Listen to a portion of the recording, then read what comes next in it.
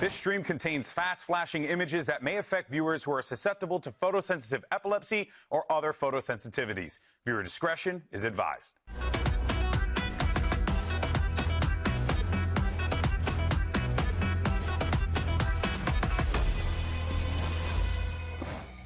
Today, our 2025 champions return to the Americas stage, and we'll get our first look at the brand new MIBR. Hello, everyone, and welcome to day numero 3 of Kickoff. We're coming at you live from the Riot Games Arena here in the sunny, the beautiful, the amazing Los Angeles, California.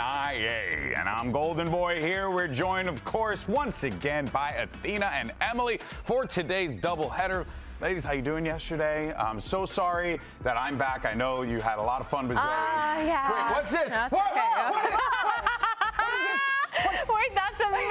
Just because Zoe has hair doesn't mean you can do this to me. That's actually amazing. No. Have so many Yeah, faces you're of right. you. They can do this to me. That's Well, honestly, it's pretty good, and I'd like to make this my wallpaper. All right, muchas gracias. All right, moving on. Let's go ahead and talk about yesterday's matches because we saw a brand new Furia take the, excuse me, I stumbled on my words there because I was still thinking about my baldness. New Furia taking on a substitute crew, because I think that's important to note here, Emily. Yeah, and I want to note that it's their first win in 364 days. Like, that's a great way to kind of build something new going into the year. Wasn't 365. Wasn't 365. Wasn't a whole year. Yeah, it wasn't that a would year. have been really bad. No, we're fine. But no, we saw amazing things coming out of them as well. I think also Crew, they did a really good showing, but then obviously we saw 100 Thieves playing against Lab, and these two were like probably the closest games that we're gonna see this kickoff, I feel like. Yeah. Because this was insane. 100 Thieves, they really showed their strat book. They really showed the depth they went through to build that foundation and surround these players with a really good strat. Yeah, I mean, look, from me watching at home, I felt like I was seeing a Furia team that was looking pretty solid despite who they were facing off against. They had great ideas. I'm excited to see this team more in the season. And 100 Thieves, those boys were walking out there playing with all the confidence in the world. That's exciting. I fully believe in them. I'm a 100 Thieves fan now. Okay, all right. As if I wasn't You yesterday. literally made a and I whole literally presentation. pitched. Yeah, I'm pretty sure. No, red for 100 Thieves. Yeah, okay. That was the thing. I And you remember heard it now. here first. No bias on the desk, none whatsoever. Now, of course, we got 3 spots open for Masters Santiago, which means that there are going to be 3 brackets in play. We really like the number 3 here for some reason. Today's day 3, 3 brackets. Unbelievable, right? Now, they do say best things comes in 3s. Now look at this here, right? As we continue forward in our competition, right, we still have our teams that are going to be scrambling for the bottom. But, you know, Athena, this is such a different format. Obviously, I know you haven't had a chance to play in a format like this before, I'm pretty sure.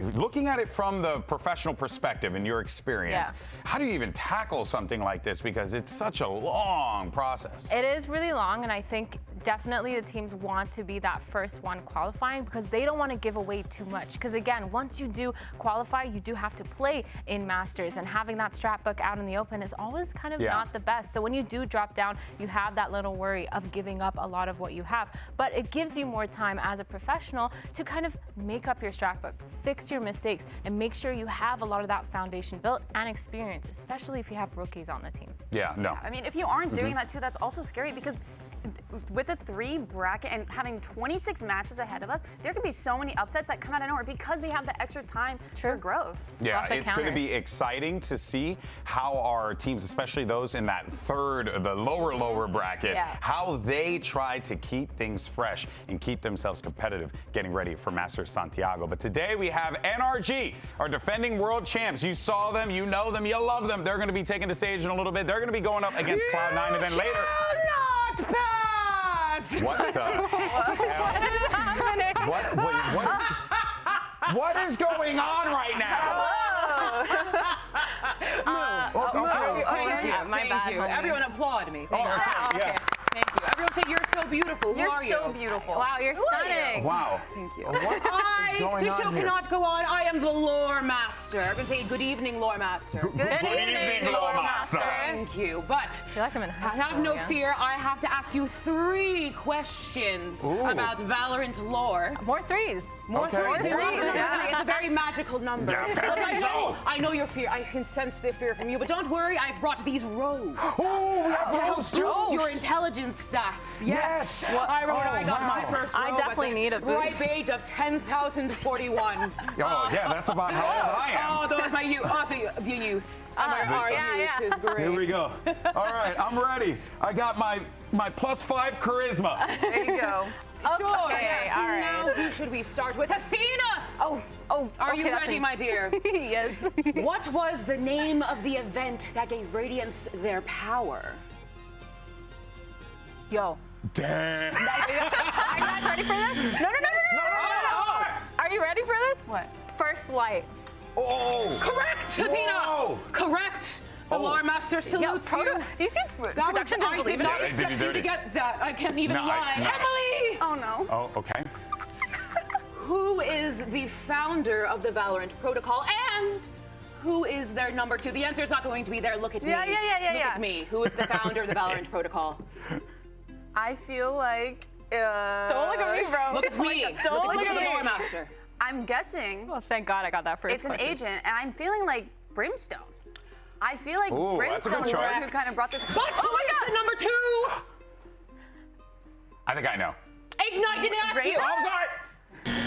Did you cheat? No? No. Oh. No, was we would making never fun of cheat. her. We would I never was cheat. making And fun of- Brimstone and Reyna, because she's like. Is that right? Incorrect! Oh, wow. Incorrect. It is Viper. Oh, Viper. Viper. But aren't they in a class I right was now? trying to- Oh, Alpha and Omega. Yes, the thing you can do online right now. Yes. Unbelievable. Golden Boy. My final question is for you. Okay.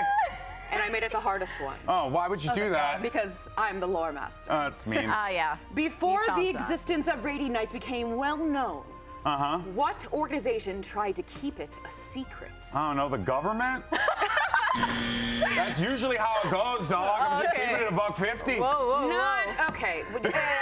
It's actually called Scions of Hourglass. You see them on Abyss. Oh, okay. Yeah, it You makes a go on lot of Abyss, sense. You see the hourglass. Yes. Uh-huh. Yes. Okay, that makes a lot of Well, sense. everyone say good job, lore master. Good job, Lore Master. Good job, lore master. But now I need the robes back because I'll be cursed. I need the. I will be cursed. I need them back. Okay, all right. No. I'm sorry. We didn't know. We didn't know. No, It's just like I thank you. sweat Oh on my it and God, you everything. guys. Okay. Thank you. Wow, she's really I didn't leaving want it. It was That's you. Okay. Okay. Dude, okay. That Lore was. master bids you adieu. But she bids us adieu. Okay, good Whatever, night it and was itchy goodbye. anyway. All right. Wow. That was something else. I did not. I've never I feel like experienced I that. just Is she got still whiplash. there, by the way? She's still Oh, lingering no. about. What did you drop? Did you drop I your? dropped my gem. And my robe, the lore master must go to Yields. House Depot. House Depot is Oh, let's go ahead and move on to our first matchup of the day, which features a team that has found their place in the VCT lore books. It is our defending world champions, NRG. And look, I mean, what can we say about these guys? I mean, Athena, they go out there, they pull off the impossible, they get that championship, they get that trophy, and they make history. They were on an immaculate run. I mean, their run through champs, they didn't lose a single BO3. They only lost 3 maps overall. This team was looking like they were on fire. Ethan, of course, being that first 2-time champions winner. IGLing in this one, too, which is a crazy feat to have. And now, going into it, they've only made that one small change where Sam obviously has Small retired. change, but a big one, though. A small change, but a big one. Sam has retired. Kiko is in place to replace him. Yeah, I mean, Ethan's leadership was something that was, like, honestly needs to be studied because now we have a bunch of people with 1 champs win under their belt, whatever. Yeah. Now you need 2, okay, to kind of get on that same level. But no, it was such a heartwarming moment for Sam and anyone who's really been a fan of him because that win was so well deserved. Yeah, no, for sure. And it is something to be said, though, that Sam's impact on the team wasn't just the stats he was putting up. It was a lot of the intangibles that made Sam such an impressive teammate and a great hype man to boot. Let's actually take a listen to this. Just trust each other for everything you do. Because I promise you, I will be trusting you. Let's fucking go, Adam. Good fight back haul, bro. Let's go, Brock. Perfect, Ethan. Perfect, Ethan. Yeah. I don't know, but that was... Just trust... You wanted to smoke. Trust yourself. It's good. It's good. I'll keep reassuring you. Just trust yourself. Perfect. Perfect at book school. You know I will always be there. Now, again, to the untrained ear, right, that may just sound like some common, good teammate affirmations, but when you are in those intense scenarios on a stage surrounded by thousands of screaming fans and you need to perform and have the biggest game of your life, having a guy like that calm, cool, and collected in those moments, Emily, clearly pays off. I mean, actually, Myrna was the one who did that for me when I was feeling pressure. Every single time as my IGL. And I also had to be that for like the younger players of the team when I was playing with like Emlu and Dodo. And yeah, the impact that those people have and keeping the whole team together, it's like a glue, right? And without that, you can kind of fall apart, you can kind of lose yourself in the match, but having someone to kind of bring everyone back on track is a must. Yeah. No, of course. And then you're looking at who's coming into that and having to fill that, and that was so nice of you for her to say about you. But let's talk about, though, losing that, Athena, because now Kiko's going to be coming into this team, and we've seen him play a couple off-season events with the squad. We've seen them have some success and some, setbacks here and there, but for the most part, I mean, you're coming in, you're filling some big shoes. Yeah, for sure. I mean, coming in from EMEA, he brings that experience. He brings a lot of that, mechanical, raw aim power. I think for sure one of the best aimers, I would say, pretty high up there within VCT Americas right now, but definitely one of the best aimers from EMEA itself. And now Kiko, he is looking to fill those shoes. He had a really good leadership quality. So earlier you were talking about Ethan and how he managed to have that leadership quality throughout NRG as their champs run. And I'm feeling like maybe he doesn't really have to fill those shoes, but he can fill the mechanical shoes within the server for sure. Yeah, I could definitely see someone else on the roster kind of picking up that role. But I think Kiko is going to bring great energy. I got it in your head now. Great energy, especially for being a Zoomer. Like, I think the vibes are going to still be there. And, we saw him play a lot of controller, but we also saw him back when he was in EMEA playing Killjoy, playing Ray. So I could see him not only being the controller for this team, but also maybe flex, which I would love to see. Yeah, they got a lot of options on this team and a lot of talent across the board. A scary, scary force to have to deal with here. But let's actually check in with Kiko. Had an opportunity to catch up with Elizabeth alongside his IGL, Ethan. Well, here with Kiko and Ethan from NRG, and I'm asking you both the same question, but just directed towards one another. Kiko, what do you think Ethan brings to NRG? I think Ethan brings a lot of experience, and he's insane in the clutches. I've been learning a lot from watching him play some 1v3s, so yeah. What about you? What do you think Kiko brings to NRG? Brings that young energy. We get the vibes from him, and obviously probably the best aimer in EMEA, so that can be as a blessing to any team for sure. Well, best of luck, and welcome to VCT Americas, Kiko. Well, at least you know that the comms, the volume's never going to go above a certain decibel, Zoomer energy right here. I feel that. So at least everything's going to be clear here. But let's jump to the other side of the field here, because according to Cloud9, right, now this is a squad that knows that the reason the NRG won the trophy, according to them, was because they were there. Here's what Oxy and Zelsis had to say on match point. Can I just say that we low-key let them win champs by letting them qualify? Yeah, you low-key let them win. Don't put me with you. You weren't there. I was not there yet. I had to come here because of that. I saved you. And look, yes, it is all fun and games for sure, but let's talk about the fact that this Cloud9 squad, they have failed to make globals year after year, but you heard Zelsis there, Emily, say, I am here to bring us to a global.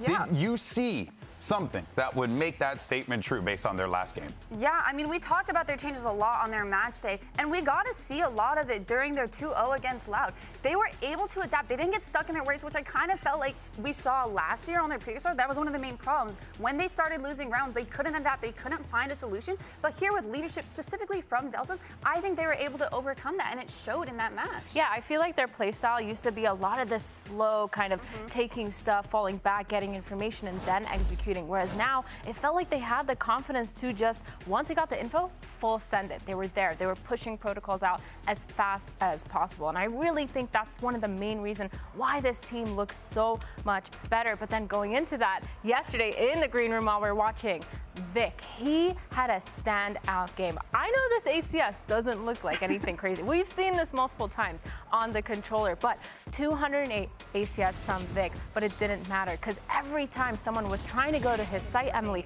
it felt like he was just holding it down. No, it was. He was so good at anchoring on the defense. He's so good at maneuvering around not only his own smokes, but whatever's kind of thrown at him. Yeah. And with that support coming in from the rest of the team, he was on fire. Like, he was so hard to break. Yeah, it felt like he got multi-kill after multi-kill on his sites. He did his job 100% of the time, it felt like. And he was kind of the silent killer, like behind the scenes. He wasn't crazy up there in the scoreboard, but he was constantly flipping the rounds. And that's the area you want to sit at, right? Don't get me wrong. Yeah. You being top of the stat sheet, always lovely, always great. But when you know that every single kill you had, every single moment you contributed massive impact in that round, that right there pays dividends. But for more on this matchup, let's go ahead and send it back over to Elizabeth. Had an opportunity to catch up with the man, Zeppa. Now, Zeppa, Cloud9 came just short of taking out Energy in the Stage 2 playoffs last stage in 2025. Talk to me, what is the difference between that roster you play with then and this roster now, besides, you know, the obvious? I think the team holds the power of, like, nepotism. And I think that's, like, the strongest thing we have now, and that's the clear difference. So shout out to Penny and Zosas. For nepotism. The newest agent to Valorant, Vito, is already seeing some use, but the primary map where people are picking him at the pro level is on Abyss. So I want to run you through some setups on defense and on offense to be able to get the most use out of it, maybe in your ranked games to copy the pros. So here's a really standard setup on A. You've got the interceptor up here, which is going to catch stuff coming through the choke point, and you can evacuate out to spawn or to heaven with a trip close to be able to help you. And these can get mixed up a little bit too. I mean, you could put the interceptor in pit as well. You've got a passive mid setup that you could go into here with 3 different options for teleport positions, allowing you to play top mid and look for info and get out whenever you want, and still keep all of this utility for an opper perhaps that's holding over towards the B line. If you wanted a more aggressive mid option, you can tuck into this spot deep in mid that Chambers and Yorus like to play, and you have this teleporter to be able to escape over towards B, and again, leave that utility for somebody else to be able to play with. And if you wanted to play B, I think this one's a really nice setup that's underutilized. You've got a cliff position here, and you can jump teleport for information as if you were playing Yoru, and you can still escape to site, escape out to B heaven, and still, again, have your interceptor to be able to play around. So now that we've looked at a little bit on defense, let's take a look at some of the attack setups. And a lot of Vito's job is going to be to control the map kind of solo sometimes, whilst helping with the execs. So let's jump into B here. You want to be placing your teleporter in a position where you can escape.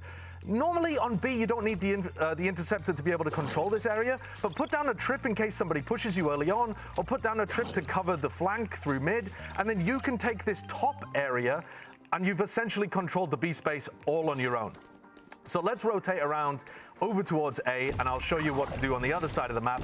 Again, there's many different varieties of things that you could do here, but one of the ways you can play this, interceptor early on to deny space, and then as your team is going in this direction, a TP for later on, a TP to get in on the site with the rest of your team, combine this with a smoke, and you're in, and you've got tons of options to be able to play up towards heaven, try to get an early pick, and you can always take this teleporter to escape.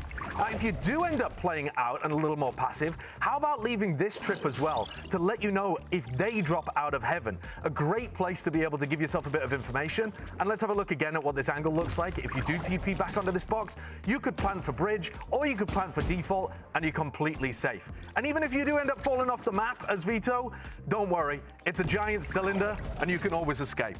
So try out Vito in some of your games. There's a reason why the pros are playing it here on Abyss. Just make sure you learn all of this before you get into my ranked games.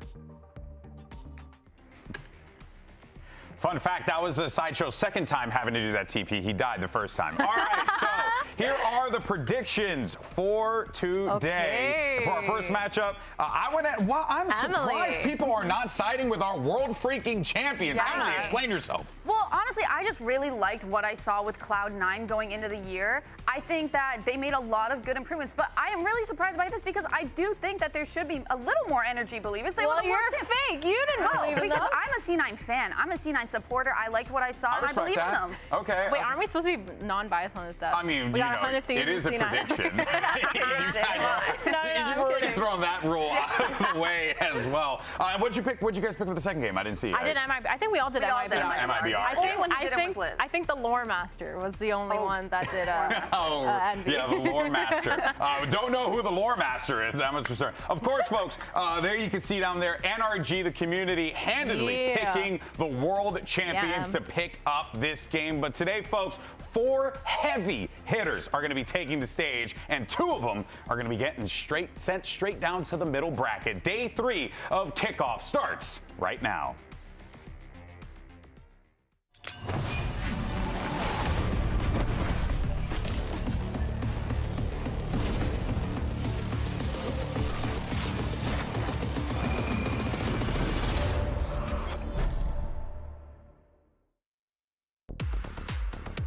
Energy. They kind of have to prove that they're the same team they were last year because they changed player, and it's a very important player for them, like one of the best players in the world. We're not really looking at them as the world champs. They have to prove that they're still that team. To fit into a system that was already built by NRG, just replacing Tom, it was kind of difficult at first because me and him don't really fit one-to-one. The team's been really trying to work on that and trying to build on that, and we're all trying to figure things out. 15 seconds, Spike has to be picked up. They have to push towards Kiko. He's repositioned as well. 8 seconds left, finds one!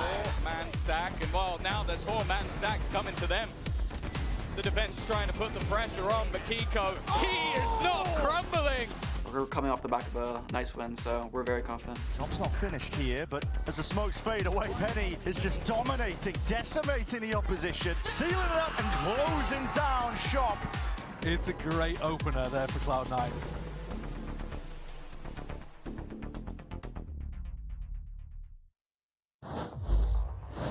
Riot Games Arena, let's get this Saturday started. Make some noise for Cloud9!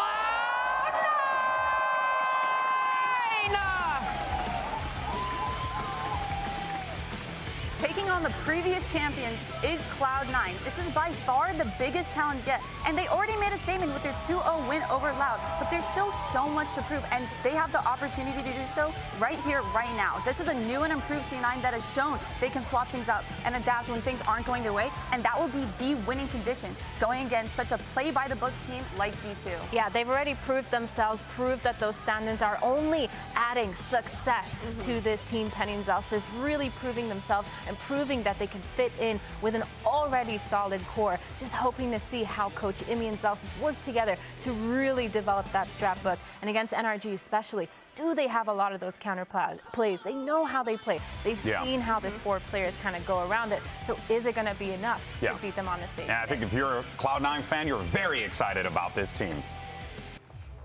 And now it's time to bring out their opponents. It is your 2025 World Champions, NRG!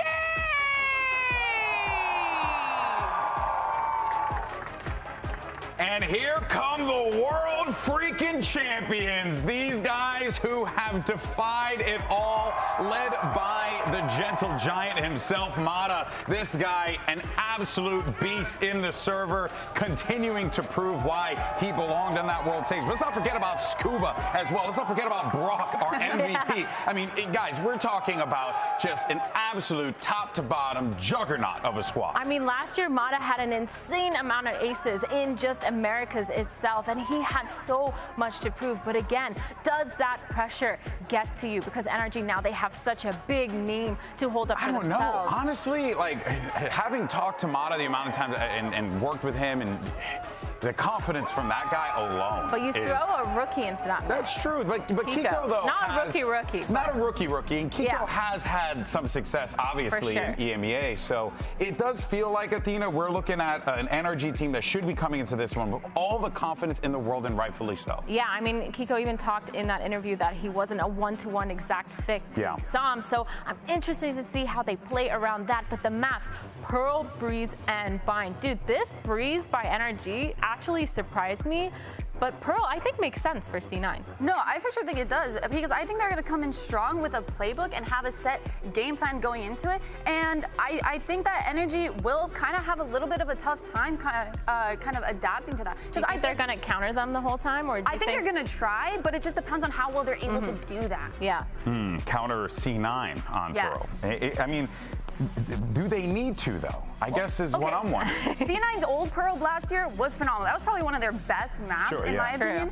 And here, they just added a whole nother level to that with the Zelsis on the IGL, being the person that can kind of take them out of rut when things aren't going their way. Yeah, I feel like, too, we talked about Vic a lot earlier, so being able to anchor those sites on Pearl is going to be super, super important because, of course, NRG, we're looking at explosive executes. We're looking at ping-ponging on either side of the map, getting a lot of that information to the IGL, making sure that they're executing off of a timing, and they're really, really good at changing up their pace. I mean, the only real anomaly here for NRG is seeing how Kiko is and seeing how they change their game plans to be around if they changed it, right? Or if he integrated more so into it, or if it's earlier, Emily pointed out that he was usually a duelist player, so going into that control role maybe might be a little weird, but this comp makes a lot of sense. The Tejo from Zeppa I really like. You like the Tejo? I like it. Okay. I doubted it yesterday. Yeah, you did doubt it yesterday. I doubted it yesterday, and I shouldn't have, because it actually was insane. A lot of post plants playing off is super, super annoying to play against. Really Retaking against this comp is insane. That on top of the Asher utility that's already used in standard post plants, I could see them definitely trying to run down the clock here. Yeah, it does feel like the name of the game is going to be just drain that clock, prevent your opponent from being able to get comfortable on those setups and post plants, but we're seeing something similar on the other side as well here. Yeah, I think Mata on the Waylay makes sense, trying to get a lot of that map control really quickly and being able to fall back, but they are lacking the stun that we liked from the Neon. No, we are for sure, and I think with these two comps, there's going to be a lot of touch and go, like you were kind of saying. All right, folks, this is it. Let's see our world champions take to the stage, and let's get this one started. Send a big old 6-7 through your casters. Here's Mimi and Ender. I killed it, yes! 6-7. Absolutely despicable work from Golden Boy. We've got a treat. We're going to move on past that because NRG take to the stage in the VCT scene for the first time since lifting that Champions Trophy just a few months ago, heading up against a C9 fresh off a win 2-0 on Loud. And there's a bit of a curse with Champions winners. No team that has won champs has gone into the next year fully together to return to Champions. NRG, they've already had to make one roster change, but they're trying to break that curse and show that they can not only continue the success at Champions, but show that here in Americas, something that they couldn't do last year, despite their victory in Paris. And you know, NRG, they did play in one major tournament in the offseason. Red Bull Homeground made it all the way to the finals, but ultimately fell 3-0 to G2. That's the only tape we've seen on them, and it's been a month since then. So plenty of time for them to work out the kinks and get ready, geared up for this kickoff season. And that's against the Cloud9 with a chip on their shoulders. Their deepest playoff run ever ended by NRG last year. Well, NRG are going to be starting things off into mid here on Pearl. Very quick work out of them. Mata already diving up and in.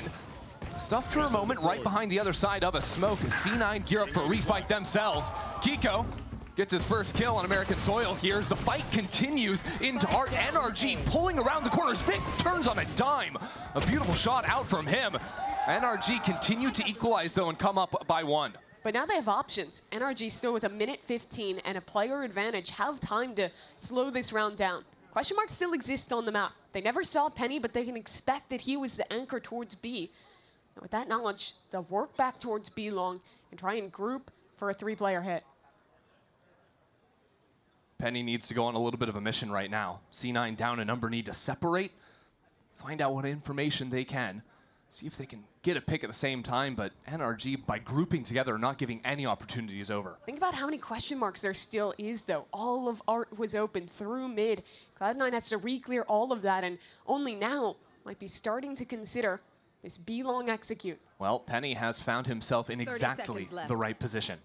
30 seconds left. And the plant is going to pull one member to put the spike on the ground. That gives him opportunities to isolate his fights. Here's the first. But doesn't bite just yet, realizing his teammate is so far away, and with that smoke in his way, he doesn't have a chance. And with no smokes for NRG, Cloud9 are full playing for long. The only salvation would be this flank from Zelsis, and it's already gone. Shut down immediately. Penny's got right in front of the turret. A little bit funky. He knows the position of one player. Can anticipate the second. Good work from him on the first, but Brock secures 3 kills on the round and the pistol for NRG. Brock did great work towards the end of the round, but I think the credit for that one actually being a success has to go to Kiko. As soon as this pinch started to come on through, Cloud9 immediately recognized the win condition, which was to break out. They either had to fight through mid or fight back in to the middle of the map and take some kind of ground to avoid that pinch. They tried to commit into mid, but Kiko, with that kill in the 1-on-2, shut down that opportunity and meant that his teammates could arrive and win that pinch and succeed in the fight. Good setup and fight over mid out from NRG. Is going to force C9 onto full pistols, no investment whatsoever out of them. While NRG are relatively light, all things considered. 2 Vandals, a Stinger, and just pistols on top of that. So C9, maybe they can use bodies here to pick up a few guns. That's going to be the hope from them as Oxy goes diving forward. Brock tries to hold down the line, and he does so until he runs out of bullets, and that's a problem. The spike is on the ground. C9 have found themselves in a 3-on-3, and Penny secures the rifle. And that is big. But a flank already coming in from NRG. Ethan, with the Sheriff in hand, has worked his way all the way through long, but now he's at the disadvantage against this rifle. C9 making the choice to give up the spike a little bit, hanging out on long. Penny patrolling long as he hears the drone creep forward. NRG have very few tools to actually go for the retake. 2 pieces of utility. They need some nice shots. And they need to not take too much time. Ethan's out in the open here as a double swing comes in. Good first connection. As at the same time as he gets those kills, the rest of NRG picked up the spike, making a hightail over towards A. 30 seconds left. And Penny back in that 1v3 position. Ethan taken low. And as that kill comes in, he's given himself a 1-on-2 now. Look at the positioning from NRG. Mata is waiting in mid, hard reading Penny's rotation and now hearing it. Here's the footsteps. He is just a sentry. Right in the corner. No way Penny's going to be clearing that angle. A little bit dicey, but NRG take it all the same. It ends up with basically the same scenario 2 rounds in a row, where a pinch is coming through from NRG. They only have 1 player on a side, and Cloud9 is desperately trying to fight out of that pinch. And somehow Ethan, from this spot, getting 2 kills, saves a round that was looking so nightmarish for NRG. Not just the kills, but just the time he took to allow his teammates to go in and have that secret mission to secure the spike. Works out in a big way, and, well, bad news for Cloud9. Brock's got his gun, Mimi. Yeah, he does, and if you watch Champs, you know that NRG are a big light armor team. They like investing into these bonus rounds. They'll have full guns here. Another split look is a dash into street. Only 2 players from NRG working down long, and Scuba just lights out on these opening shots. Zeppa will try and hold the fort all on his own as the hindrance deters him not to be slowed down whatsoever. A 2-on-2 now with the spike so far back into long gives time now for Kiko to wait and see if C9 will pounce. Well, it's still a powerful position up towards heaven. C9 don't want to make the first move. Both teams holding in this standoff. It's awkward for NRG too because they don't have any smoke, so right now Brock doesn't feel so good about walking down through B long without having coverage on heaven. The longer they wait, the greater the threat of a rotation back towards A, but Cloud9 are happy to hold here. They plan A, you retake 2-on-2. NRG are allowing this mid-round to just freeze once again. It's been a little pattern for them so far, but it's going to put them in an awkward position. Less than 30 seconds left on the clock. Brock will have that dart back soon. Not ready yet. Brock will have the Hunter's Fury off of this spike plant, though. See if that comes into play. C9 choose to approach on the floor level. Kiko doesn't know that. As Brock escapes, Kiko sees the first barrel and now realizes both players. That sets up for the Hunter's Fury, and Kiko pulls it off. 3 in a row for NRG. The new addition to NRG, a player who maybe didn't get to show everything he had to offer in his one off-season showing, arrives to Americas and delivers on the bonus round. This is another round that was so close to flipping away from NRG. Zeppa, I mean, you think back to last year, Kickoff, where Zeppa had an absolute master of a performance to beat NRG there. Trying to put that on again here, but not enough in round 3. Yeah, you'd think 3 kills would have been enough, but turns out it is not, with NRG fully investing into that round after only taking 2 rifles in the previous. Sets themselves up beautifully for the rest of this half. We really saw the attack side calling develop throughout stage 2 and through Champions for Ethan as the leader of NRG. And I think something that's always characterized NRG, even when it was Finesse leading the team in the past, was how good they are at taking those mid-round freezes that you're talking about. Knowing when to take that tactical pause, wait for your opponent to take the move before you actually activate. They're a very patient team, and that's showing through already here on Pearl. And that also benefits them a lot when they find themselves in anti-ecos or numbers up situations. You'll very rarely see them tossing away those easy to win rounds. And finding a completely open B helps in this anti-eco. Very likely C9 just go ahead and choose to die to the spike here, all things considered. Especially because C9 are pretty close to some holds. Actually, you could make an argument for someone like Vic or Zeppa to go in there and try to just pick up an orb themselves. Certainly taking their time here. Trying to figure out what exactly is going to happen. Vic and Zeppa will be leading the charge while the rest of the team is going to die to the spike. So perfect out of C9 there to get those ultimates in a completely unwinnable round. They've traded for getting Mod a bit closer to his, but an all right outcome for them. What do you say, Drone?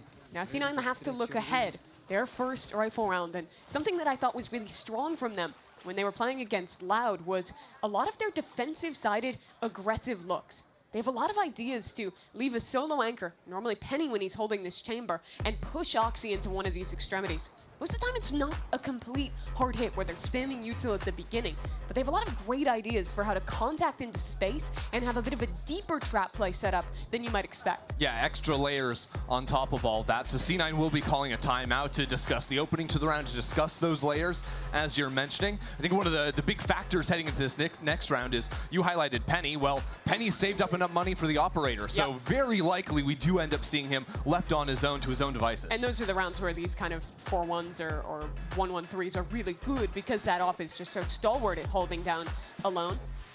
Part of that piece, though, beyond just the strategy, is getting Oxy activated. 0-3 right now. The desk was talking about how NRG, in some ways, lost their kind of vibes guy, their energy sink in Storm, and are having to fill that gap. I think you look over at Cloud9, and Oxy's always been that guy. Obviously, you have Zelsis on the team now. I thought that's so where you were going. that helps out a bit further, but he had to be the man to lift them through, especially that run in the playoffs last year with his own energy. Yeah, they've got the energy, and according to Zeppa, they've also got the nepotism. So they have everything going for them. The 2 things you need. That's all you need in an esports org to succeed. We'll see if that ends up being true. Right now, it's not working out for them up against the champs. Here you see it.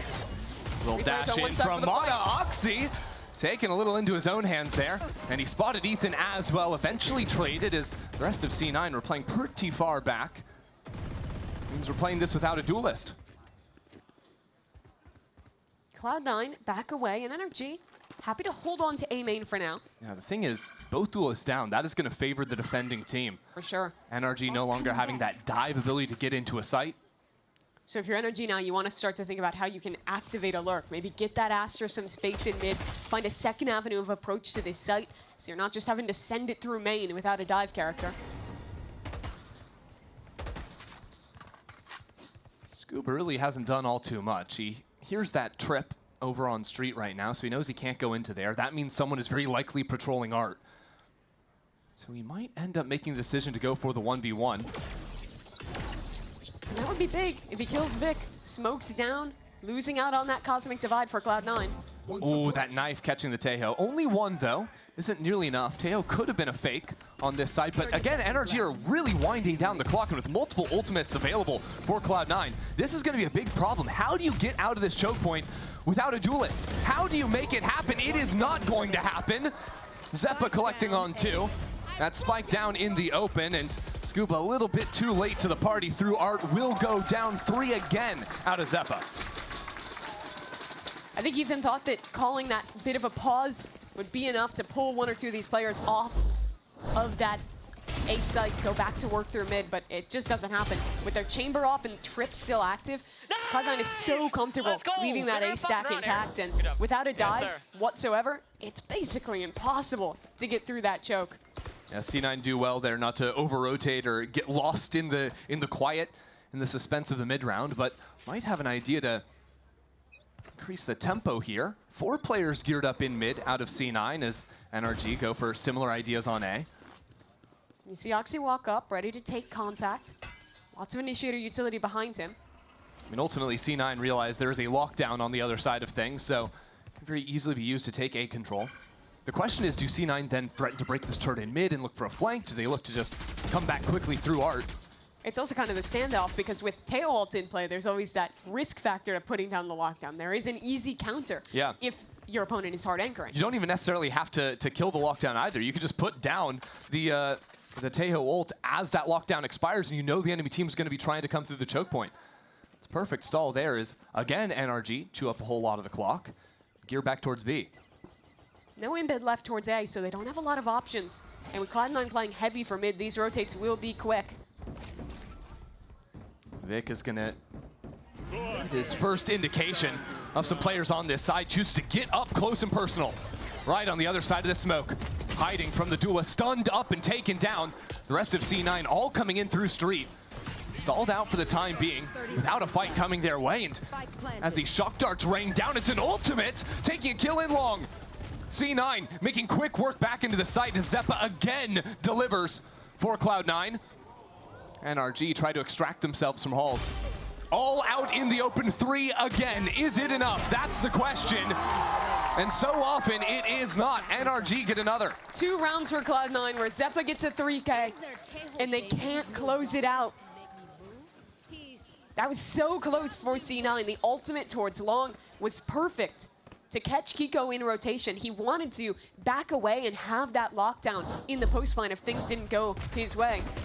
But that next layer from Energy is perfect. Look at the way that they swing out here together. Just all 3 players posturing for the fight, knowing that if they hold back, they're just going to get ran over by utility. And they win a very important round. The buy here is weird for Cloud9. Kind of has been this way the whole game for C9. Little all over the place, a whole lot of saves so far. Penny does have the operator, has a very forward posting down on B long. So that's going to cause his 2 initiators to rotate back towards the A site. See if they get here quickly enough. But NRG are not going to waste their time at all. Oxy in the center of this site with the Buckian shot in the back of the head. Mata takes a shot before sliding on back. That's an easy take from NRG. And again, the lockdown is available in the post line if they need it. This is a very good position for NRG to be in. C9 have got to move quick. And just throwing down this lockdown, the same time the divide cuts apart the site. Putting a lot of pressure in. C9 playing for this is a little bit surprising. Looking for the half stick here before the lockdown expires, and as C9 getting kills, they might go for a little bit more, but 3 players detained. It's a disaster for Cloud9. How in the world did they think they had time for that? Brock wipes the floor with them. A second away from success, but it ends in disaster again for C9. I want to see just how close that got. Really down to the wire. And it's easy pickings for Brock after the lockdown. I felt like that call came just a second too late. They saw the lockdown. You saw some of the players hesitate for a moment. It's free. Then they went for it with just not enough time. It's hard to keep track of everything because there were a couple of C9 players in backside. Not fully able to cover. And, well, Oxy is going to run back into main at C9 on no buy at all this round. Seeing what they can do with Penny's up in the mix of things, and this heavy stack back in A main. NRG have loved this area of the map, and Mata's just on a scouting mission. These pistols tear NRG to shreds. It continues. Vic is lethal on the Bandit. And now in a 2-on-4. Kiko needs to do a little bit extra. It won't be there. 4 for Vic. He's a madman. Outrageous reply of a round. You lose to a second and just run it down A main and win it out. I mean, it was so close to this utility actually taking down the C9 players back in that corner, but it just feasts instead. Like a bit of an overcommitment for NRG. They full read that they could hit into A site, and with still time and options, even after seeing 3, they just decide to continue instead of bailing out of that one. Time out. So a little bit of a bounce back from C9. Breath of fresh air. It's truly a lifeline, though. They're going to have an ult back again for Penny. They'll have guns. They'll have ults. This is their chance to rebuild this defender half. Maybe one of the first opportunities for Penny to really play the game with this operator. NRG getting ready for his side of the map.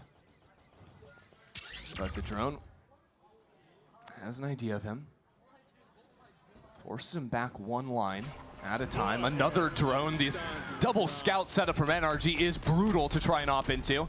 And as the smokes and the ults and all the utility just pummels the site, that'll be free for NRG. C9 had players in position to flood, but they couldn't with the utility. Wow. That was a null command pop. They'll have to fight, but NRG is at the doorstep, ready to hold. Brock Hunter's Fury got canceled out by the KO ult. And now the flash into Scuba, trying to escape. Somehow he's still alive. Oxy creeping back into the site, a stun, trying to give him some idea, but these smokes are stalling everything. NRG have escaped with 4 players alive.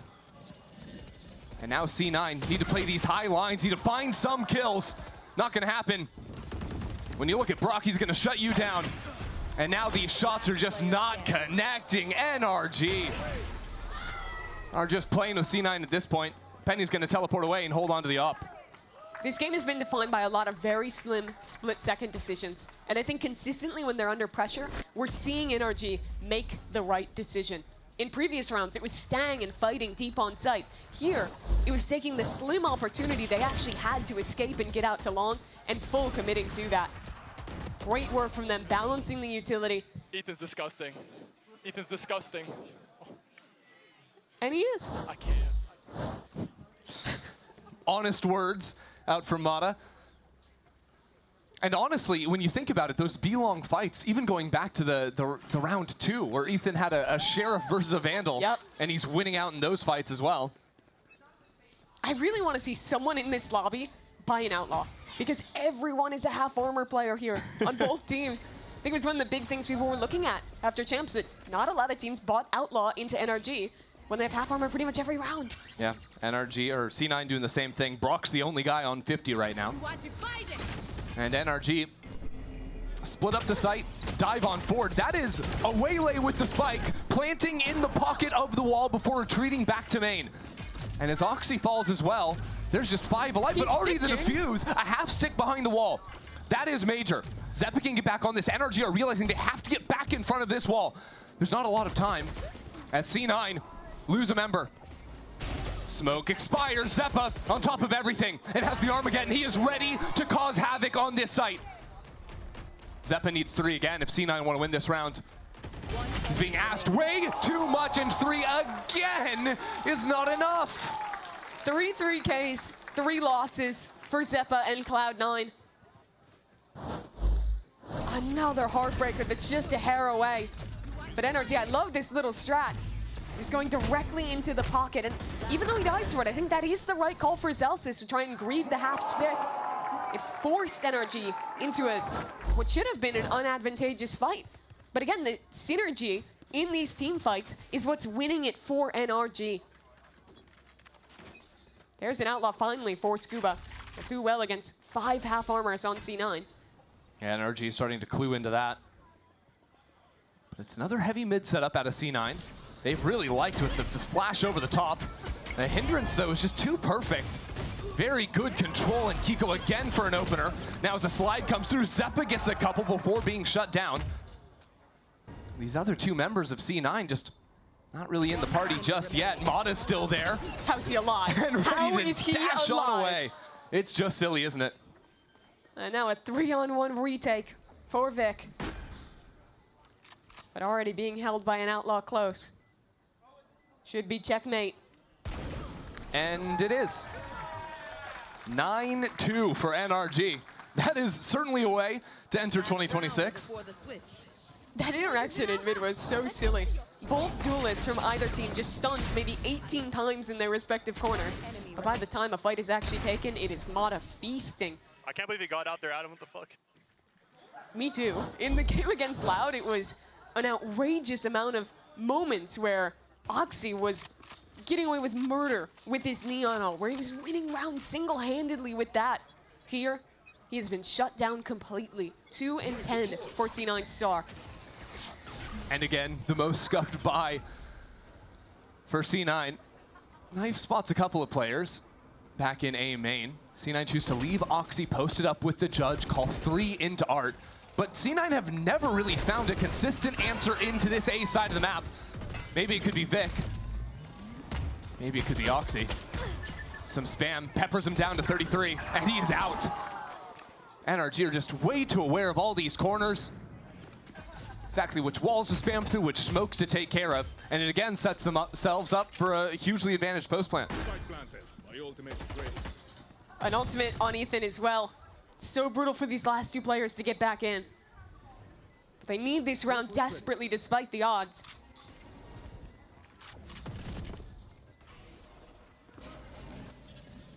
All the stall utility, and there's still more left in the tank. And time is ticking. That Armageddon waiting in the wings. Yep, Brock just has a little pixel there. The second he sees a difference in color, unloads bullets through the wall, charges on in with the shorty as well. Beautiful play from Brock there, and 10 for NRG in the first. Yeah, 17-5 for your Champs MVP on his return to American soil. NRG ran loops around them. So cringe, bro. It's actually so cringe, bro.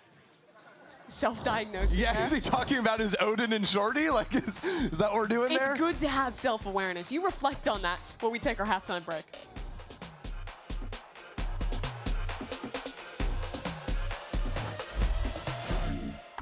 Can I help you, sir? Here's the bill from the dealership where I got my car, and I'd like you to beat it with a better deal on one of these fine cars. Not how it works.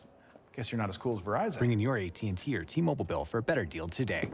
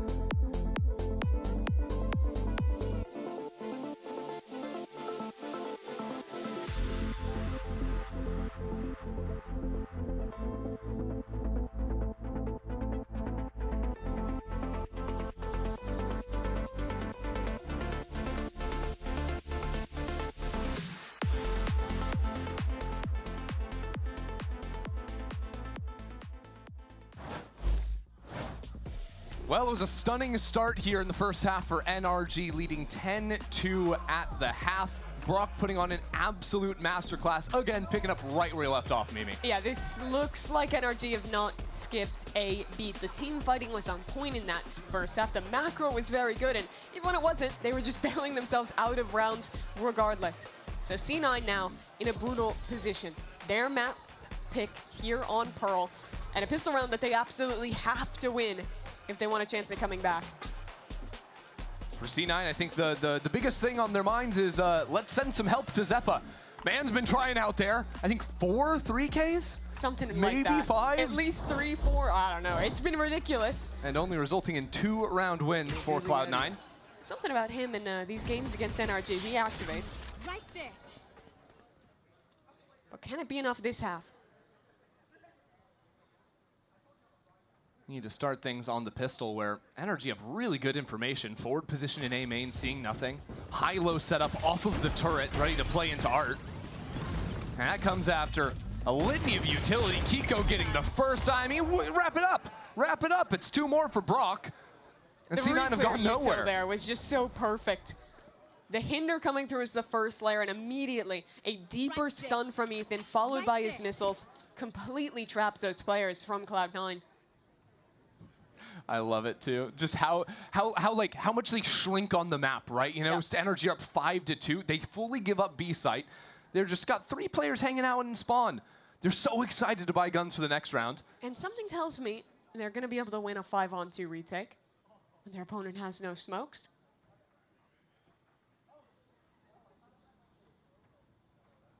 Just letting C9 sit with their decisions they've made. Left. The results of their actions for a little bit. A little surprised not to see Penny hunting a little bit more now. He's thinking about it. Yeah, both We'll wait of them. for Zeppa to clear, but they don't have much time to run back and plant that spike. Nah, they're going to peek for 1 kill. They're not even going to peek this deep, I don't think. Penny does, as his teammate falls away from him. And Zeppa will get 1 before going down. Ultimately, a beautiful pistol round out of NRG. And that ends up even worse, because in losing that round, they don't get a spike down. You would think down 11-2, you might want to try and force this round. Yeah. Now that decision becomes a lot tougher to stomach. That is so grim. They're trying to play to win the round, which is commendable, to be fair. Like, you kind of need to get a pick or 2 before you get the spike down if you want to have a chance at the post, but it does come at the cost of a weaker chance here, and that's something you almost never see. The round 2 timeout. Yeah, and I think it's exactly discussing whether to force or not and what to do in that direction. Yeah, they got to force, you have to imagine. The thing is, Imi just had 2.5 minutes to chat to his team between halves, right? It makes you think there's something he heard that he just didn't like. Yeah. Wants to get his word in. Not too many chances left here, and also not anything to go off of either, right? It's not like you can anti-NRG too heavy off of 1 round. No. Looking over for a second to the side of NRG, it reminds me a lot of watching Red Bull Homeground, where I haven't really noticed Kiko. And I think that's a good thing, actually, that he is seemingly slotting in very well. Their setups are still running. Their macro is very good. He's had a couple individual rounds. I think back all the way to the first half pistol, where he was paramount with that 2K in mid to get them that round win. One thing I was surprised with, he got he got a few actually opening kills on the Killjoy when C9 were running those more aggressive looks. His contain ideas where he's just on his own holding or covering a teammate's back. Got 2 or 3 of those in the first half. I think Viselis did. His mechanics have been very good, but he hasn't been greedy in any way to show that. Very good plug and play for NRG so far. Of course, if this were to be Red Bull Homeground, then C9 would come back and win this map. I don't know about that one. We'll see. They would have to start with a win on this scuffed by force. Well, Ethan pushed back just a little bit. Choosing to allow C9 in. Make them feel a little bit more comfortable for the time being before going for that swing to pounce. That's exactly what Kiko's looking for. Takes Penny down a little bit low, but again, art control has been seeded. Look how disciplined NRG is. They're just going to fall away, play together on these angles, and be happy with what they have. It's actually Mata who's a little bit isolated. Outline hand. Calls in some reinforcements as Kiko will also go ahead and join him. But C9, really, they're just kind of waiting and hoping that someone on NRG is going to take a more forward line, but what it's doing is eating up so much time. Down to 45 seconds left. And Oxy with a shotgun is on the lurk duty? Maybe wants to sell a fake or just try and work a lurk. It's weird. Yeah, it's a little bit surprising. The suppression stops Brock from throwing out the dart. Here comes the missiles. But there is going to be another layer for that. And C9 want to move back into Oxy, who just revealed himself. So now already you have ideas. NRG start to rotate towards Mata's B. still here with an outlaw, though. There's a turret to bullet tap and stall. It's just full awareness out from NRG. C9 tried to get a little bit creative. Tried to throw some kind of a loop into the mix, but it's not going to pay off for them whatsoever. That's a flawless round 2, and Mimi, only 1 player on NRG even took damage. Match point. Oof. Oh, almost done. The issue is they wanted to try and call a pivot, but Mata was just there the entire time. He spotted Oxy early. Oxy was making his presence known. 10 seconds left. Wow. And so he was there in position with the help of Timmy to lock it down. Kills, man! Like every time I shot somebody, they died. You're winning 12-2. Like, you have little problems that become a little bit bigger when you're dominating this hard. Understandably so. He's trying this again. They've been wanting Ethan, but they haven't gotten him. Well, Kiko there with another opening frag. And NRG with another disgusting round. Absolutely blowing up Cloud9. Zelsis gets 3. Hold on. I'm holding. Don't hold on too tightly, but a light grip is what the doctor ordered here, and let go. 13-2 domination from the reigning champs. That was a brutal game. Nothing worked for Cloud9. Multiple rounds with 3Ks with chances. They couldn't close out the close rounds. And in the second, NRG didn't give them a single close round. This is what you expect when the world champ comes home. Yeah, that looked like riding a bike. Absolutely simple. Out from NRG, C9. You can't even really feel bad after a game like that. You just kind of got stunned. Just happened to you because everything was lights out from NRG. This round got blocked.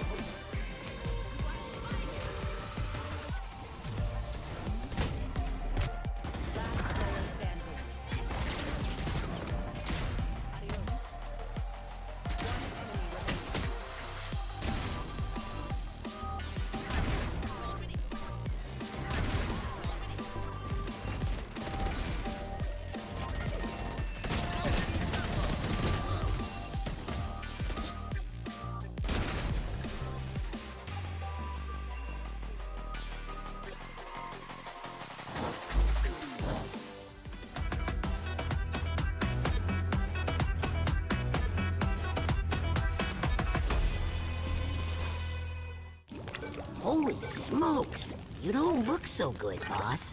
Tell me about it. It's a real inferno down here, and I'm burnt out. Here, try a Red Bull. It's devilishly good. Red Bull? Oh, that tastes heavenly. Wait a minute. What's this? Oh, yeah. I forgot about that. Wings? Wings? I can't have wings. Not in my position. Red Bull gives you wings.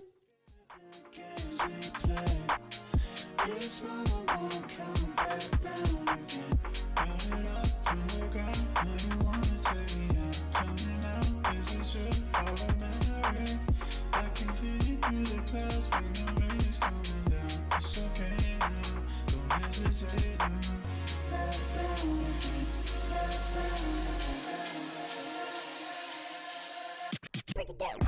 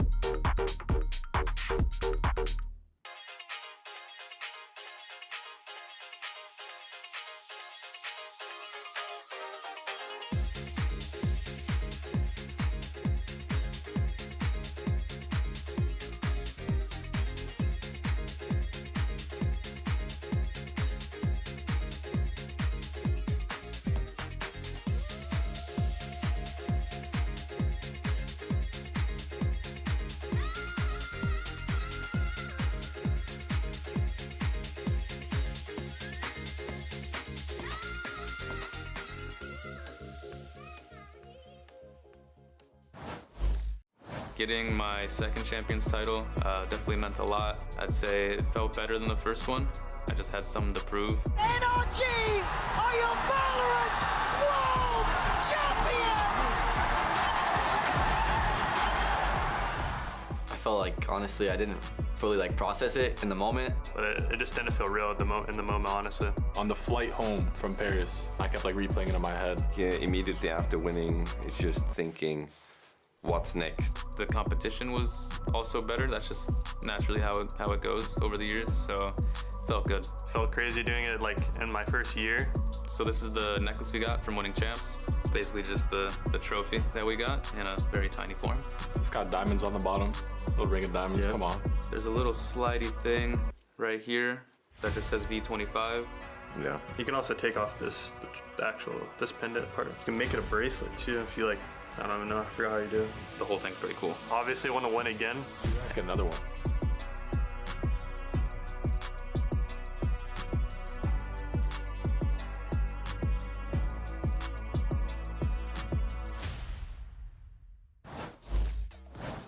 Here, the coach of the world champions, NRG Bankar. First of all, welcome back to VCT Americas as the defending world champions. And that was a very world championship winning team stomp, a 13-2, stealing their map pick of Pearl. Talk to me, was it their fault? Was it your prep? What was going on? I think we had a pretty good idea how they play in general since they played the Loud game. We just had a good map, to be honest. Good first map, good energy, coming in with a lot of confidence and just having a lot of fun. Well, best of luck on map 2. And boy, oh boy, did they have fun out there. 13-2 trouncing from your world champions as Cloud9 is left reeling, needing to figure out how they force that map 3. And let's talk about how NRG were able to do that. Because honestly, it was all about control. They were controlling the post plans. They were controlling the pace of the game. Myrna, this was dominant. Earlier in Agent Select, we talked about how it's impossible to get back into these sites when you let a team get full control. But NRG, they showed us how to do it in a master class form. The util, the support, the swinging together, and a lot of these trades were insane. And this round in particular was so hectic. They knew that KO was going to come in. They knew that Astro Wall was going to come in. They had that lockdown from Killjoy prepped, and every single piece of util and ult counted and had intention. They had everything accounted for. The way that they layered that utility, the Astro Stuck into the KO molly, into the KO missiles, and then just throwing bodies at in those last like 10 to 15 seconds to kind of ensure that they get that bomb, to get that post plant. Actually, it's insane. Sorry, I just cut you off. They had 100% post plant win rate, which is insane. How often do you see that? No, that's crazy. But big shout out to Zephyr, 17 and 14. It looked like he was actually getting a lot of those multi-frags for his team, but it wasn't enough. Brock, obviously MVP, keeping that MVP title. Oh, yeah. Like he brought that from Champs, man. He kept going. But he did phenomenal job too. NRG, they actually have that double initiator setup that they use to get a lot of that information on their sites when they're going into that execute. And Brock, he actually used that to his best ability because he got so many frags off of that. No, he did, but he also got frags off of just being that second kind of entry, that second kind of fragger. Like the utility was Sova second fragging. No, literally, he was so good at getting those trades. And as you can see here on the pistol, just getting those 2 picks, it was just so clean. His sheriff is just so good. Like, it's probably one of the most reliable sheriffs, I think, in the entirety of the league. Every time you see that guy with that gun in his hand, very, very rarely is he missing those shots. This play as well was just crazy. To have the wherewithal, he had the support there in the moment from his KJ, but to have the wherewithal to push the Astro Wall like that, Athena, is insanity. It is gross. And he actually brought the Odin back. A lot of that mid-control towards Art, towards A. He had that Odin just spamming. It was just overall really solid game plan from NRG. They didn't even waver at all when it came to C9. And Brock, his Sova util, everything that he's done, just really played a big picture into that, getting a lot of those kills as well. You don't see your Sova top fragging that much. I wish we got to see a little bit more of that defense have to, especially with him kind of picking up the Odin. Oh yeah, without a doubt. But now let's go ahead and hear what's going on in the Cloud9 camp. We have Coach Emmy standing by ahead of map 2. Here, the coach of Cloud9, Emmy. Now, that is not the way you want your map pick to go. 13-2 in favor of the opposing team. We're going to their map pick next. We're moving on from that map. We're moving on to the second map. What is your plan? Again, we have no footage. It's just play our own game. Let's hope they're not as good on Breeze as they were on Pearl. Their util was really good on Pearl, but we felt like we had the right reads. Like, we knew where they were going. We just couldn't stop it. So hopefully we can start shooting our guns and stop being spectators. Well, best of luck on map 2. And listen, sometimes it really do be like that. And when you're going up against the world mother-flipping champions, you kind of have to accept that that could very well be a possibility. But now we're going into Breeze here. This map has been mixed up and changed around. But I think it is interesting that NRG chose this one, right? this is a map that we haven't seen for a hot minute, but yet Energy's like, yeah, we'll go ahead and use it first pick of kickoff. I mean, Breeze is still one of those maps where you can play post-plant heavy, so I'm a little worried after what we saw on Pearl. Going into Breeze, C9 needs to have an answer for that this time around. Yeah, I feel like yesterday when we saw Breeze, we saw a lot of those aiming controls. We saw a lot of that mid control. And obviously in this Pearl game, we saw NRG just abusing that on C9. They only countered it a couple times. They adapted, but it just wasn't quick enough. And so NRG, they have a lot of that game plan under their belt, and obviously this is their map pick. Do they have just such a deep playbook that C9 won't be able to counter in time? I believe so, and it's not even just about the depth of their playbook, it's that it feels impenetrable. Like, they have everything accounted for, every angle, every gap. What gaps? There are no gaps. So when I'm looking at Cloud9, the win condition here is kind of take over the game. We saw when they had that aggression, they kind of found openings. They put a stunt or a stop to what Energy has planned, right? So we need to see that continuing over to this map and even more. You know what we actually got to see more of? Oxy holding W. I'm just going to say it. Maybe, yeah, you know, but the thing is, though, is that you're holding W into, you know, a Mata. You're holding W into a Kiko. Like, Oxy, these guys are hitting their shots. But, of course, I don't disagree with you there. All right, folks. Well, that is going to do it for our breakdown here. But we have plenty more to come. Mimi and Ender are going to be catching you guys on the other side of the break. We'll see you after this.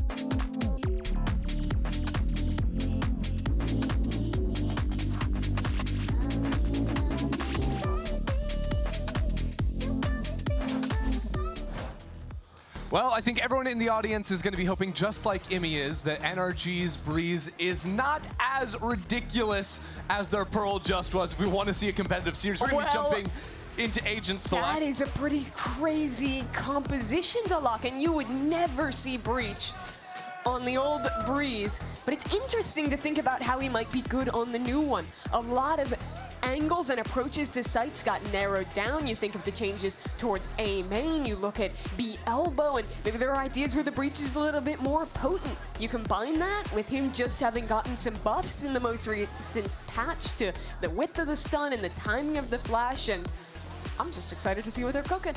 You're excited to see that, okay? So even though NRG are playing what I kind of think is kind of the hotness right now, double duelist, double smokes on this map. I love the look NRG is bringing. They were looking strong in the last one.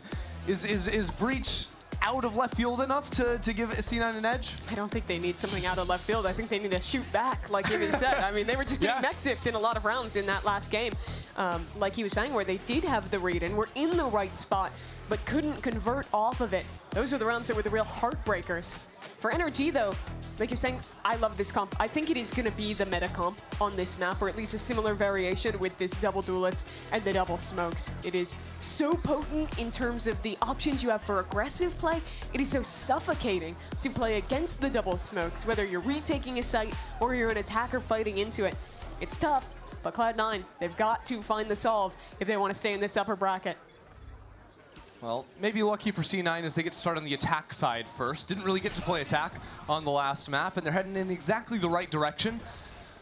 As the Viper wall goes down, nobody really here from NRG, choosing to play full-on retake.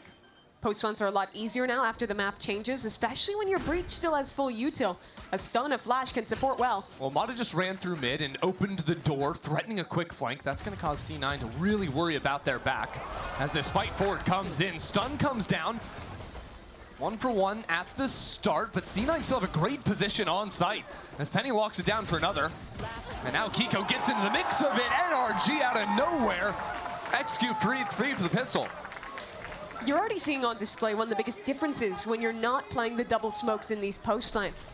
If you think to some of the earlier plays that we've seen, like yesterday here on Breeze in Americas, the double smokes post plants would constantly have a cycle of smokes in the middle of sight over for that left angle as well that you see Ethan swinging here. But with just the Viper, all Energy had to do was wait for it to drop and then fight in together. And so many of these C9 players just got caught in weird spots that weren't really complementary once that Viper wall was down. Yeah, you know, C9 had the idea to fight forward earlier on into the round off of the stun, but that was just good for a one-on-one.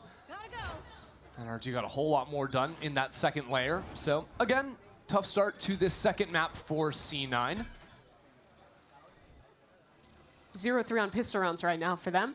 Gonna be something to track as we go into the second half of this game. Now, Breeze, an interesting map for the Viper. On a lot of maps, you see Vipers almost always just throw down their Viper wall and attack at the start of the round. Because they only have the one smoke agent, C9 need to hold on to that one as Kiko. Wow. That's your reaction? That's my honest reaction to killing 5 players in the Classics with a shotgun. He killed 3. Okay, he killed 3, but the whole team, you know what, Mimi? Let's not get stuck, bogged down in the particulars. You even saw them through the wall because there's a dart getting chucked out. Let's go back to your point around the Viper. It really does telegraph where you want to finish. It becomes very difficult to hit the other site without the Viper wall. In the composition that NRG is running, they can always default that A wall and be able to rotate back towards B with their other smokes. Thankfully, with the B changes, one Viper orb is tenable to take that, but it's still difficult. Well, C9 have seemingly done the same thing 3 rounds in a row, except this time after securing the orb. Slow things down, leaving Vic over in mid patrolling to see if there is going to be a forward walk up. And well, there is, but it's not somewhere he can really hold. You see both duelists posted up for NRG. Kiko's Judge and Elbow could especially become problematic if Cloud9 head this direction. I love the Yoru on this map, especially on defense for controlling mid. You can go down into these positions like Mata is in with the freedom to teleport away. A lot of safety in that. With Brock top mid, he can easily support either of those duelists. And I don't think they'll be the ones in the hot seat. Instead of Ethan, tagged up, having to push back into this utility. That utility, and somehow he gets away from it. Quick on the movement, and with a beautiful ping, no one is ready for him. Who is going to take Ethan out? No one's even looking at him. They have no idea he could be back here. And a headshot from Brock keeps NRG with the lead. And as more players filter in, you realize C9 haven't planted the spike. You realize Zeppa's kind of stuck back here. 30 seconds. But NRG waiting. That wall will be dropping soon. It opens up avenues to fight, and Vic might be the critical player. Vic has no gas to play with yet. C9 are going to have one more chance to throw up that wall and get the spike down, but they're only going to have a few seconds to cross over to default, and they're still worried about their backs. NRG choose to take their time and walk 2 players on the flank instead. Spike planted. Zeppa has to hold this. Scoob is low. Amado will be difficult. Zeppa's been the hero before, but it never came down to C9 winning rounds. Needs a little bit more now. Backed into the corner, Zeppa falls. Now it's all on Vic, and history repeats itself. A thrifty round win for NRG, make it 3-0. The worst scenario you can imagine for Cloud9. And NRG again displaying one of the keys of game 1, their patience. They know that their opponent only has that Viper wall available, so once they get into this round 3, they just wait. But they got to that point because of the excellent work from Ethan. Yep. I want to talk about that smoke he used to anchor, throwing up the one-way on the box front side on B. That makes it so difficult for anyone to swing around that right side. And if anyone's approaching left, you have to go so much deeper now to actually swing and deal with him. And despite the util pattern they used to try and clear him out, he was still there and still got 2. Good movement from him to dodge away from the breach blast to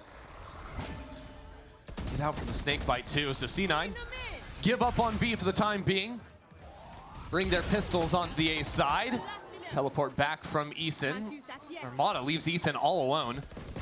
But still, these darts are a problem, causing C9 players to turn their heads. Not too much of a problem for Ethan, but Brock filters into the space. The second C9 feel a little bit more comfortable. Spike planted. Patience from NRG as they gear up for the refight through that wall. Beautiful work out from Mata and Scuba and the rest of the gang. It's just formulaic at this point. Wait for Cloud9 to go for something aggressive with the breach. Hold back. The second the wall drops, you fight in together, and you out-trade them. 4-0 now. Not too shabby. Not too shabby for NRG. A lot of people might have predicted C9 before this game because they might have been looking at social media and seeing that Bonkar was saying he was subbing in for Scuba. Okay, question for you. Yeah? It was a 13-2 map one. It's 4-0 right now. Could NRG have won with Bonkar? I think they win with Bonkar. I think so too. And you were one of the people who predicted C9 with Bonkar. Look, I took him as an honest man. Bonkar was the star player of Bonk 2023 Tier 2 Northern Europe, okay? Wow. Don't doubt the guy. He's clearly taken so much of that into his day-to-day. Maybe C9 could use him. C9 could use a round. See what they can do. Here's got a pretty free B site, but the issue's been these retakes and already 2 players flanking. Yeah, NRG ready for this one. Mata leading the charge, using C9's own wall against them, but Zeppo was waiting for it, and that control is good enough for C9 to get this site, but Brock still somehow gets a pick on the other side. Spike planted. Kiko slides into the back. It's a little bit awkward for NRG, whose IGL is on the wrong side of the map, real far away from this, but somehow Penny has util in hand.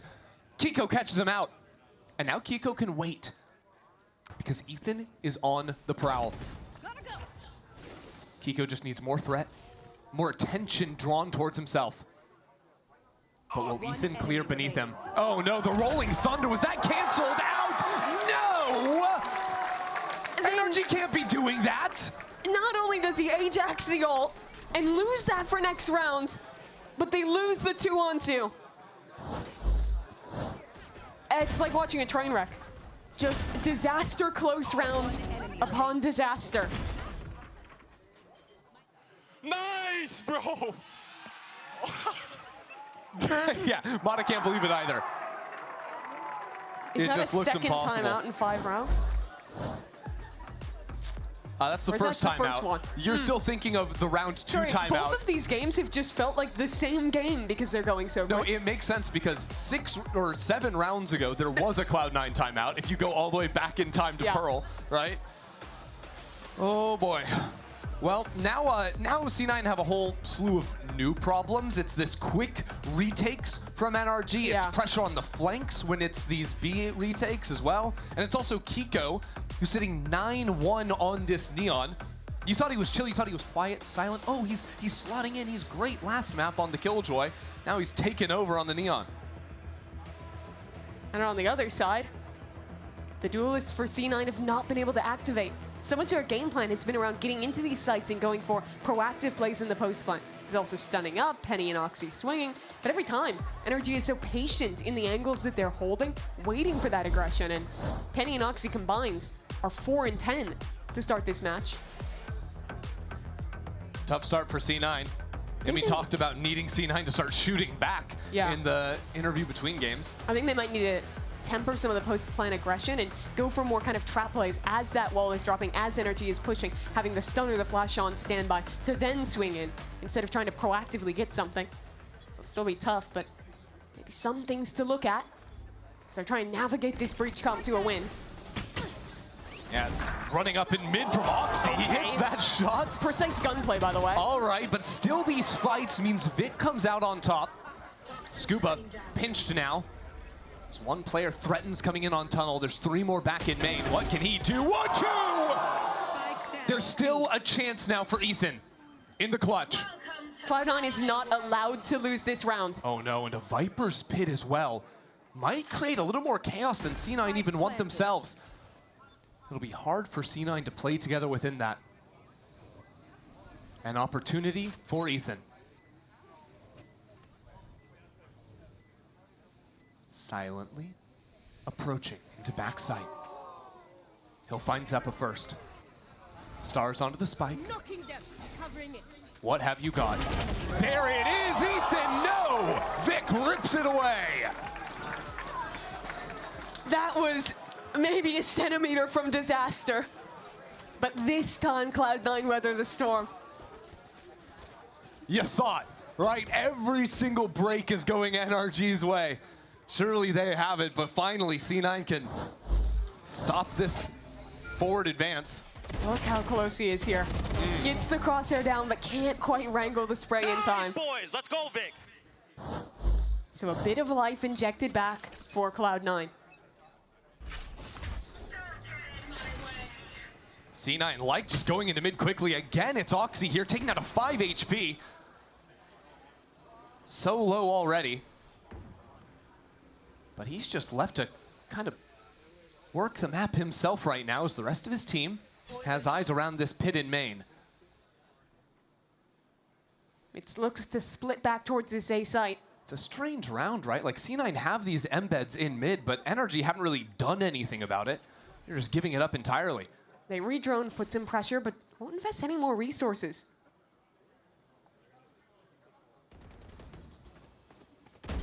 And with that orb constantly cycling. Yeah, that one way is really annoying to try and get through. Yeah, you either go into the one way or you go into Viper spit. Splitting A is so difficult. So maybe now Cloud9 think about what can they do? Can you feign somewhere? Can you pull players back? I like well, this. Now they're losing info. Yeah. The re-clear from Mata. Scouting ult into mid, only sees the one player. Maybe less effective than Mata was hoping for. Will have to escape away. Didn't have a teleport to fall back on either. So now a Hunter's Fury just pulverizes Oxy in main. A beautiful angle that Brock is working. Main, but there's still Astra and Viper util here. Yeah, there's also a Neon on the way. There's a Hunter's Fury that C9 are trying to use to find a way into the site, but it's a mess. It is a mess. You've still got Penny lurking around in mid. C9 froze in the mid round and never found the correct answer. The whole round, they wanted to end that into an A split. The Viper Orb cycling, though, dissuaded them. And the timing on that re-clear from Mata was so good. Popping the ult back into mid. They didn't have any other info tools left. And in realizing the rotation was coming, that's what primed the two anchors to ready on site. And for Brock to rip that Hunter's Fury. As soon as Oxy's dead, taking B with such little time basically becomes impossible. Yeah, because then all the anchors, they don't have to look at tunnel anymore. You've got 3 players on B just focused on main. Doesn't matter how good the attacking side is going to be. 9 times out of 10, you're getting mowed down in that spot. So maybe you simplify and just send it A. Maybe. Except it's not always so simple because there's walls, there's mollies, there's players already here. Oxy stalled out for a moment. But C9 have the TP ready to go if they want it. Again, taking their time. Now trying to look for something. Scuba untouched and unbeatable. 4 in the blink of an eye from Scuba. And Vic sent packing. No chance to play for. You know Scuba is hungry for it. You know the rest of NRG is trying to set him up for it. Brock jumping around. The human drone locked in. Scuba waits and taken down. The ace ripped away. You can't just turn enchant ace for Vic now, guys. I mean, you could. Would it make any sense? No. Is there a chance to win this round with the spike out in the middle of A? Okay. They don't care. I don't think Vic cares, guys. It's really sad. He's lost touch. Yeah, he's just gonna save this round. Boy, that was brutal. The drone saw Scuba going into that corner initially. And I think they thought he walked back out in the interim. No, he just stuck around, stayed in that corner, picked the perfect timing to swing. It feels like there's been too many times NRG have gotten players in positions that C9 just think are clear. Like you think Ethan backside B back at the start of this game. And the thing is, even despite that, that should have been maybe 2 kills on these initial ones. But the flash, all of just the little pieces, the timing, the positioning, everything went his way. Mitch cheering it on. Gotta love it. With the NRG jersey. Scuba, stoic as always. An in-person hate watch, that's the next level. Well, C9 are going to call their second timeout of the half here. Got 4 more rounds to try and put something together. Yeah? I don't even have a good question to ask you because Okay. I don't want to put you in the position that Imi is in right now. I don't think he likes the position he's in. He looks stressed, No. angry. I wouldn't be surprised if he's already drawing up like the scrim plan for next week. You know, it's like, this is what we're Just working get ahead on. on some paperwork. This one's cooked, boys. Certainly We'll feels see. that way. I mean, the money is botched in this next round for C9. So Yes. if anything's going to happen, it needs to come in the rounds after this. But So when we looked at NRG, a team who just came off winning champs, the big things for them was that they mastered the Won waylay. champs. They mastered. That is one of them. that's but the biggest thing. Sorry. They were like the forefront team of the new meta, the changes to the game, of Corrode's introduction. And I think one of the keys for them heading into Stage 1 2026 was being great on Breeze. They're looking to prove that right now. Already up 7-1. Yeah, because everyone's going to be banning the Corrode, or just about everyone, you would imagine. And people might need to start considering their Pearl, their Breeze, every other map in the pool. Might need to consider better luck in the bracket. Yeah, that's a big one to consider.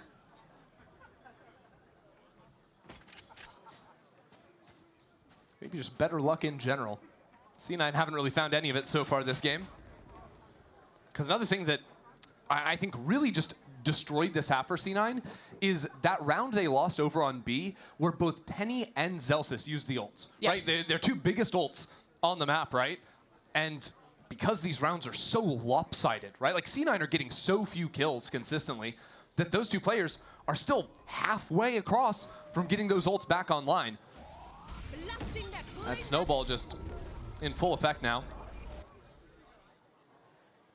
And a scenario I've seen many times, NRG up a man, playing back, 30 seconds waiting left. as Cloud9 hope for an opportunity that they just haven't gotten. That is unlucky, to say the least. Womp, womp. And Brock ready to deliver some more bad news to C9. Dart comes in. It's Ethan once more. 4 for the IGL.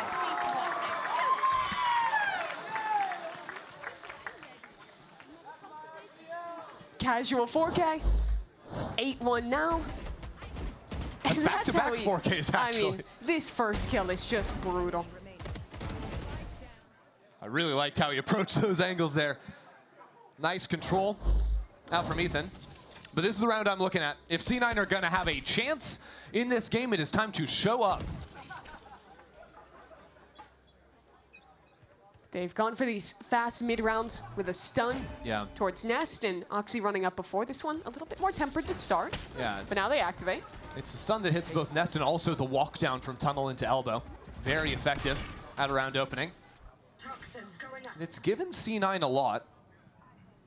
Still, though, they're so heavy in mid that breaking through a main is going to be tough, so it might be a forward mission. A little jump up now from Oxy. Brock waiting for it. Takes him away. He's so thirsty for more frags. And look at this walk up. Ethan has just been on a promenade. Well, no Sentinel gives some opportunities, and Ethan is certainly going to be a beneficiary of those. So now he'll run back A main as Cloud9 rotate in. One of the best chances they've had in a 3-on-3. Oh, but Zelsis is kind of alone. Look at C9. They've got a player in mid. You've got Vic going on a mission. But at back least to he's enemy planted spawn. for backside. Penny needs to do something here, and he shoots the clone. Has to TP away. Back into double doors now. And does have the dimensional drift. If he needs to secure the round. There's a stun to try and set up this fight. Penny gets the first, runs out of bullets and taken down. So it's still a 2-on-2, or rather a 3-on-3. I tell a lie, the HUD is broken. It's a 2-on-2. Yep. Everybody lock in. Vic is locked in. And Mata time doesn't have is the just time. basically gone at this point. Nope. That's it. That's a round for C9. And Vic is, looks like he's losing his mind there. Still some excitement in the C9 camp. and still not out of it. That was the round. I tasked them win that round. Yeah, and they did it. And they punished a little bit of energy. They've been so disciplined today, playing in spawn when they're up numbers. Here they got a little greedy, I think. The swing out from Brock after getting the shorty kill. Kiko hard committing to the fight top mid. So a door has been opened. How far in can they get with that? What I'm interested in now is Kiko going for the operator. Again, poking down into mid, getting in front of the stun. Mata just full sprints through that one. C9 have ideas to split into this B site. Penny cutting back down into mid, trying to get some scouting, but does not actually spot Mata. This flank timing could be so good. And this is awkward too. Pulling out of the dimensional drift. Brock again locks it down with the push through mid as well. C9 have been routed. And Chrissy, that's Vic dead. They have no smokes, and they're still not out of main. Oh, with the teleport being set up, NRG are gonna have 3 bodies here. They've still got the operator as well. No smokes, no dive. How the hell do you get past it off? Well, maybe it starts missing. Zep also tucked into the corner, but C9 need more shots to connect. Need some more help, but it's not gonna be there. And just after C9 went around, it is just shut out immediately. That was quick. Big credit to Mata. That fast timing on the flank was excellent. Hard reading that with a dimensional drift in play, it's likely to be a harder execute from Cloud9. And taking that chance to immediately push through. And not only get a pick, but kill the smokes. Bro, I just styled on Penny, bro. You saw? It's true, back-to-back rounds. Dominates Nest. So 1 round left in the half for Cloud9. Try and string something together, and NRG set up for a bit of a fight towards A main. A crossfire with bait from the Neon. There's a Rolling Thunder, but they're in front of it. NRG are actually in front of the Rolling Thunder right now with what Zelsis was looking for. First kill goes to Mata. And the stall is still there. Scuba trying to He lives? Extricate himself from that position. And Zelsis still had not pulled the trigger on the ult. At least they still have it to re-exec. But now without Oxy. A lot harder to capitalize off of it now. And he walks back into the corner. Is he in front of it again? No. Pushed up goes Kiko, and he still gets one! It is ridiculous, and Scuba as well once more. He's not slowing down either. He's going on a mission. Full pressure on C9, nowhere to run, nowhere to hide. NRG will take another 10-2 half. I'm disgusted by what's happening. It's ridiculous. They're just laughing it off. It's at Chilitsadis. There was like 4 players in that corner at some point this round. And I think every one of them got at least a kill. Brutal stuff. 10-2. Cloud9 scamper into the second half after this.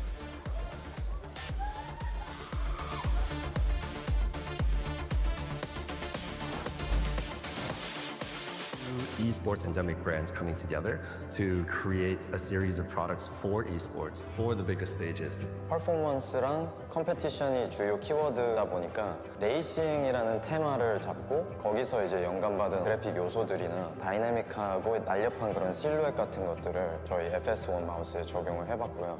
我们希望可以协助 Pulsar 成为电竞圈的顶尖品牌，而 Voxy 是其中一个助力。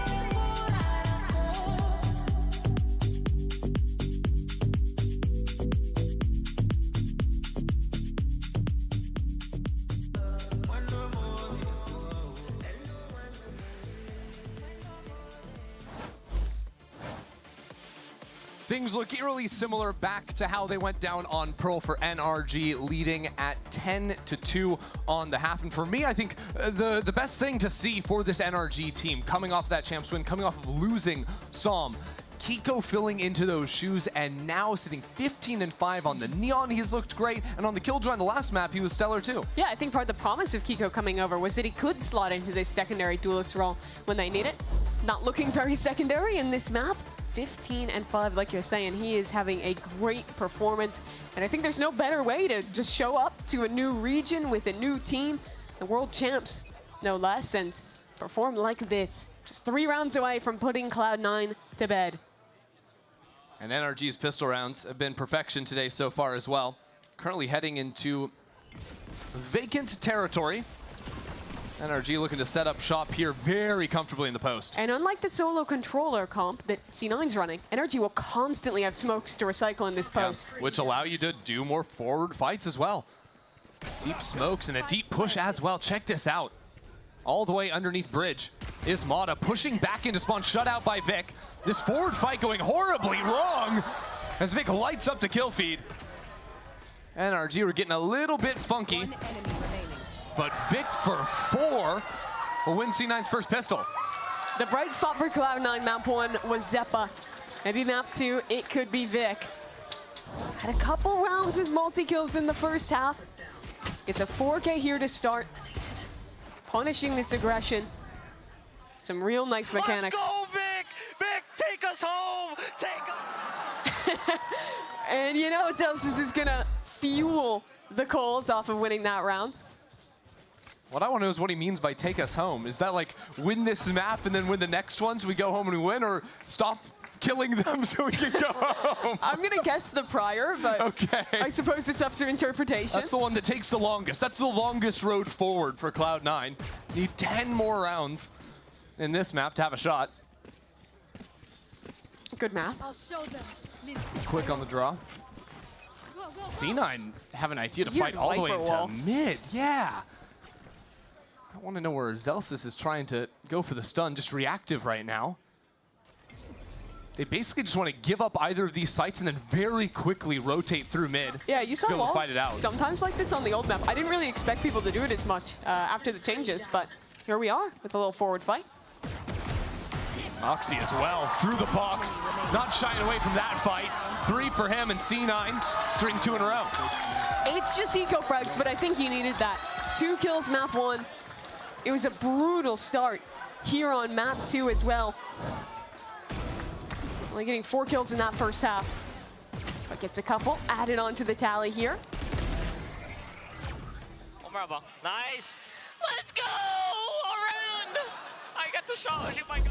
And if nothing else, even if they're getting stomped, you give Cloud9 a round and they'll give you some energy back. Just love to see the boys up there having fun. Let's see how long the fun lasts, though. Yeah, this is the testing round. Can they get a bonus themselves? Energy's won 2 of them today. Mm-hmm. C9 probably need this to make an honest go of things. So far, NRG are waiting to see where that forward play is going to be, but I like how C9 have set up in mid again. Just very nice off angles, complementary angles, and holding onto that breach stun ready the second a player sees a body. Kiko just feigns the door. They rotate back towards A. This kind of heavy mid fighting Cloud9 is doing, they'll practically always be playing for the retake, but their comp is suited for it. The double duelist in the breach. And in a lot of ways, this becomes a repeat of the pistol round. Their energy forward fought got cut down completely. How do they approach it this time? Looks to be somewhat more reserved. Still a fight on the left side as Mata tucks himself right against these double doors. Seems like he wants to be the one taking the forward fights. And I like it. Not often you see it as another smoke goes down, giving him a pocket to work into. Oxy reads him like a book and gets the first kill in this round. Still another duelist lodged in backside. Kiko, peppered by utility, tucks himself in, dodges the flash, but taken out once more. C9 have the pieces to make a real go at this round, and they're going to continue to come up heads on him. As the smoke goes down, Oxy for 4. C9 are in this game. The bonus they needed. Oxy did so much that round. through the edge of the smoke, catches just a glimpse of Mata as he was fighting up. Takes that kill, joins in with his teammates to full clear back sight, and then has the awareness to be ready for Ethan's reflank. If Ethan lives there, not only does he have a pull, the game. We're good. but he also has a second layer of pressure to win that post plant. First NRG timeout of today? Yeah, I think so. I mean, why would they have timed out map 1 or the first half? To ice C9, I don't know. Yeah. For fun.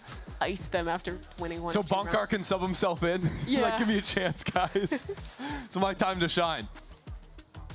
Well, it's his time in this time out. Chat with the team. I would guess this is going to be about the approach to some of these post plants.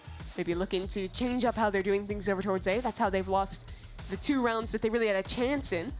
Yeah, I mean, first half. I think there's also an element of realizing there's nobody been on A. And C9, there's no way they're playing 5 players on A. We need to probably get some idea of how they're holding on to this mid space. And they have seen some of the mid fighting, but I don't think they've yet realized how heavy it is. Yeah, honestly, on a round like this, Energy are heading in. It's going to be an eco for them. Sometimes like to see teams on the eco just go on more fact-finding missions, try to figure out what that default look is going to be in mid. Get a better understanding of how to break that heading into future rounds, because right now they don't really have much to work off of, all things considered, as they just keep running it into A over and over again. Or counterpoint, you know A is completely clear. You're going to be able to get a plant. Let's flip the round and see if we can win a post. That's the play if you want to try and win the round. But odds don't look so good. It's a Bucky of all things in Kiko's hands. I'm going to abuse that Neon a bit. Recycling smokes, a bucket can get scary on a retake. Time to jump. Taking advantage of the fact that they're not expecting to run into too much resistance on this side. Penny will teleport away, hearing those footsteps go forward. And again, NRG overwhelm the site. Again, they get forward. Thanks largely to that smoke on your screen. It allows so much space to be taken. And now the slide forward for the drone. 1 for 1 at the start. But still, it's 3 classics in NRG's inventory. Hard to make it go at much more of this. Zoxy is running circles around 360 on that one. And NRG will be cut down 1 by 1. And even after a brief pause, the rest of NRG will fall. C9 within by 4. The approach on these retakes is looking good from Cloud9. Playing very patient and having all sorts of tools to break out. I think Neon Ult is just the best thing to easily win an anti-eco. When your opponents have Sheriffs, it is so hard to hit a guy like Oxy before he's going to be able to get that laser on your head. So, okay, gap down to 4. But now we get to see what Energy learned. They're on a rifle round now. And are they just going to run it back? 4th time's the charm on the A post plant. The thing is, it's a little different out of C9, though. Zelsis is playing up on A, trying to set up Penny's operator. Maybe a forward stun to take this line. And that's exactly what it is. What a shot. Picks him right out of the air. Looked like he wasn't ready. Flicks in time. And yet still Energy are on this site. Fewer tools to fight. 40 is so quick with it. Takes Scuba's head right off. So now it gets desperate for NRG. 3 on 5, and Cloud9 again just bide their time to play the set retake up in numbers. Mata right up on orange. Needs to pull off something. But taken out is IGL. And now the rest of C9 come on through. What a beautiful round. Penny's operator looking untouchable. This game has gone from, what, a 10-2 to now feeling like we've just repeated the same round 4 times in a row. And suddenly Cloud9 is within touching distance. Wow. Credit to Penny here. These shots were just lovely. They're all flicky, they're all quick, and they're all perfectly accurate. Just such a flexible player he is. Whether it's playing the Viper, switching onto the Duelist, rifling, opping. He's really shown it all throughout his tenure, despite having so few opportunities since his early days on V1 to actually show what he's got on a Tier 1 team. So NRG back to the well. A main again. Did they practice their B execs? I'm not even sure. They're still running through the A playbook, and now a very deep Viper's Pit. Not every day you see something like this. Vic, though, just mowed down, because where else could he be playing? Too simple for Mata to figure that one out. Now the Cosmic Divide giving so much more space to NRG. A wrinkle of this round is the late flank. Scuba waiting in mid, hearing Oxy's footsteps. Yeah. Scuba waiting for it. Scuba on the right side of the wall heard that door open, but didn't know maybe that there could be another player moving in. Ethan holding. Ethan down, but there's another backup layer. Brock shuts it down. Now Penny. Scuba, he's been on his world tour, finally coming back into play. It's not planted for him, though. Zeppa has an opportunity here. If he can win this fight on this side of the wall, not going to happen.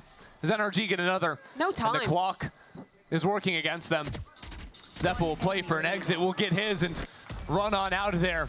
But NRG have finally stopped the drought.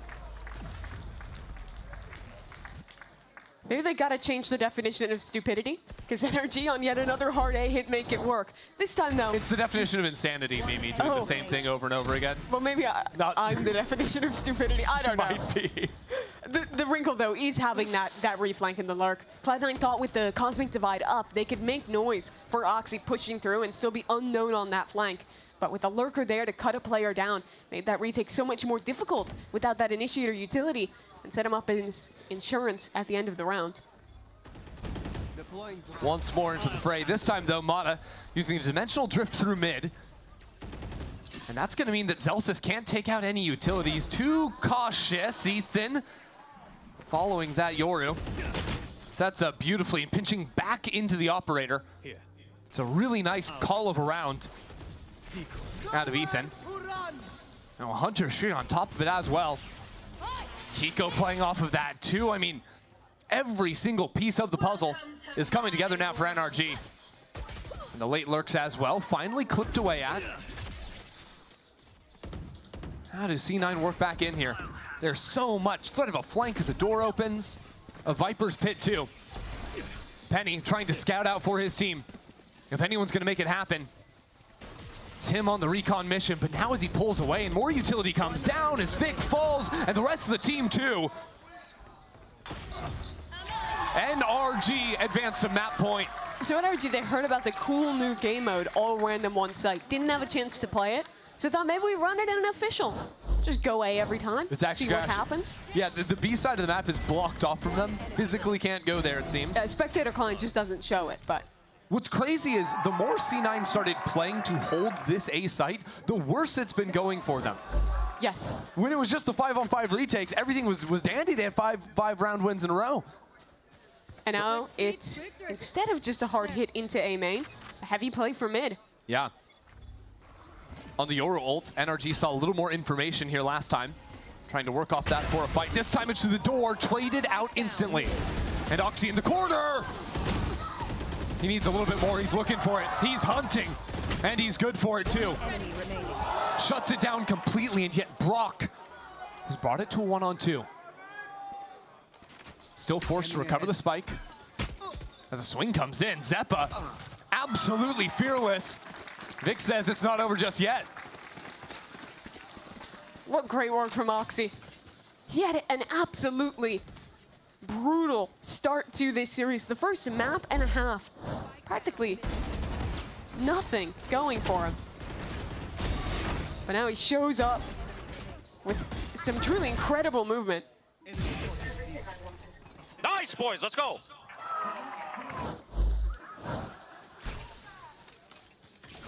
What is this Viper wall? C9 reinventing the wheel, not in exactly the wrong round, because NRG got the role of the B site in all random one site. Penny here, and Zeppa covering his back. It's a little bit awkward just sending Kiko into his death, NRG. The idea seems unclear to me at present moment, as Oxy just sprinting through A main are running NRG down. What is this round? Buck's gonna try and do something heroic again, but of course, not even he could win a 1v5. Can we just watch that all back again? Yeah, please. So it starts with just the Neon being sent into B, pretty much alone. Zappa catches him.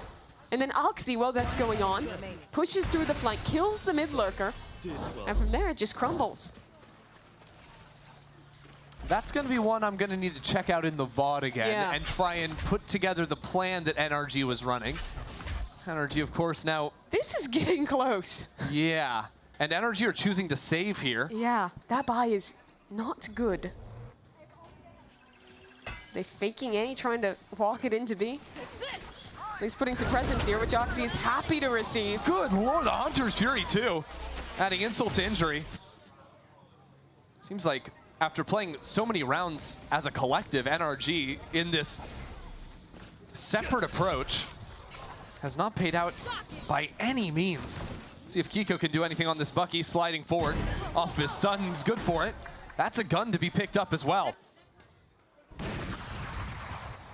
He's going in for more. Knows he has to win this round for his new team. So aggressive in front of the flash too. Sees a clone pass him. So patient. There he is. Worried about the flank as well, but the lasers from downtown remove any real chance in this round. Scubra peddling a sheriff.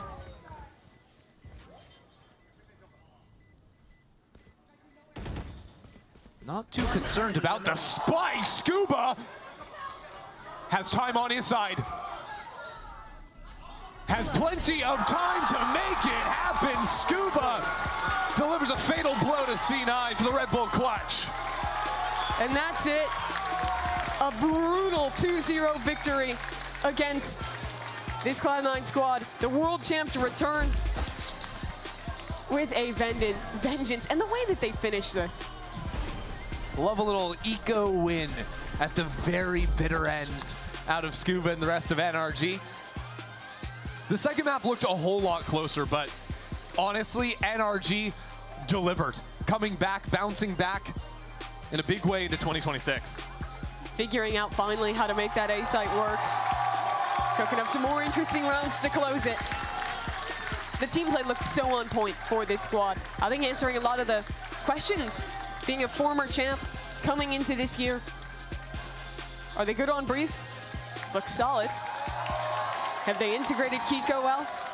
At least from first looks, seems so. He played so well map 2 on that Neon. Yeah, this NRG team, a true force to be reckoned with. Even with a new man in the squad, NRG have looked very good. Packed arena as well, providing support to the NRG boys up there on the stage, starting their year off in the right way. And I mean, the beginning of this map in particular, you think about this round from Scuba just playing in the pocket.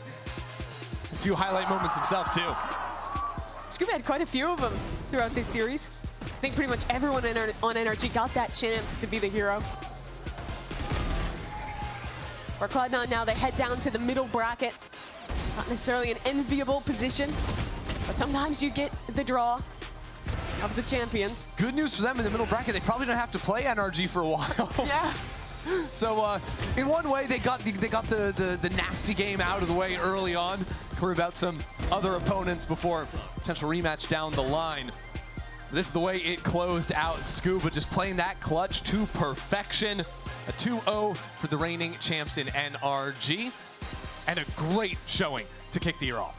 It really was, and I like a lot of the comps they showed. I think that this approach that they ran on Breeze is going to be pretty popular. The double smokes, double duelists, not only is it good in theory, but I think in practice, in terms of their roles, it just makes so much sense. Those two smoke players have so much freedom, and then Kiko, alongside Mata, went absolutely crazy. But we want to hear more from him, the new member of NRG. He's standing by with Liz for your Verizon post-match interview. Thank you so much, Mimi and Ender. Can we give Kiko a wonderful VCT Americas welcome for an incredible performance? I don't think I need to say, but welcome to VCT Americas, and damn, what a way to do it, Kiko. I mean, that first map, 13-2, stealing their map pick away from them. I talked to Bonkar. He said, I think we're just having a good game. We're going in confident. We're going in with the vibes. What is your read on that? How did you think you did? How was Pearl able to go your way? I think that with the boys at the NRG, when we got into the official, it was like a different sort of vibe, and I think their experience, like winning champs and everything like that, it was super cool. We were super confident with everything we did, so it was super fun. Would you say it's a different vibe from like scrims till being on stage? Yeah. In what way? I think just like the experience and like the comms were super like calm, and like situations, we played it like perfectly for me. Did you feel like when you came to NRG you had to adjust to that style, or did you kind of feel like it was something you were naturally felt? It definitely was an adjustment at first. It was hard, but I think I've gotten more used to it, and I'm thinking. So yeah, it was good. I mean, you killed it out there. Guys, I saw you. Can you give a cheer for Kiko one more time? I know it's in the middle of the interview, but it is such a pleasure to watch you, on stage. I want to ask you, during our interview with Ethan, he said you're the best aimer in EMEA. I'm going to get your read on that, but also I would like to know, where do you see yourself in kind of the NA aimer squad? Do you think you are one of the best aimers here? I'm not sure. They're making me play some freaky guns, man. I'm not sure. I'm playing like Judge, Stinger. I haven't played that much before, but yeah, no, it's fun. I mean, I can't really rank myself. That's fair. Something else I want to ask you is you just played against Penny, whom was once upon a time subbing in for Team Liquid. Did that help at all, knowing his his tendencies, his fundies? I was excited to play him. I messaged him earlier. I was like, I'm downloading all your plays. I'm gonna read you like a book, everything like this. But it was just funny because I had a lot of fun playing with him in Liquid. Well, guys, keep it up for Kiko one more time. I would keep on cheering for him. It is so amazing having VCT Americas. Thank you so much. Stay right there, but we're going to go to break because we have MIBR versus NV next.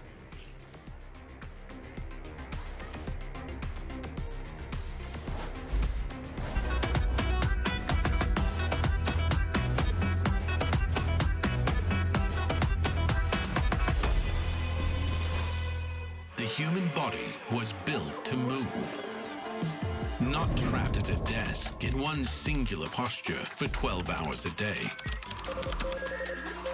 It's time your chair evolved. This is Secretlab Titan Evo. Ergonomically engineered for you, gamers, hybrid workers, artists, backing your every move.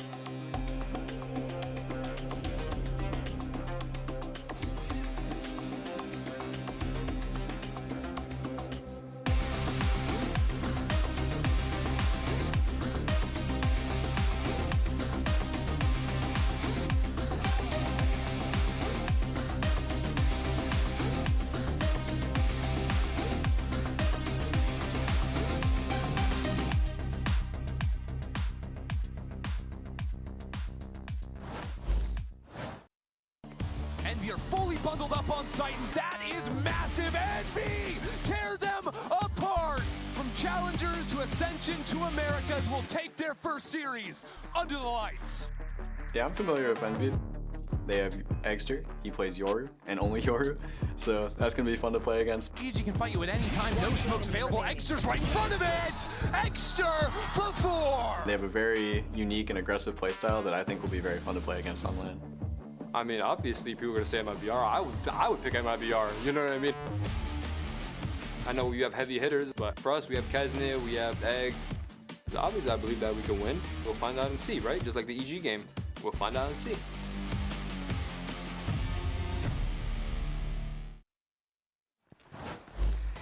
And And indeed we will. Welcome back to day 3 of kickoff and our second match of the day. It's going to be a good one, a banger, if you will. It's MIBR facing off against Envy. Goldenboy here alongside Des. You got Emily and Athena. We're going to break it all down. Let's get some quick reactions, though, on that NRG performance. I mean, Emily, an absolutely dominating showing from our world champions, even though C9 showing some signs of life toward the end there. They definitely tried to bring it back, but it just wasn't enough. And we saw it ended with a 3K on that Deagle, right? Yeah. And so what a way to close on a map, too. That one with the clutch.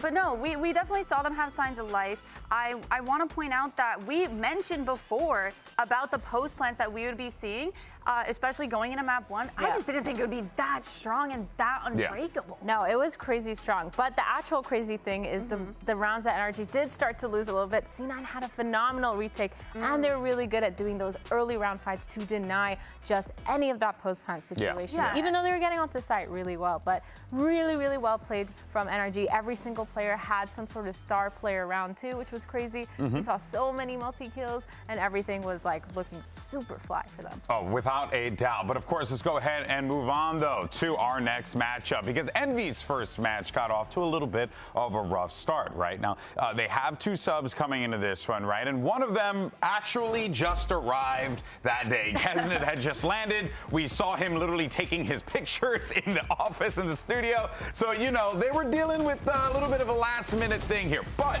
that being said, Athena, what we did get was an Envy squad that fixed up some mistakes and came out strong. Yeah, they definitely started off a little bit slower in that first map, but everything else looked insane. We saw Exter come online with that Yoru. We saw a lot of really good mid-round plays and a lot of making sure that they're getting that information delivered to their IGL. E.g., they couldn't quite keep up. Felt like the firepower was super heavily lopsided towards Envy. Yeah, and they were just willing to fight everything, and their trades were always on point. Like, I never saw a moment where they were in a group fight and they were kind of coming out of that on the other side. They had really good, like, double swings. It felt like it was really coordinated. And they were so fast. I want to give tribute to that for Exter because of the Yoru TPs that he had. He was always so quick to get there. And Rossi, huge props to him because he really felt like the cleanup crew. He was able to anchor sites, but also be the one, like the third entry past Kesnet to Exter to kind of finish the rest of the kills. And he got some insane multi. Yeah, tall tasks were being asked from these 2 substitutes, and they came in and they looked good in the process here. But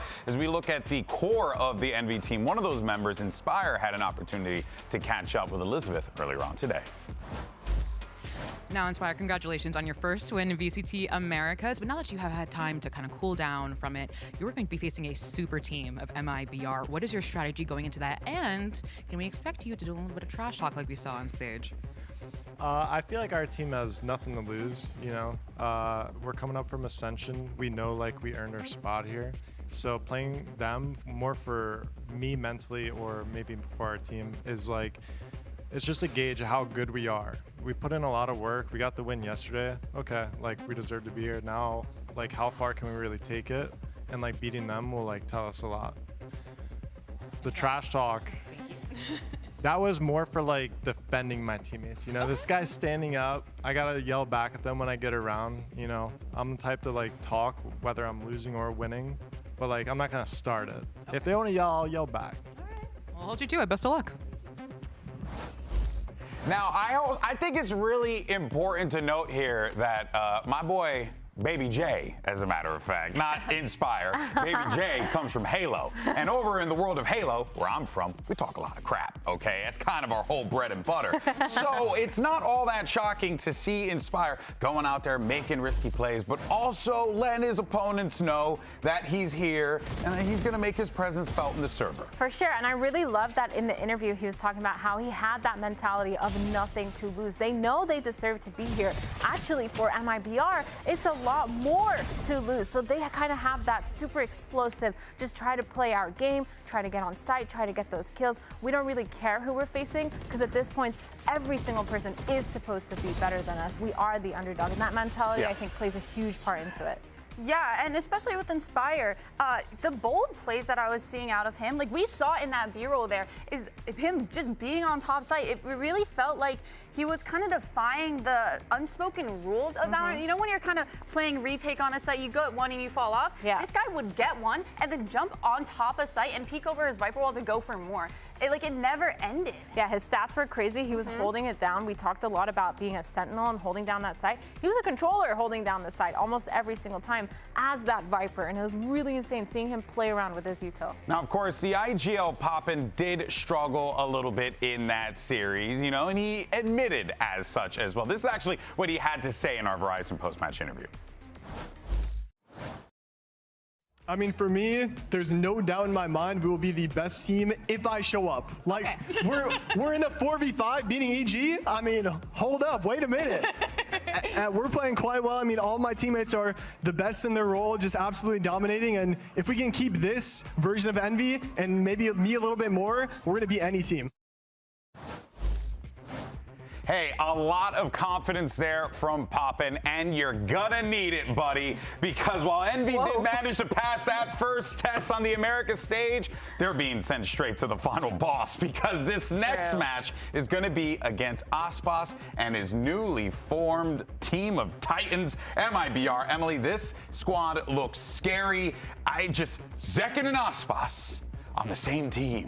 Yeah, I mean, oh God. Even having the original, I think it was the Lev trio of Tex, Mazzino, and Aspas, like this whole squad has chemistry already, and I think that on top of the raw firepower that they have going into it is insane. And the only question for me is that we have two duelist players, we have two innies, and we have one sentinel. Who is going to be playing what? Like, I don't know who's going to kind of swap off their roles and have to pick up a brand new one, and will that have any effect on this supposed super team going into their first match? Yeah, you think that's going to really play effect into their playbook, especially because you want to have that fight for that fragging potential. You're going to see a lot of these players going for those hero plays because they do have that duelist mindset, like you said, as well as that winning mindset. But as you can see here, Zekin, Mazzino, and Tex joining this squad. It's going to make it really round about standout players. Every single one of these players is really good at their roles that they do play. But again, like you said, Emily, what exactly are their roles? Yeah, they're good at the roles that they were playing in their previous team, but now, you know, they're kind of all getting mixed around and switched up, which I think is certainly going to create a lot of question marks. And I think the other thing too, Emily, you got a team with this amount of prolific players. There's a lot of pressure that's also being mounted on these guys too, because this is yet another big Aspas experiment built around him. Yeah, I mean, especially coming in from the fans, they all want to see these individual players succeed, and putting them together like this, it does give them a lot of pressure. But with the experience behind them and already being like those star players, having lived through having those high expectations placed on them in previous seasons, I think they'll be fine. Okay, but we got to talk about it. We got to talk about the elephant in the room. What's that? Super teams. That's right. Do they work? Actually, you should see the poll down there. Let us know in the chat right now. Super team. Is MIBR a super team? Yay or nay? Yes or no? Let us know, because we're going to show the results here as we talk about it. And the reason why is because Shopify Rebellion's Alexis, who I'm sure you both are very familiar with competing against, had some thoughts. And one of those was that MIBR is going to be a flop in 2026. You know what? I kind of get it.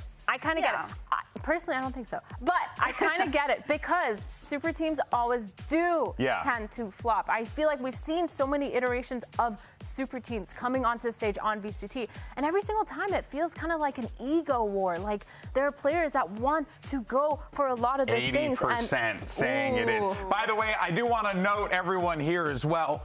Alexis, I believe in you, kid.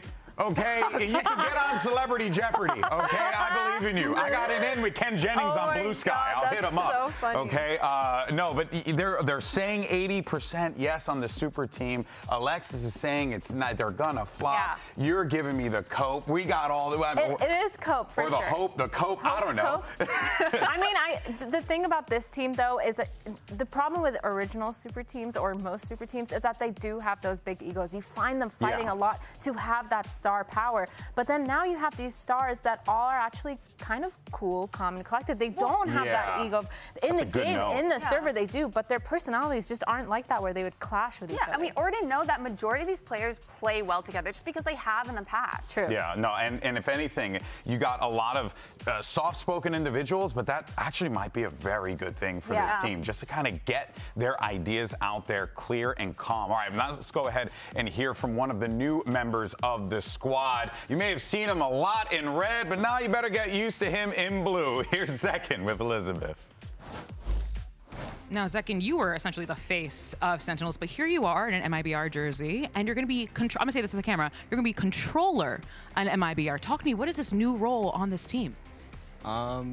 Just playing controller, throwing smokes, trying to support my team, being Osbos's water boy, things like that. Maybe you'll see some duelists too. Just have to wait and see, but it's been a lot of fun so far.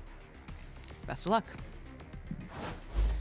And yet again, another reason why the pride of New Jersey continues to impress us all. Now, Zekin coming into this one, and also Elizabeth too, both prides of New Jersey. Now, of course, Zekin is coming into this one, as we heard, in the controller role. I cannot help but feel like, Myrna, that this smells a little familiar, like Tens in Sentinels. Someone else with a Z. Prominent duelist moving over to a someone. Yeah, that's kind of crazy. No, following in footsteps, but you know what? It worked really well for Tens. He really made a big turnaround in his playstyle to kind of fit for that controller role. But and Zekin wasn't. Like, I don't want to take anything away from Tens because he's incredible. Yeah. But Tens, I think, was definitely feeling like, hey, maybe make this switch, this would work out. Zekin didn't really need to. He's still one of the greatest duelists in the world. Yeah, I mean, I gotta say though, role swaps aren't really the end of the world, especially when you have a player like Zekin who seems way more than it's willing more the to put player the work than it in. is the role. Yeah, exactly. Like, as long as the player is willing to and actually enjoys it and finds some sort of passion with wanting to learn a new role, and it seems like he's ready for that. I think the thing is too is when you're in that controller role, you are probably going to be in majority of the clutches. Yeah. The duelist, you're going in, making space, being picked off first, grabbing those crosshairs. But Zekin, he's going to be that water boy to Osbos, as he said, but also following up, getting those kills, being in those clutch positions on post plants, being able to retake and support his team. So I think he's in a good spot, and I think it makes sense. It really is impressive, and it is, again, I'm always going to sing the praises of Zekin as a human because he's just a good dude, and it does go to show you when a guy like him who could genuinely have an entire roster built around him, and yet he's here saying, I'm Osbos's water boy. Like, that's the kind of humility he has. Well, I think the good thing is, too, is he's talking about that. We might see double duelists. We might see that. So maybe he's water boy as in Yoru, and they're double duelisting it down, and he's flashing. I see the connection. Yeah, and you know what? You pick it up one for now. That's actually not a bad call there. It's a great role for him to play, and we'll see how it all works out. But folks, this is it. Let's see what our newly ascended team Envy can do, and let's see what the world beaters in MIBR bring to the table. Riot Games Arena, give it up for the newly ascended Envy!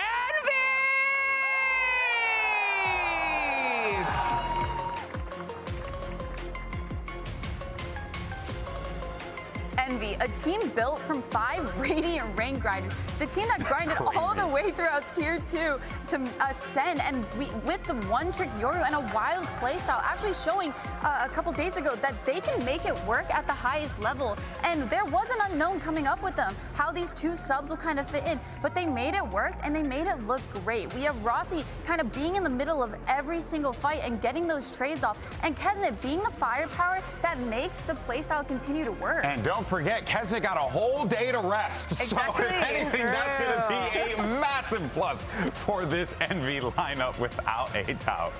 Yeah, and every player... E agora os seus adversários, make some noise, façam muito barulho para a volta do MIBR!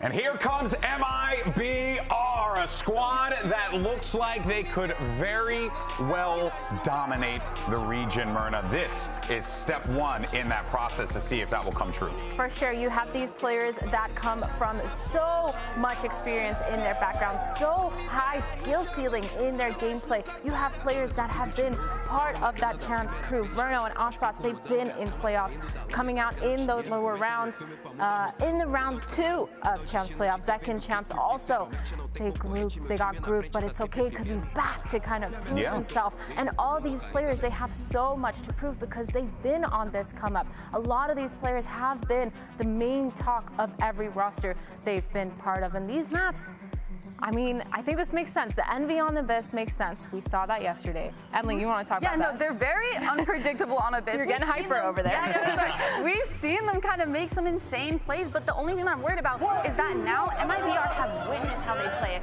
They know that they're going to be having that Viper lurk on attack, and they know that how they anchor sites and how they're always kind of ready to play for fights. So I could definitely see them kind of baiting those fights out and punishing that. Do you think that MIBR, though, they're going to full send it? They're actually going to start running it down, feeling that disrespect? Because honestly, if you have firepower like this, I would tell my team to just hold. I mean, honestly, that's just fighting fire with fire, and I think that's more of a gamble rather than on the other hand, they could be playing a lot more back and kind of just letting Envy run it down into them. Well, that's what I was going to say. Yeah. I'm more on the side of I want to see MIBR really just set up an iron curtain and just not allow their opponents to get any kind of progress. Like, to me, that will, an MIBR that controls the pace of the game that much, to me, that's what I'm looking for from this super team. I feel like I agree with you guys, but also I'm feeling MIBR might want to set the pace of the game to potentially, especially with Ospas. Exactly, on their defense side, shut them down early. Yeah, shut them down early. Being a little more aggressive, taking those means, proving that they are who they say are, who they say they are, and who we think. And I think it's important for Envy here to not give a care about who they're playing on the other side. You cannot look at the names there and put any value in them whatsoever, because if you do, you're going to get bopped. So let's take a look, though, at these agents and see what we have. We got the ISO coming out again here. The double duelist definitely makes sense. The ISO, the Yoru, they did such a good job extra on that Yoru to set up the rest of his team. And then MIBR with that Cypher on text. We've seen him do such a phenomenal job playing that Cypher all of last year. And this makes a lot of sense. Maybe you guys were right, because I'm seeing a KO, I'm seeing an Astra, I'm seeing a Cypher. They're going to take it a lot slower than I thought they were. All right, folks, this is it. Let's see how these two teams clash. Can the Ascended squad show us what they're made of, or will MIBR show the world that they are beasts? Let's send this over to your casters. Here's Brent and Sideshow for the call. Yeah, one hell of a matchup that we got here as well. That Path to Pro team in the form of Envy get to really get to cut their teeth essentially against a team of MIBR, this super team that's been brewing in Americas. A real chance for them as well to potentially take a heavy scalp in the form of that team, who hasn't had much scrim time as well, to be completely honest with you, right? MIBR are coming into this season with the highest of expectations, but not exactly the most preparation compared to the rest of the competitors. No, it's kind of unbelievable. You look at Envy on the other side, and Kesnit has only just arrived here, had some visa issues, but Aspas has been undergoing heart surgery, which was thankfully a phenomenal success, but that has left them without very much time to practice coming into this season. Have only been playing together for the last couple of weeks by the look of things. But the level of quality talent on this MIBR team is so high that the expectations are through the roof. Just immediately, really. All in your face, tag there from the camp. Going to be holding this one back. Second shot dart as well. That's going to be potentially cancelling out. That is a ton of chip damage. I mean, players are low as anything. Cages to play around, potentially anchor towards the back of the sides, and shots going wild. Texas just rolling retreat all the way back, claiming multiple lives while he's at it. Leaves it just down to Kesnit and popping towards the back. Aspas gearing up. Cerebral player in terms of the way he wants to take these fights, and he's doubled up alongside Mazzino. It's an easy one for him. Popping now left into an impossible spot. Just with that Sheriff looking to see if he can get his way back out, but just caught on the tail end of things here. MIBR off to a strong beginning. Chip damage was unbelievable there. That's crazy with the shock darts. The shock darts caught a couple of players, and then Texas spamming into smokes, and they'd done about 200, 300 damage before they even saw a player. And we were talking about the comps really just as they were loading into it, and Josh, you weren't happy with the Cypher, but you're immediately seeing so many ideas put in because of it. Yeah, I think that I'm looking at the MIBR comp, and it looks like it's been pulled out of 2024. Right, yeah. It looks old. It looks like an old school version of what people will be running on Abyss. If anyone was going to be running Cypher in this game, it's not Inspire, it's X. So it does feel a little behind the times, but when you have players like this, maybe they just want to play a really solid fundamental game and allow Envy to crash upon the rocks. And I think MIBR with the Astra and the Cypher do have a lot of opportunity to just stand their ground on sites. Sure. I mean, here's the double trip setup, double cage setup. They're very orchestrated, honestly, and Tech seems to have full awareness of what's going to be happening. Gate crash in your face. Doesn't really matter. Weapons in the hands of these Envy players, not enough to really get through any sort of opposition. Tech's just definitive in terms of the way he's holding this one down. Not much in the way of threats here, and a flash overhead. Perfection with the setup. That's lovely to see Tex get on the board really early on. He's the player that I think a lot of the doubts have focused on. If you are a doubter of MIBR, it would be because Tex last year had a bit of a rough season. We know that he's been phenomenally good before. In 2024, for example, for Leviathan, with Aspas, they were able to get to top 3 of champs. But last year was a wonky season for him. It's great to see him start out on a good footing here. He's got the talent, it's just about getting it out of him. Tex was running around the map there. It's going to be late setting up over towards A, but luckily Envy not looking to go fast. Oh, it's a deep cam, actually, isn't it? He's pushed all the way up to the spawn barrier so he can get this cam out. Right, deep into A main there. Broken. Gets him a little bit of information, though. They know at least that they're A defaulting. Double smokes in mid. Zekken's going to calm that one out. And starts to pull attention towards the middle of the map. B weakened. Envy actually were doing very little of this defaulting in their game previously on Abyss. They're sending it, really. Yeah, they do like to just send it. Ranked mentality. Mazzino not anticipating that Inspire was going to be up on that line. I think usually that kind of push would work for Mazzino, but this round, Envy playing it a little more spread. Dangerous work, that's 140 still. The shield wasn't intact. Kesnet would have been a goner. Gives him access towards it. Deep push and punished! Yeah, going toe-to-toe against the final boss. What you come to expect here. Verno as well. Quick cleanup over towards mid. Inspire no longer a threat over towards it now. Extra's turn to try and take a fight with a flash, but anti-position played. Big dart in as well. These players are finding it difficult to get through because it's all on board here. Envy take a fight forwards. Full aggro and aggression on the same page. Really nice there from Envy. They recognize that they've got to make a play in that situation. Even with the better weapons, they're down in terms of numbers after taking a couple of scrappy engagements. And it's good to see them all fighting together. It's the exact same map pool as when they played against Evil Geniuses. And I do agree with the Des that by the time we got to the end of the series, Envy were playing pretty well together. But the start of the series, if you think back to Abyss, it was a bit disjointed, in my opinion. And so it's good to see that they've tightened that up a little. I think some of that is just because Kesnet had come fresh off a plane, basically. Yeah. And the nerves as well. I mean, this is the biggest stage that these players have played on. Yeah. Even if they do have these chips on their shoulders in terms of wanting to prove themselves, it's... I think nerves is such an interesting conversation with this team because they... Sometimes it feels like they're powered by spite. Right, yeah. All confidence, all ego. And when you play against a team like MIBR, everybody in every press conference is looking forward to playing against this team. Because they're the new hot super team on the block. Sure. And if you beat them, like, you're the guys to look at. G2, it would just be a massive upset. G2 breathing a sigh of relief. Yeah, kind of. They've had the target on their back for the longest time. Yeah. Now you've got NRG, MIBR. But because MIBR are so new as well, I think people just want to play against them. Yeah. And certainly Exter said that. Exter was like, if there was one team he wanted to play against, it was against MIBR. The calling in from Poppin is a bit more spread defaulting to go into the pick and doing a lot of 4-1s here with Inspire on the lurk rather than coming with them into the site. Util being used. Dash proactive here from Aspas. Going to be that down towards his back. Clone forwards as well to absorb up most of that trip and chewing them up still into the cages. It's blind firing from MIBR, and they're going to see if they can wiggle their way out of this ones. Cloudburst on Cloudburst! No way! No. Aspas to playground on the site for a player like him, and he is not done yet. 3-piece in the round. Stunning stuff. You're allowed to shoot him. You are allowed. Oh, that is slippery from Aspas. How has he gotten away with that? I think it was a blind shot that he took.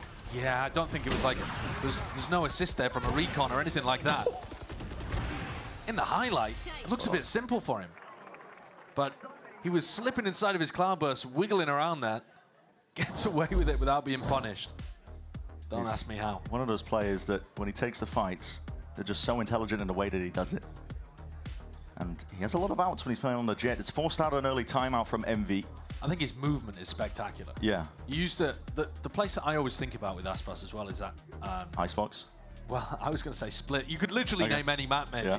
But pushed up on A, on his split defense, and the way that he takes those op fights and his movement, I don't know. He really is one of a kind, isn't he? Because even the other flashy duelist players that you're thinking about, I mean, if you want to compare him directly to Zekken, who's taken a back seat in this roster, Zekken's a world-class duelist in his own right, but he's a bit more aggressive, selfless, willing to throw his body in there. Aspas is cool, calculated, really precise with everything he does, and plays his life to perfection. That's why everybody was really, I mean, myself included, quite excited to see them play together. I think it's a perfect duo. Yeah.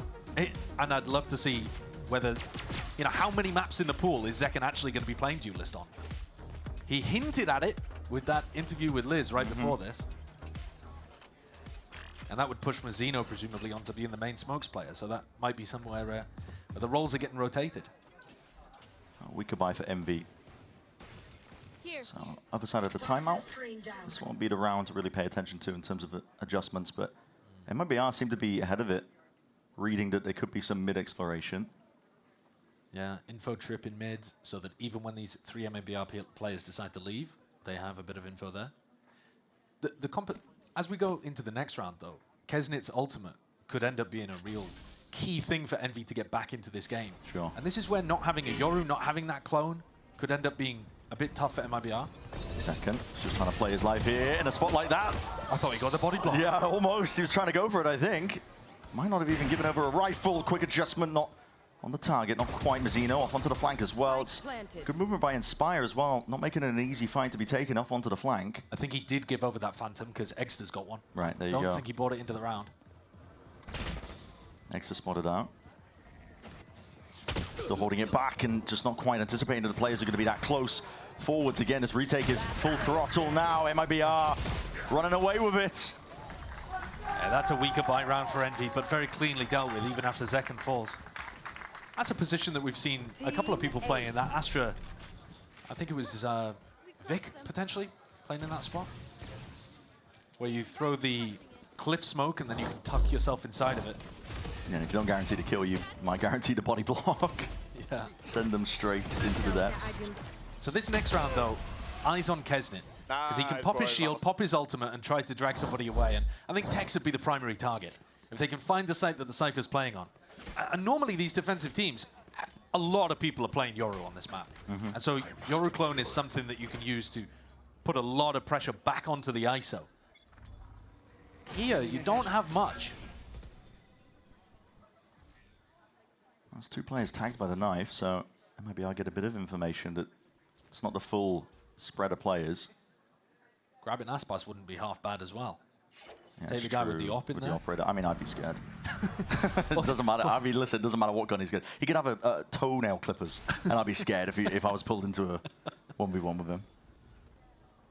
I mean, Kesnit's no slouch, though. Yeah, that's true. And Kesnit's played against him many, many times, too.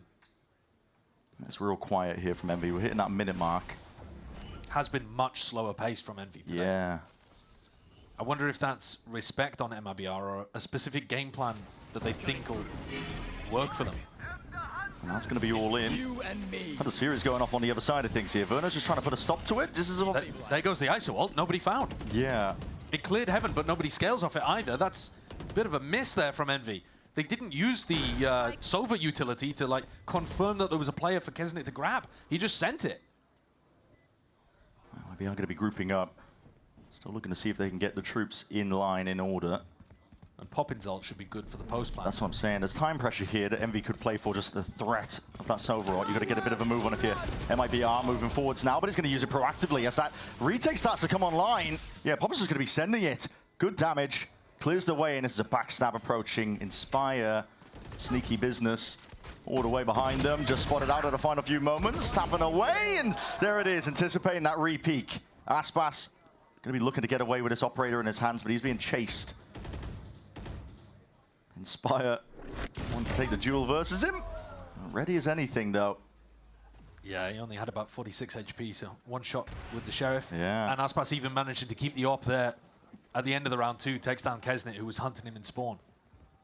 So, operator saved. Economy still good for MIBR here. And even though Envy take the round, it was costly for them. I don't think they'll mind, though. Investing in the ISO ult and the Sova ult into that one is fair game, and now Exlet can continue some of that momentum. I think one of the things that I really like about Envy's composition is how many big ultimates you have to win rounds. Something that MIBR don't have as much of. No, not playing Do this they need more it? standard comps. Yeah, that's a question, right? We'll see. They can keep this rolling, though. It's quite an off-site setup over here towards B. Once the Yoru ult comes through, I don't think Tex and Verno will be able to hold the ground. Yeah, just off-site. Probably because of the dimensional drift. Yeah. You don't want to be caught out into the open. Pit's going to be dropped and layered on top of this one. A bit of spam into the smoke goes either way. These drones, but this is fast and loose now. MVR grouped up. They haven't got plant down. No, not yet. There's pressure mounting all over the place here. That's spike drop down. Verno just weaving in and out, using the cover of their own pit just to be a menace here. Play the rest of the team in. Tex lights them up. 2 kills for him. And all that pressure. Envy still no plant down. 2 players. Rossi and Inspire wondering, what can they do in a spot like this? There is that flank pressure. Aspas has been watching it. Aspas has been watching it for the last 15 seconds. The whole time, but he's just turning away. And that is timing. There's 2 players at the backs here. This is a massive play. Ready and waiting. Rossi activates, but Aspas right there to return that fire. Can Inspire make use of this opportunity? Nice popped off. This is going to be fast now. Just attempting to punish Aspas in your face. Not much you can do in a spot like that. 5-2. He makes up for it, doesn't he? Yeah. Aspas, just for a moment there, got timinged. I mean, what was there, 2 seconds in it where he looks over towards spawn instead of holding B-Link? Tiniest of timings. But he does make up for letting Verno and Zekin die. Wow, no, the craziest time happened, guys. Yeah. Craziest time. we saw it. We saw, bro. That's knocked Envy down onto an eco, though. And that's now 2 for 2 in rounds that I've seen them on the attack side, where they invest the Viper onto B and they lose. Same happened with the game against EG. Yeah, it's getting a bit dire for Envy. You would have hoped that they were able to convert some of those rounds with the amount of ults they threw into it. And we could buy once more. Zekin's going to be the anchor player, though, towards the back of the site. Verno looking to assist with potential dart. Vulnerable up with that snake bite. It's going to be sharp shooting on order.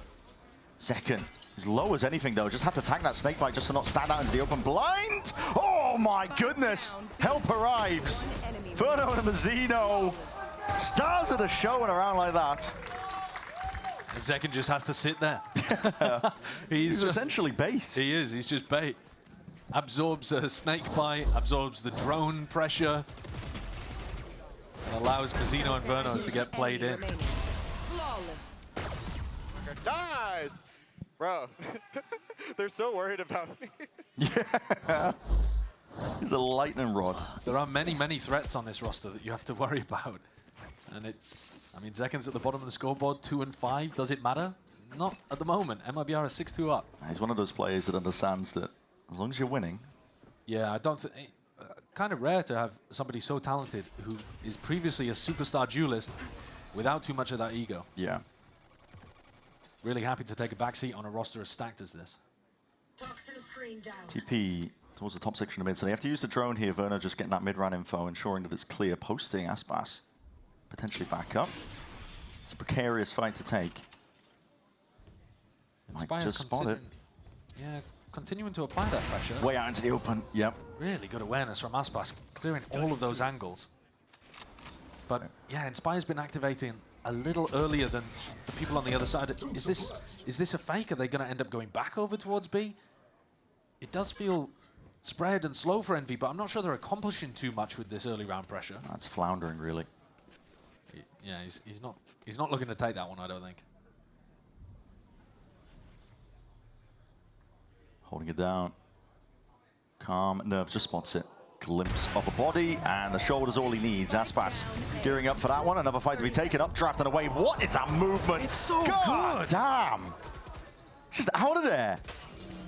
Able to be caught, and well, it's a bullet to the chest there. Texas happy to clean up the rest of it though, so an instantaneous trade, and the ult barely not able to get out there. Rossi happy to take that fight again as an individual. 2v3, good shots. Lighting them up, best chance in a long while for Envy. Deciding how they want to take the rest of this. I know a little worried about getting into that smoke. Up the ropes, what is occurring here? Down to the 1v1. Rossi versus Zekken. Smoke v smoke. Repositioning. Stars available for Zekken to work with.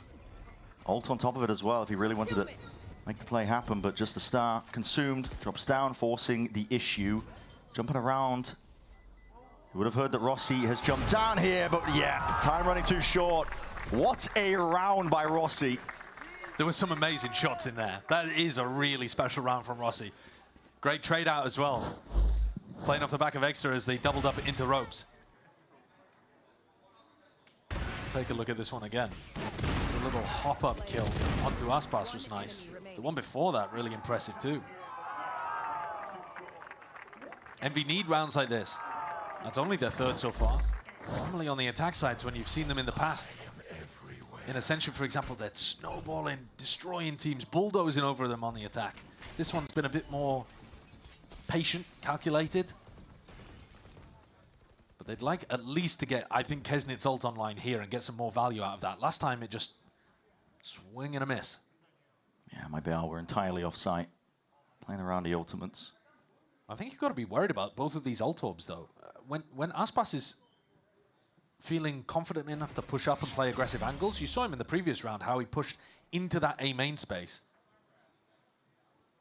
Poppin's holding onto his drone, though. Not a tool that they had to work with in round 9.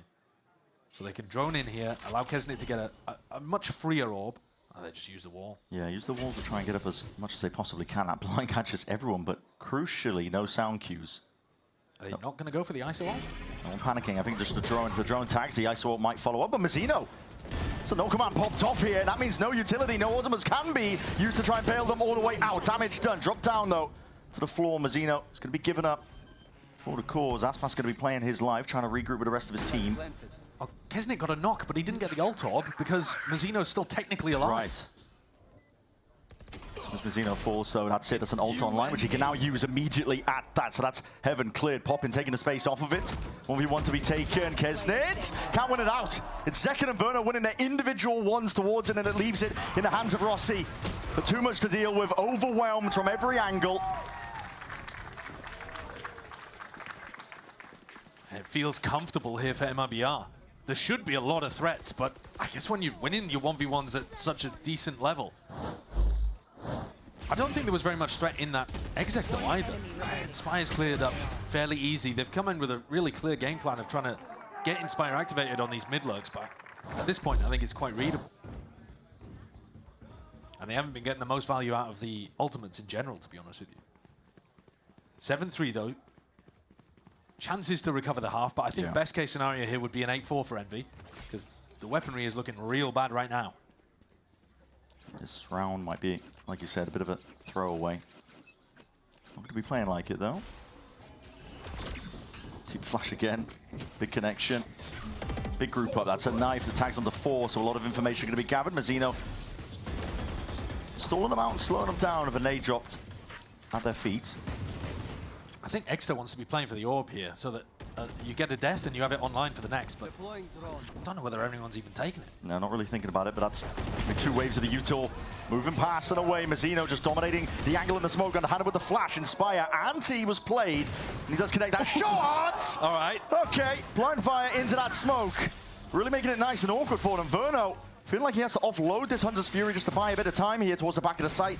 No connections. A lot of players weak there. Could have been big and wrapping around all the way. Aspas. Oh, he's like bait almost. What is occurring here with a game of timing? No, wait! Whips out a sidearm, and this is individualistic at its core. Envy finding it hard-pressed to get anything done, though, in a spot like that. No, what is going on over there at Spawn? Just craziness. I mean, Texas got his back to Inspire the entire time, not realizing that Aspas is getting pushed. And Aspas is like, fine, I'll do it myself, I guess. And that's silly to begin with, but this brawl that happened in Spawn was, huh? No, man, no. There's no way. Again, it's the movement, actually, more than the aim that wins it for Aspas. But the aim's not bad. He's 13 and 3. It's not missing. No. Round 12. Last chance and a half. And they're not up to their ults. No. I want to see Envy prioritize getting those on board, because that is a huge win condition for them on the attack side. Exeter could have his already. Quite aggro here from MIBR. More so than they've done in the past. That's shield, not even broken. I think Kesnick can still just run this one down. But how is he not punished there, Aspas, again? Yeah. Clone's going to be broken. Right. Nade stores him out. Auto collected, though. Yeah, and here it is. Popped off. Dimensional drift forwards. Clearing the way for the rest of his team to follow up and through. Envy look to take this one. Thoroughly spotting out 2 players out towards it as the drift fades away. Oh my God, Mazzino. Just on it, man. Rest of the players also falling shortly afterwards. Rossi towards heaven has got to get something done, but again, these fights are just awkward in terms of the manner that they're taking, and Mazzino is the one to steal the show in a round like this. Inspire. No bullets, no problem. They're finding themselves in some silly situations here towards the end of the half, but in terms of how the rounds have gone in general, it is clean stuff. Very easy going. To be honest, fairly reminiscent of the way that NRG were destroying Cloud9 early on in these matches today. It very much feels like that tier gap, to be honest. The call is God, but, you know, we'll get him next time. It's okay. Just domination. 9-3 here for MIBR leading. We'll see what happens on the next half.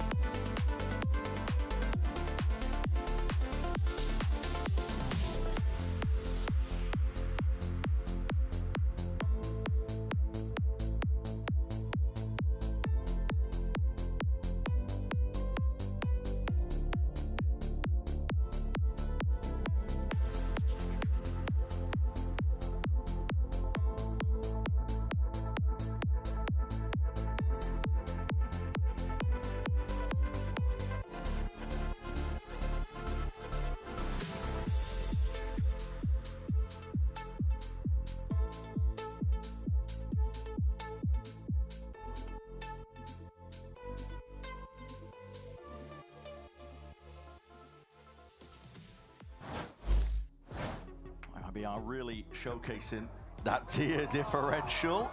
Yeah, a bit like that, to be honest. Yeah, get him. Yeah, a bit like that. Get him. All the aggression in the world couldn't really help Envy towards the end of that half. This iron wall that was pulled up, MIBR holding their ground. Didn't matter really the scenario that they were playing in, because perfectly happy to swat down the individual plays. Yeah. I mean, if you just think about round 12, double pushed into spawn there, Envy, and had a player pushed in heaven, and all 3 of those players died without getting a kill. And you expect, if you're going to take chances like that, some of them to pay off. And I think that this is just an example of what happens when a team is ready for your shenanigans and also has the skill to be able to shut you down completely. I mean, the KDs are completely in opposite directions here between these two teams, as you would expect for a 9-3 game. As we head back into it, though, interesting to see that Aspas has got regen shield and a ghost here. So full investment. Yeah, Mazzino taking the L, dropping the ghost to his teammate. And Aspas has been set up as the raid boss, the final boss. It's going to be suppression across the board here with a shock dart. It's a fight taken. Envy fight at time for about a moment. A few seconds off, but now maybe potentially overextending when Verno is left to punish. It's damage done. You got 2 for the troubles. Poppin trying to go for that orb as well, but he's going to be sandwich squeezed now. Tex approaching alongside Zekken. Cautiously at that, looking for the clearance, but yeah, shot from behind. It's Rossi willing to help out. They don't know where Poppin is. No. So Zekken still has to clear all of these angles, and a high-low looks nice. Really does, yeah, they're going to be ready for this fight to be taken. Envy, pistol round win. And good to see Poppin being able to win those duels where he really needs to. He was very critical about his, I mean, he was joking about it too, but he talked about how in that game against Evil Geniuses, they were basically playing 4v5. He did all right in map 2. Bro's falling for the fake reload 2026. Shamla.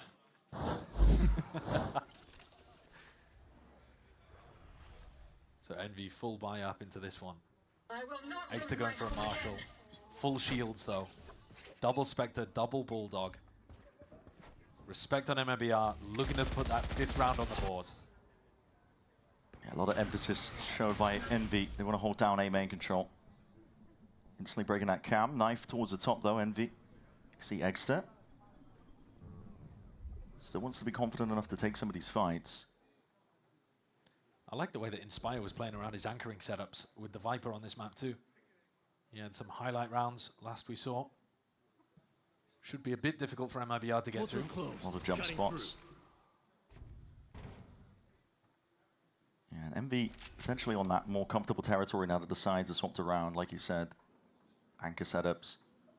Yeah, it's a bit strange, honestly, but I think I'm inclined to agree. Usually, I think of Envy as being that attack-sided team that's... And also, I mean, the comp they're playing too, with the ults and the generation of it.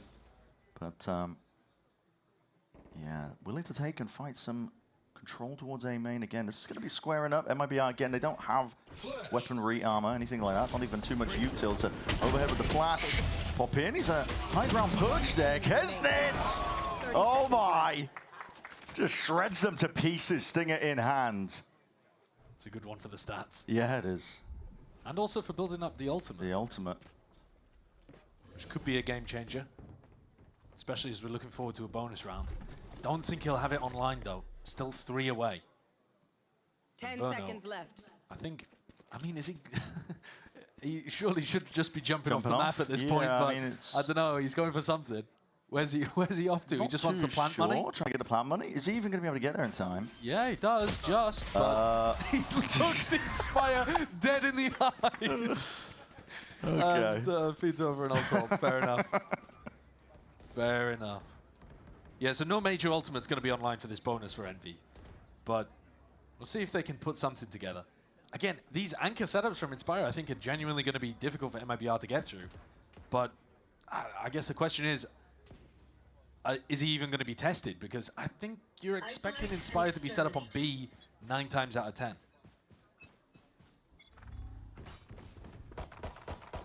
Envy still similar game plans as before. They've been actively trying to fight over certain areas of the map, even on their defense. Here. Always applying pressure. Moving that cam. Puts a big question mark in the minds of MIBR, wondering where they could exactly be laying. Big group up. Orbs to be farmed. Right here. No real intention, though, of committing to a hit with the spike drop down. Now, they may need to go and reclaim mid at this point, too, because you know that they've pushed down and pushed Tex out of that spot, broken the camera. You're worried a little bit about them controlling this B connector, which is much more available to the defenders now. They're second guessing what they're going for. I mean, maybe because Zekin was spotted by the drone? Yeah, or maybe just because the drone came out. Just giving a little bit of indication that they were into a default. Now you do actually have a good timing to go and hit A pretty quickly. Texas kept all of that space for them. It's all been quiet, slow going, not wanting to give anything away. What's the timing on this gate crash for Egster? Is he going to be able to get one and get out? Seconds left. Not too sure. Oh, it's just expired. Just expired as they go for the hit. Perfect timing at it. Tries to dominate again that choke point angle. Fights taken Rossi. Significant damage. Kills found. Is laving it into a 3v3. Deep push by Aspas. A bit unorthodox from a player like him. He's alone going at it, but he does have that dash to see if he can get out. But still eager to lay claim to their lives. Inspire's got to do it now with a Stinger. Could potentially acquire that upgrade with the Bulldog, but very difficult situation. Smoke's in your face. You know the backside's compromised and time ticking away from you. Everything watched for, so MIBR will find themselves up to 10. Aspas showcasing some of that incredible talent that he's got in terms of his aim there. He's a beautiful player to watch when he's taking fights like that. Very clean, Couple of bullets, and Kesnet and Poppin hit the deck. 16-5. Yeah, it's just, I mean, clean as anything, really. Yeah, it's very controlled. I mean, the timing he caught onto Kesnet as well. Kesnet was not thinking about it right as the smoke dissipated. Oh, big pings up towards mid here. MIBR potentially going into a bit of a B split. Poppin greeding for the orb instantly off the back of a recon in A Towards main. A. Risky business. No one was home, though, to see if they can punish. There's a one-way in your face, which will slow down MIBR for a moment. But they've been showcasing perfectly willing to play a patient game. Almost every single round, essentially, has been slow going.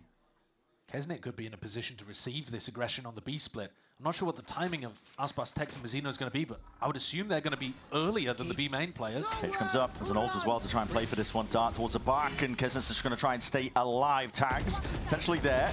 Shield up. Kesnet just trying to square up. Will find it. Can't get the second, but Inspire! More than ready.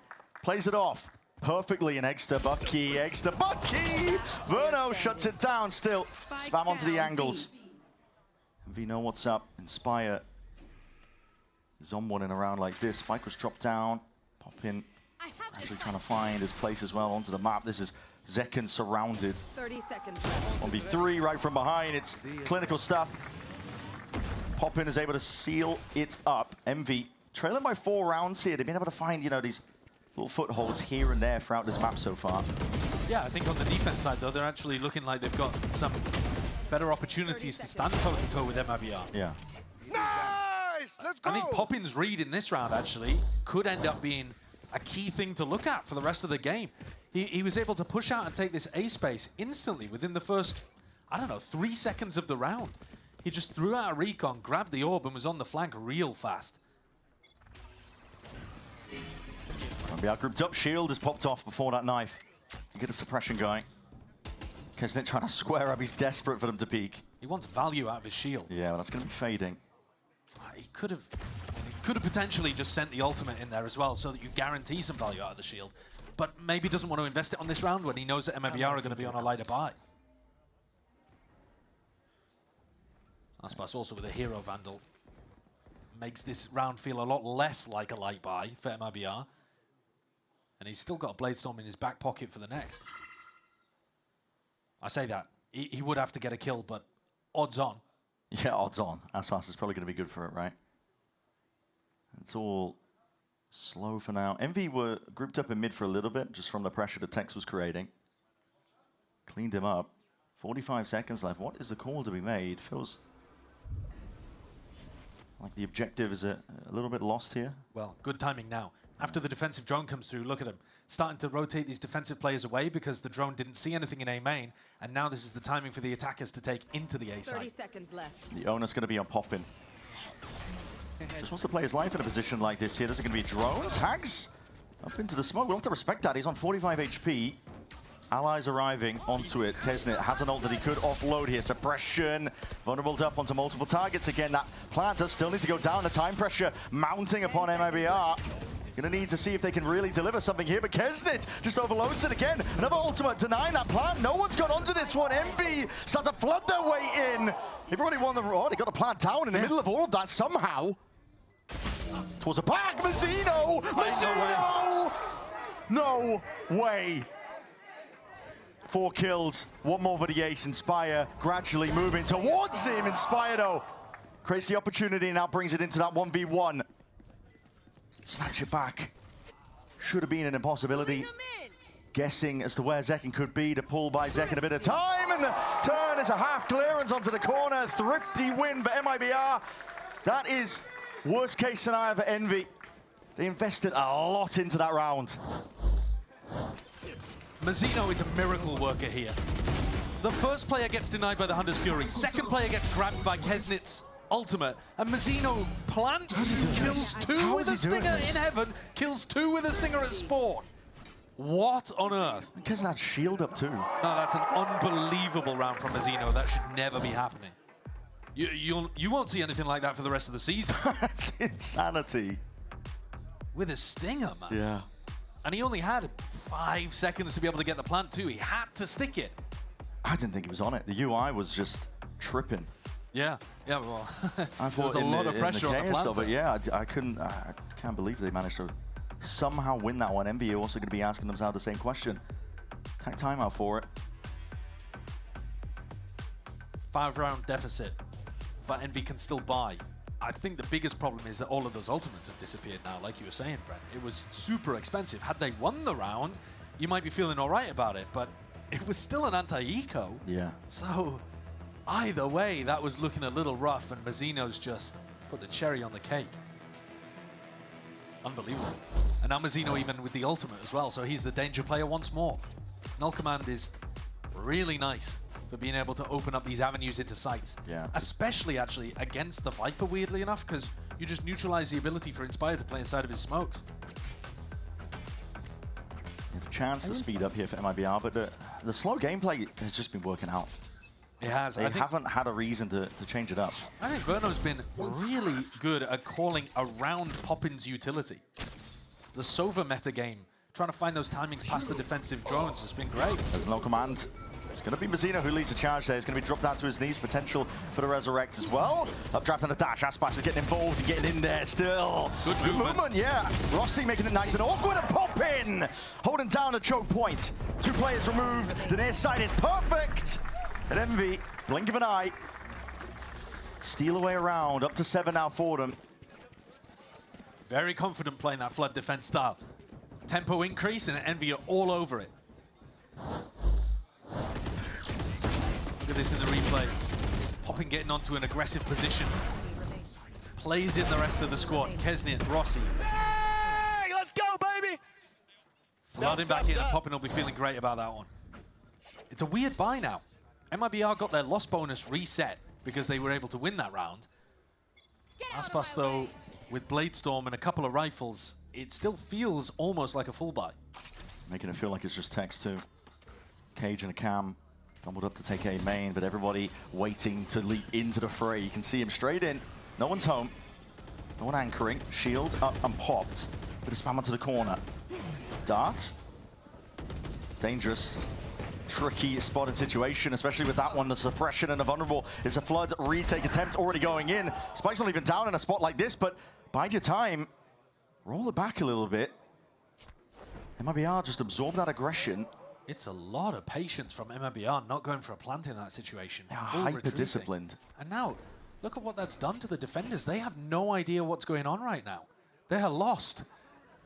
They're looking to re-clear over towards mid as the rehit comes through. Yeah, MIBR have just been doing a fantastic job of controlling the pace. Not getting sucked into the Envy high-tempo playstyle. But Mazzino's still got to get this spike in the ground, and now Envy know where it's ending. Yeah, bullets raining down on your heads. Danger lurking every corner. They go for the tap and the through push. heaven, there's a flank occurring too. It's a tap and a push, like you said. All the way towards backside, planting, ensuring that it could be cleared. Getting themselves an extension into the round here. Now a fight to be taken forward. They hear all this noise. Kesnit potentially just looking to see if he can lock this one up. Mazzino's found Rossi. Onto the flank. That was one possibility. Aspas and Mazzino. In a spot like that, take back control of the round. MIBR so good at just slowing it down. And these players are so good too. Mazzino's hyper aware. He clears Rossi on the flank here. And then is still good for winning the extra duel towards Inspire at the end. Nice, boys! Mazzino's a big reason why this is considered a super team by many. He is one of our America's MVPs at the end of, I think it was the 2024 season. He was spectacular that year. Yeah. Heavy stack of MV. This is all in, a bit of a gamble at that. Crouched up, Mazzino's ready. Traders there in sight, and even though it's popped off, Vulnerable still through. MIBR sidestepping, dancing around our Hunter's Fury. And just like that, Poppin left reeling, wondering how the hell do I win this? Position's already accounted for. Knife out. See you later. Good night. 13-7 for our opening map in this one. MIBR showing up. A great opening map for a team with high expectations, a lot of pressure on their shoulders, but a very, very talented roster. If this is what they look like with only a couple weeks of practice, then we're in for a treat across the whole of the Americas season, but there's more of this to be played. They're going to go into their own map pick next of Corrode. And we don't know what the comps are going to look like. We don't know what the roles maybe are even going to look like. I would love to see some double duelist on Corrode or Bind or wherever it happens. Because that was a very slow affair, wasn't it? It was, on Abyss. Yeah. Cautious, MIBR just making sure that they could take control of the pace at every point in time in these rounds. But Corrode coming up gives opportunities to, like you said, play the double duelist, maybe get a bit more explosive with it. We'll see. Don't go anywhere, you know, you don't want to miss it.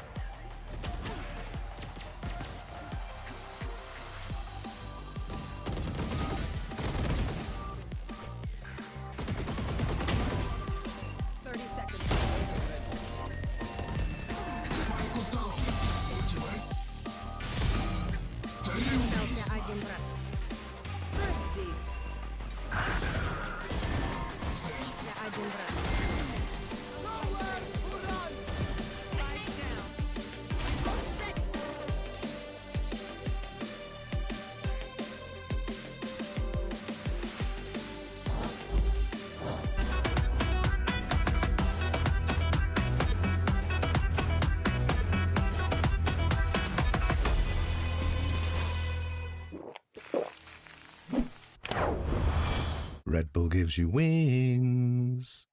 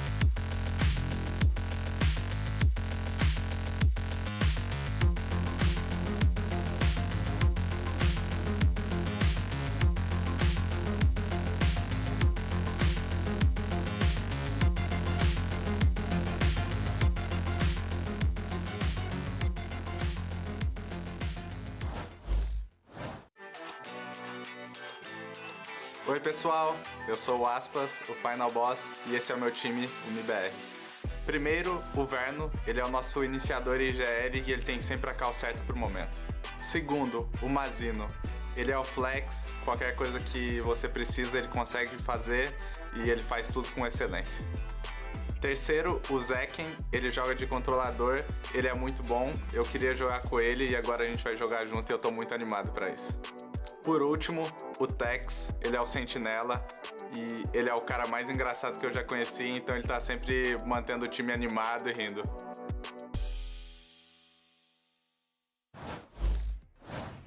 Here with the coach of MIBR, Fraud now. Nicely done, stealing their map pick away. I think there are a lot of questions about your map pick of Corrode and what the roles are going to shake out to be. Will we see that double duelist? So can we give any hint, and for our analyst desk, as to what the roles will be on your map pick? I mean, we'll just have to wait and see. But ultimately, I think as a team, we're going to try our best to be very diverse and just try different things. So you never know what you're going to see. But, you know, we're very happy with just everyone's flexibility and ability to play whatever we feel like we need to play at the moment. So, yeah. Jet Roulette, got it. Best of luck.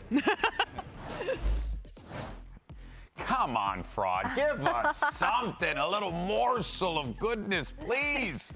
But of course, so if you're an MIBR fan, you are very happy with how things have gone, especially after map 1. A strong showing, 13-7 there, Athena.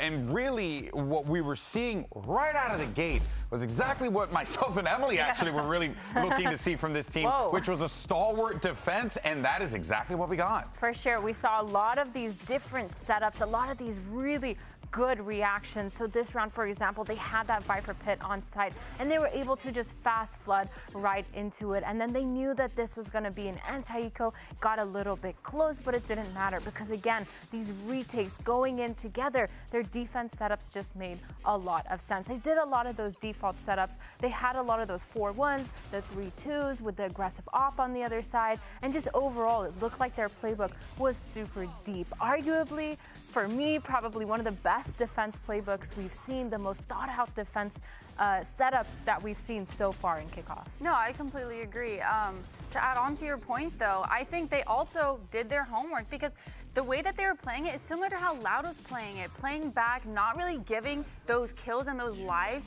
to Envy to kind of work off of, right? And that made them uncomfortable. You saw in that Viper all round that you picked out is that they got antsy. They started peeking out when they didn't really have to. They don't know what to do in those situations where it is a 5-on-5 retake. Yeah, and it just looks like MIBR has that read, like you said, every single time. They're able to retake together. They have the set util that they're trying to play off of. And then, of course, that all boils down to IGL, Verno being able to call out a lot of those timings. And he did a phenomenal job at it, as well as keeping up the press. And I also do want to say as well, like, let's not forget, this Envy squad is coming into this one with the, 2 subs that they're needing to integrate into their system. Yes, they're very good players and they can pop off when they need to. But this is a tale of 2 different teams here and what they're experiencing right now. And of course, you have to keep in mind that when you have massive rounds that could potentially shut down any comeback. I mean, Emily, it's like this round 17 thrifty, and more importantly, it just was the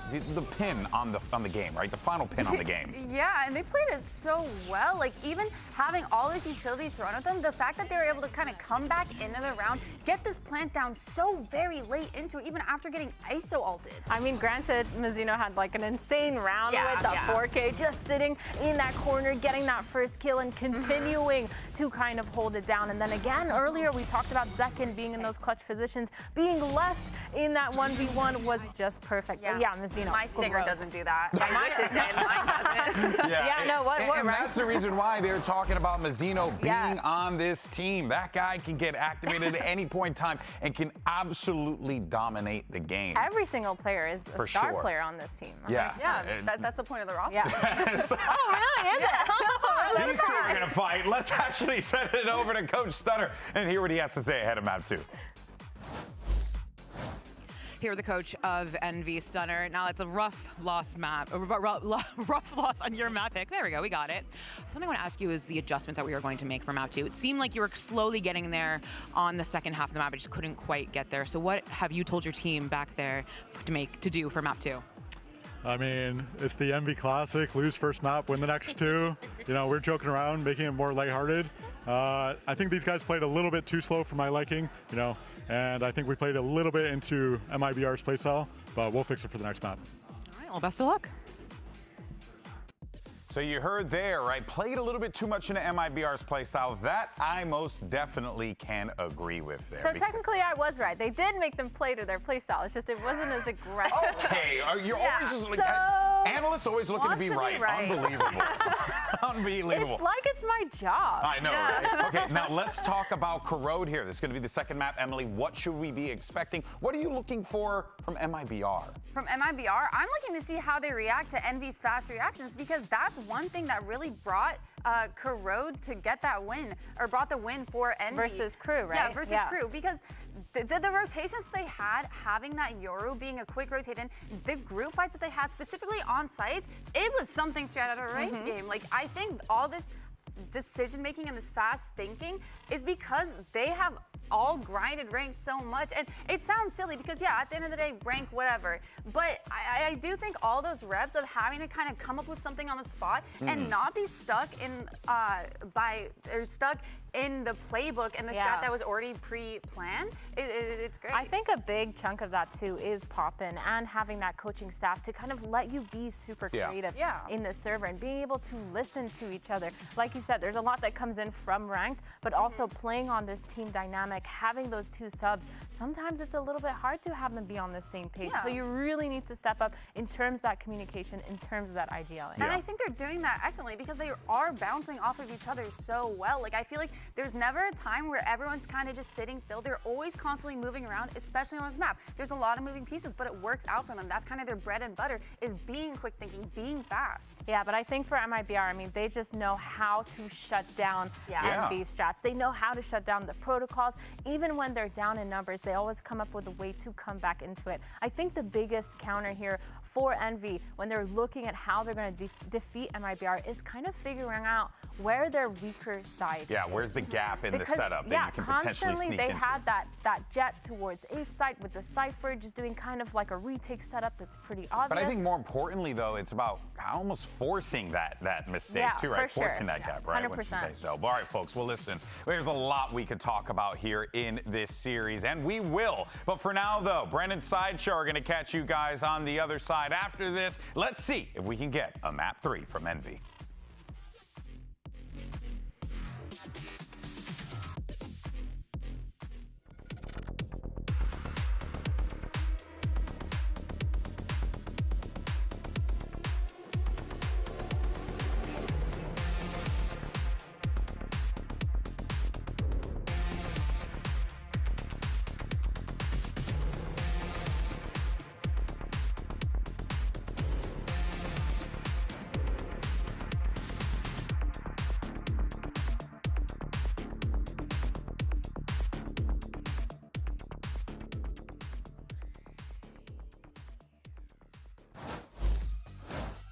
Straight back into it then. Corrode is on the cards between these two teams. MIBR showcasing that they were not going to be pulled into that fast tempo, the aggression, that ranked playstyle almost that Envy have just been forged into. You know, there's a lot of interesting little flavors I think you can add to a match like this too. The fact that you have this team that is path to pro, they've made it all the way and now getting the chance to really go toe-to-toe with some of the best in the world. But also the fact that, you know, you've got this extra element, right? You've got Kesnet playing against Mazzino. Two Chilean players who, you know, we got Santiago coming up, right, in Chile. So that's really Masters fun. 1. Yeah, and they're players that have played together plenty before. Players that have played against each other, as you're seeing right now as well. And both of them, I mean, Kesnet especially was saying he's like particularly excited that Santiago is on the horizon. If Envy were able to get there, that would be astonishingly good. Yeah. Completing the path to pro, and then at that point, you're almost Royal Road in it, like going all the way through to the global tournament. MIBR, though, are expected to make it. That's the difference in expectations for this team. And it is Zekken on Omen. I'm a little disappointed, I must be honest. I was hoping to see the Yoru Waylay come out for this map. I'm with you. It's fine, it's a good comp. It is a good comp, yeah. I got no problems. Was hoping to see it though. Listen, part of the reason why I was so excited for this MIBR team to be formed, but Envy are going to be running it, so it gives them those options to slow it down in the right places, also speed up where necessary. And I think based on the style that MIBR were wanting to run on Abyss, playing double controller like this and playing around the info game and just setting up Aspas on these good opportunities to be able to, you know, get in deep on the attack side, but then also recall out and play to trade on the defense, put an op in his hands. Like it's NRG, isn't it? It's that kind of style. Yeah, it's for the sure. style that MIBR played at Champs as well with Aspas on the Waylay. It just works for them. As we head in here, timer ticking down for Corrode. I also want to see Envy, I think, learn from some of the mistakes in that EG matchup. Took them a while to get all the pieces working together, clicking, I think, as well. Big stage, maybe just kind of looming at the back of their minds, but yeah. This was one of the maps, though, where I think they looked good. Sure, yeah. I mean, the Des was talking about it. They increased the tempo a little bit. They had good, fast reactions to what was going on, and they were getting Kesnet a bit more into the game. Let's get into it. Map 2. Again, par for the course, MIBR. Nothing flashy, nothing fast. Going to take as much space for free as they possibly can just by walking up slowly. Knife against the back, but now you see it double dash forwards as well. Good clearance towards a level of it. Exter announces himself, taking down the final boss. Flash and a refight called for. Envy are just eager to get stuck into the mud with this one. They could get muddy at that. The blind on their side is picture perfect again. That sees connects. Tex gets 3. The double swing towards the end. There's a tempering, controlling of the pace that we were talking about. MIBR do it again, but they leave it into a 1v2 for Inspire. Double walking, he's holding the angle, anticipating it all to come to him. That is a great read from Inspire. Pop off towards the end of the round, well-deserved too. Smart play. Tex with 3 here is really nice, following up off the paranoia and even getting another one with his dying breath. But Inspire plays that really intelligently. Good shit, guys. Push spot. Let's go. That's the kind of thing that Envy have been Straight doing out of their quite a bit of. playbook. Yeah. But showcasing that they can shut it down when other people do it. I've never Where seen is- that before. I've never seen this before in my life. Where is that? There's a lot of interesting stuff on Crows. The observers continue to find new things hidden around the map. A moving delivery truck. The salt mines. What are they? What are they harvesting? I don't know. It can't be good for you though. It's everywhere. It's the microplastics, man. Yeah, well, we've already got that, so not too different. Texas falling early over here. See if MIBR look to prioritize alt orbs. What's their objective in a round like this? Yeah, farm up the orbs if you can. See what a setup might look like. See if you can overwhelm here, but Envy, plenty of bodies in the right places for this one, gets it. God damn. Relentless. He's hunting. Beams him down. Yeah, gets ever so close. Halfway now to his own ult. What else they got, huh? Kesnit's got the potential to be one of the best players in Americas. He has been across his career. Just depends how the team around him functions and whether or not he can get put in positions where he gets that space and gets to rely on his... That's my mano. That's my mano. Boa, boa. Boa, boa. They're learning for when they go to Santiago. Yeah. All right, so weaker weaponry. Can they put Kesnit and Extra in positions? Real fast beginning. Oh, there's a chance of a fight there, but Rack's going to be used on either side. Respect. Rossi's ahead of a lot of this, I think, on the smoke. We are gearing up. Inspire just deep push. This is just brazen to his core. I like tucking in this corner. The 1v1, take it, good cross-up placement. He's over, swinging again. Swinging deeper in the 5v4. I mean, listen. It's kind of crazy. You know that they're mid-defaulting. You know that Mazzino is not going to be the only one there, but all right. Maybe he thought there was another player just tucked right around the corner. It's not usually going to be the KO alone holding the B default, right? So maybe he thought there's going to be another person right here. I've got no chance of escape.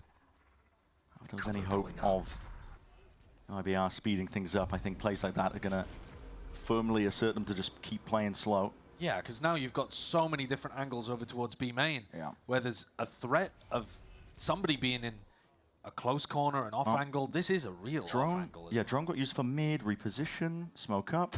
Poppins here, forwards, Aspas. Win that fight out now.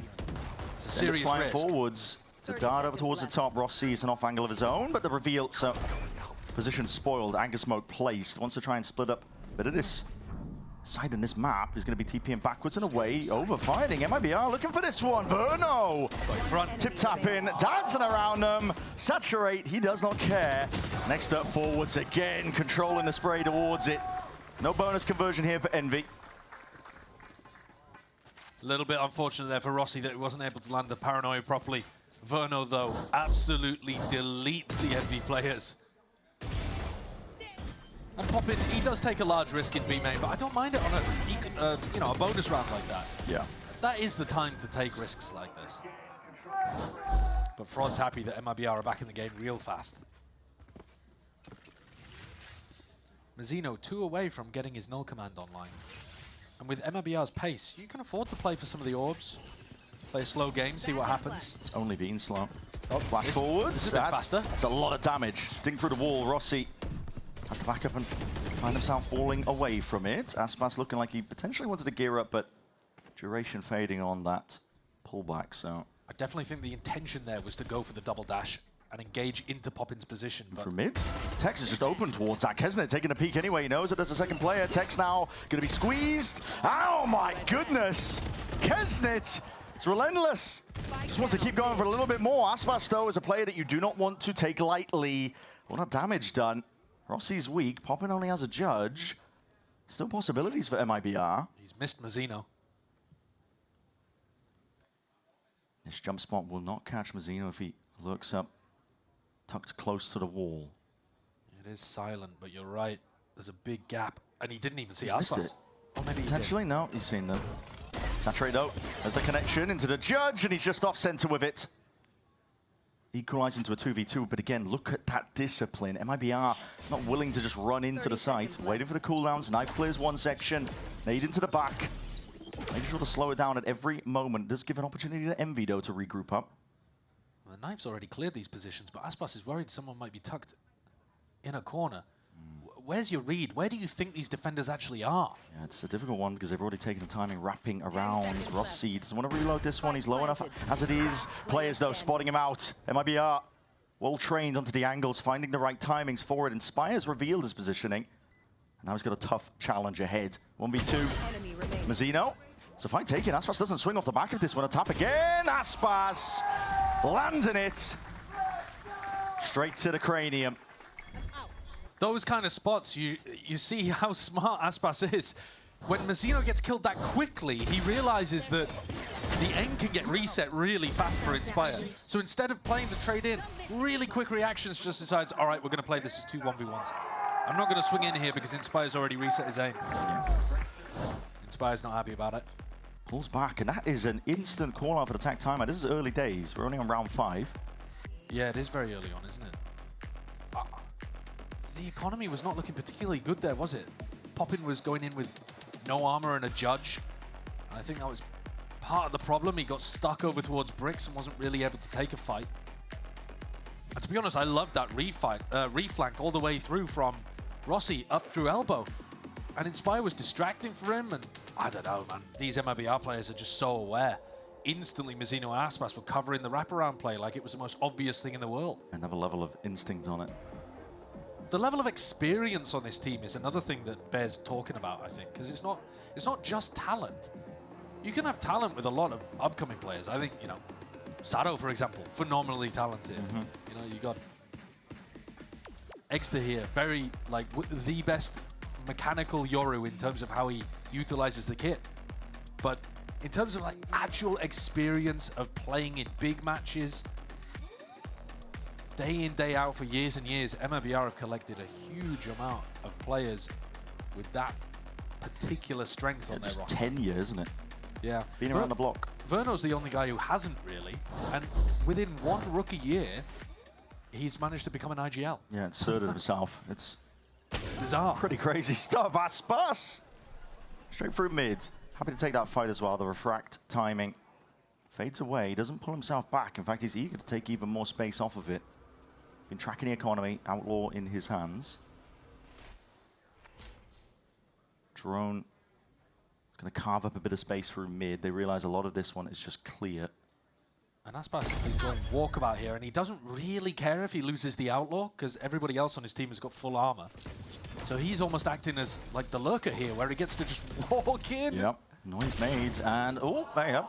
Shot missed and gone wide. Didn't warning shot. Yeah, don't think he committed to reload, which is why he didn't go for the re-swing. Still underhand him with a flash. A fight into elbow is called for. Inspire with a reposition. He's trying to take his timing so fast. What a shot! Snap straight to the head of Zekken, but they've lost control towards one section, and Mazzino snappy himself. Straight towards it. Envy feels like they find themselves an in by making these crazy plays, but they just get slapped back down again. And Rossi not anticipating that Aspas was just at that off angle, ajar towards it. MIBR. They're building up towards some massive ultimates to be able to work with in this next critical economical swing round too. Yeah. It's a hell of a play from Inspire, but the rest of the team just doesn't have the guns to be able to stand toe-to-toe, and a large amount of these 1v1 duels have been going the way of MIBR this whole match. Yeah. And now the ults are online, you don't even have to think too much, you just put together a set play round and overwhelm the B site. Inspire is going to have a job on his hands keeping this one back. Pixel angle. Trust into the aim, but that drone is going to be pushing you off the line. Util going over.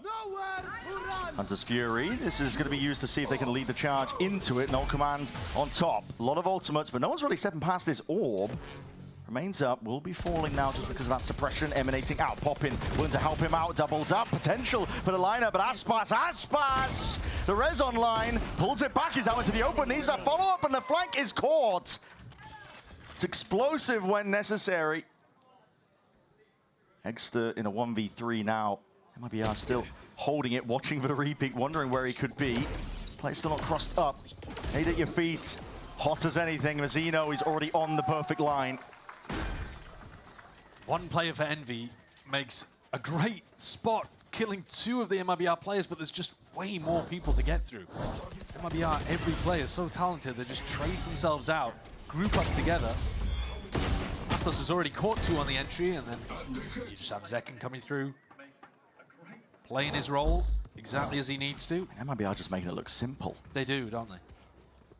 Well, I think it is simpler as well when you have ults to be able to rely on, and you catch the player on the flank. They've got a great awareness and understanding of how Envy are going to try to approach these rounds. Weak money again. Aspas holding this one down. Prowler pushes him back and away. Envy were looking to refight aggressively with the flashes. Not needed now that they did push Aspas away, but now they can just wait again, hold. A lot of angles to account for. Poppin goes for the reswing. Moves his way across. Aspas who's spotted. Stray shots going his way. Could go for a little jump peek over the top of that, but decides not to. Step all the way deep. The game of patience is favouring MIBR in general. It does feel like Envy want to try to force the fights more often. Banking on that Envy play style of just being frantic, always trying to get active, involved. Kesnet, no real trade there. In fact, the saturate is good enough as well to really slow them down. So the punish doesn't go their way, 4v4, but Envy players rapidly approaching now to positioning here over towards the A side. Looks like the end goal for MIBR, moving around. Kesnet still a bit of a menace, but he is in a sticky spot. Moving forwards, players behind and around everywhere to count. There's safety in numbers though, and MIBR have got it all under control. How Mazzino survives in that spot with 2 players pushing him from the back, and credit to his teammates who are holding it from the bricks position. And Inspire in a 1v3 with only a Sheriff. It's very tough. So, you know, low. He's low. He would have gone down to a single shot, but he's going to be backing up now, making sure to double play it up. Instantly there. It's calm aim from Inspire. Almost felt like he had a chance in it, but 1v3. MIBR on top of things. If Envy want to get back into this game, next round coming up, there's got to be it. It's do or die at this point. Yeah. You've got your money back. You've got 4 out of 5 ults to be able to play with. Inspire could lock down one part of the map with his Viper's Pit. You could play even heavy mid and play retake on one of the sides of the map with extra and Poppin's ults. But you know, you've got so many different ways of being able to play your defensive setups with these ultimates now. Paranoia utilized nice and early here. Aspas is raring to go. Flash overhead. Now that light speed dash into the smoke. So many angles and layers to this one. Snakebite pulled out, a bit of spam into the corner. It's a distraction to get the Omen really deep as well. Yeah, Zekken sowing a bit of discord behind enemy lines here. Silent with the drop down, pop in, looking to see if he can reclear this one. Has the Prowler, but he's misaligned it. Yeah, wasn't expecting that Zekken could already be that deep. TP around. Fakes on fakes. They've hammered a bit of a wedge up towards this middle section of the map. He puts the pressure now onto Exeter. Has to use that dimensional drift to get out, but Inspire is still locked forwards into his angle. Pings out, though, where the players are. Potential for the fight to be taken again, but still not favored. MIBR happy to whittle away the opposition. Cautiously at that, and now with the pit in play. Does give an opportunity for the Envy players to get in. Drop down from both of them. Kesnet's forwards again. Now you're going to see it in hand with a shorty. Was hoping for an easy kill, but everybody in position. Rossi, though, reposition is perfect. TP up towards the top. It's their own turn to see if they can get a bit of chaos going, but Verno locking it down. And the pit's still in play, means that the decay is going to be kicking in. Damage done, he's found a pocket to potentially renew himself. Hide from the drone. There's still chances for Rossi, but chance fades away at that. This is MIBR. Not just in the driving seat, I mean, they've just been in complete control outside of just losing the pistol. The Des were giving them a lot of credit for how good their defensive setups look like this. I mean, this is a really nice one to pull out of the strat book. You go for a fake hard B push in order to disguise the fact that Zekken is deep teleporting into mid. Then you cancel the B push because you have Waylay who can just refract fully out, and Zekken ends up being the playmaker.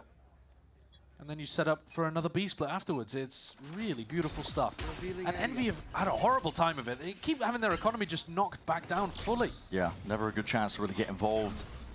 MIBR, one of the faster rounds that we've seen from them now. Big group up, Envy This is their wheelhouse. They like to play like this. Sees and a flash is primed. Exeter's ready for it alongside a Haunt. Whole lot of pressure, whole lot of presence. MV trying to go for this one here. Exeter does manage it, at least with it, but the shots are whiffy, whiffy. There needs to be some backup and follow-up through. MIBR find their way through. In the end, there's a smoke to cut it up, and still, with the rifles, they all just topple, cutting them down. Even when it feels like there's a chance, potential for MV to get something going, MIBR always find a way back in. Yeah, MIBR definitely had a couple of whiffy moments there, didn't they? But I guess the same could be said for Envy. Flash and a Prowler play. I felt like there should have been chances there for the team with the lower economy to come out on top. If that had been a rifle round and MIBR play at the same pace, I think Envy are really comfortable in those spots. But it does feel like the rounds in which Envy have got the chances, they just don't have the weaponry to finish it off. Feels like a very intentional game plan for the MIBR. Yeah. They know exactly the play style that Envy want to go for. And they're happy to give him a little bit of hope on the rounds where they control things economically. It's not 100% slow, but just on the rounds where they're going to be favored playing fast.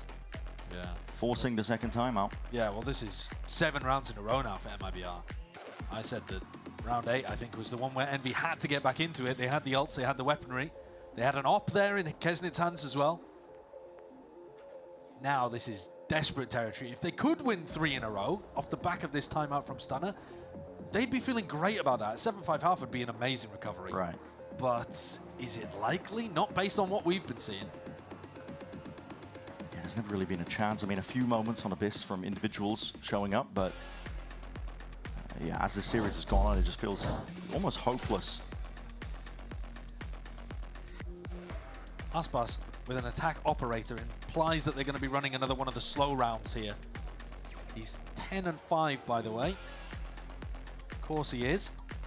It's just been unbelievable. First map, I believe, 20 kills. 20 and 8. Yeah. So total, he's got 30 kills for 13 deaths. That's unbelievable. This is coming off the back of just having heart surgery a couple of weeks ago. What on earth? There's no player like him, really. No, he's one of a kind. Prowler tags. This is a bait and switch. They think it's just going to be Tex hiding into the corner. They want to take a chance to jump onto all of this one. But again, yeah, like I said, bait and switch.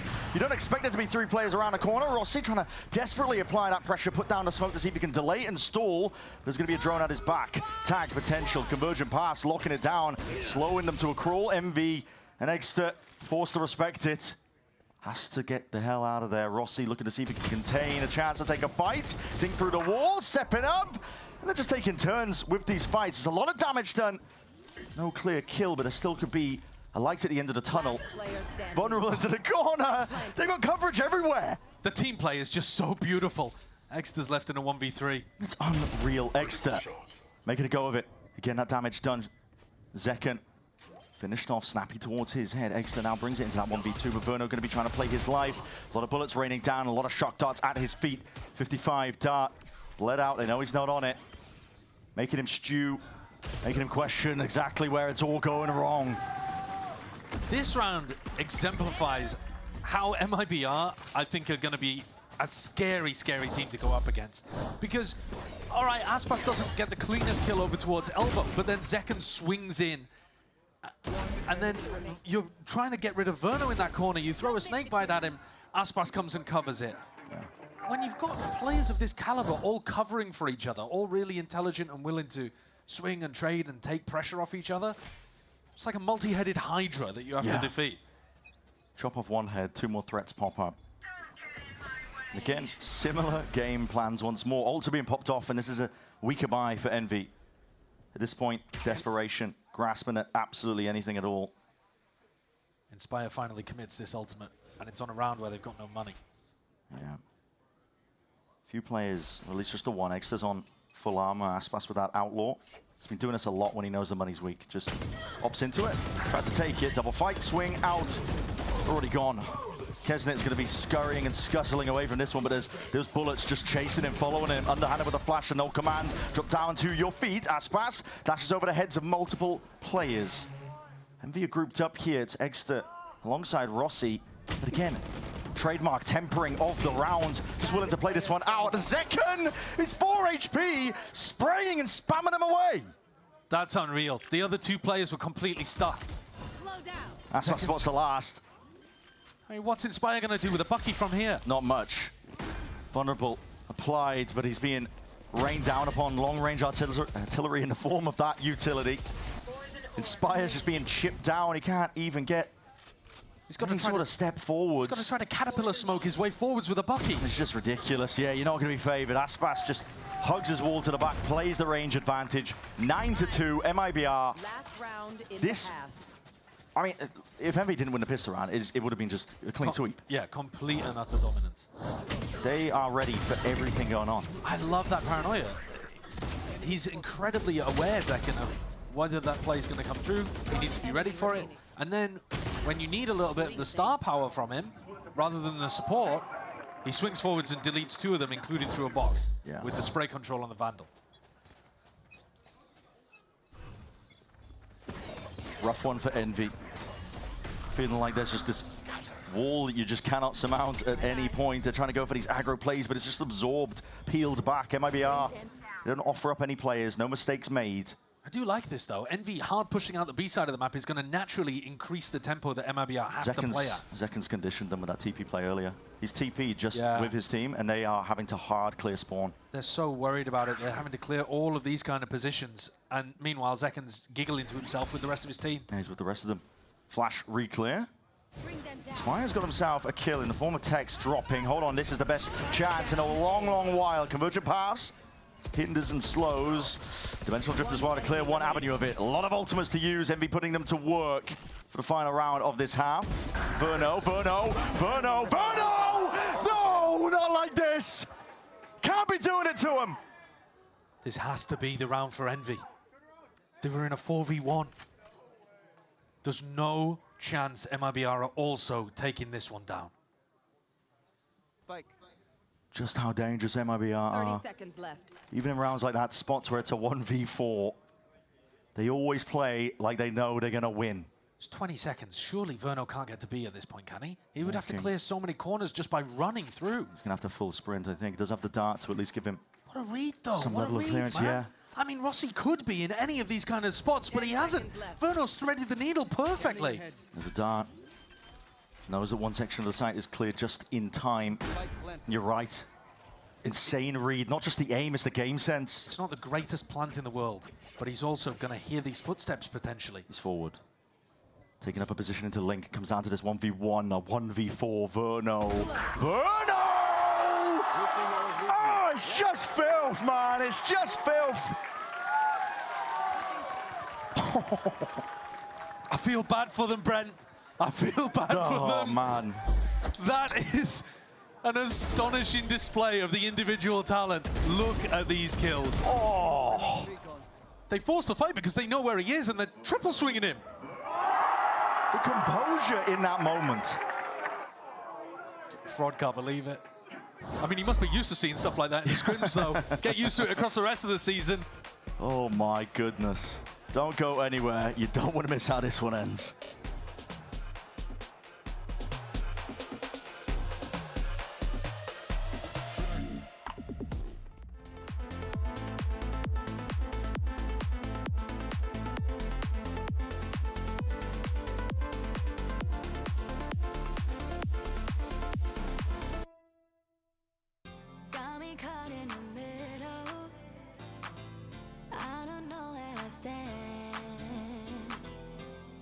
Mixing the signals, and it's out of my hands.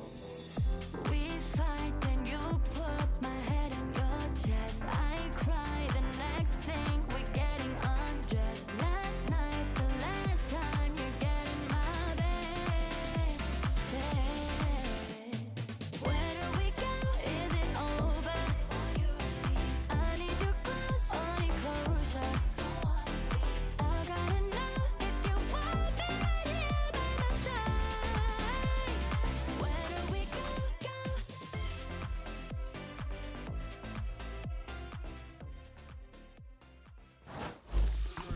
Well, this has just been one of the most one-sided maps we've seen in quite some time. We saw one earlier, to be honest. I mean, it was just domination from NRG's side of things, but Envy, the only buffer that they've earned is 2 rounds from a pistol round and a follow-up. since then, MIBR, even in rounds where they weren't in complete control, let's be honest, I mean, that final one, round 12, was just electric, and goes to show, I think, the level of quality in terms of just game plans that MIBR have. They have a firm understanding of how Envy want to play. They're constantly working them, playing a fiddle, and making them dance to their tune, but when it goes awry, player quality can back it up in rounds like that. Yeah, in order to be considered a super team, you have to have many, many players, if not all of them, who can take over a game and just win you a round out of nothing.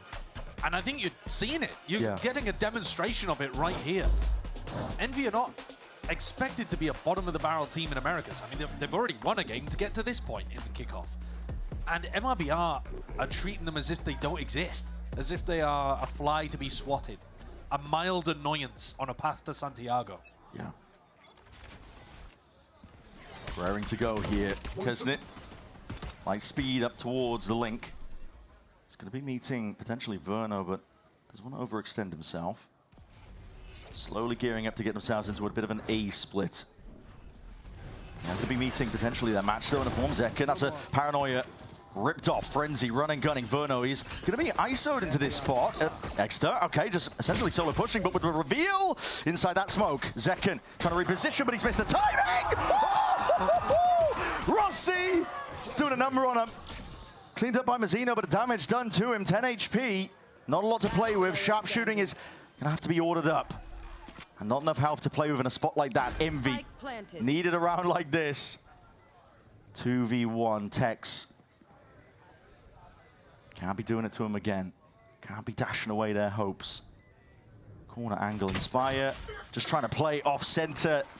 Not cleared. Crosshair placement not there for Tex. So another pistol round to potentially give a bit of breathing room.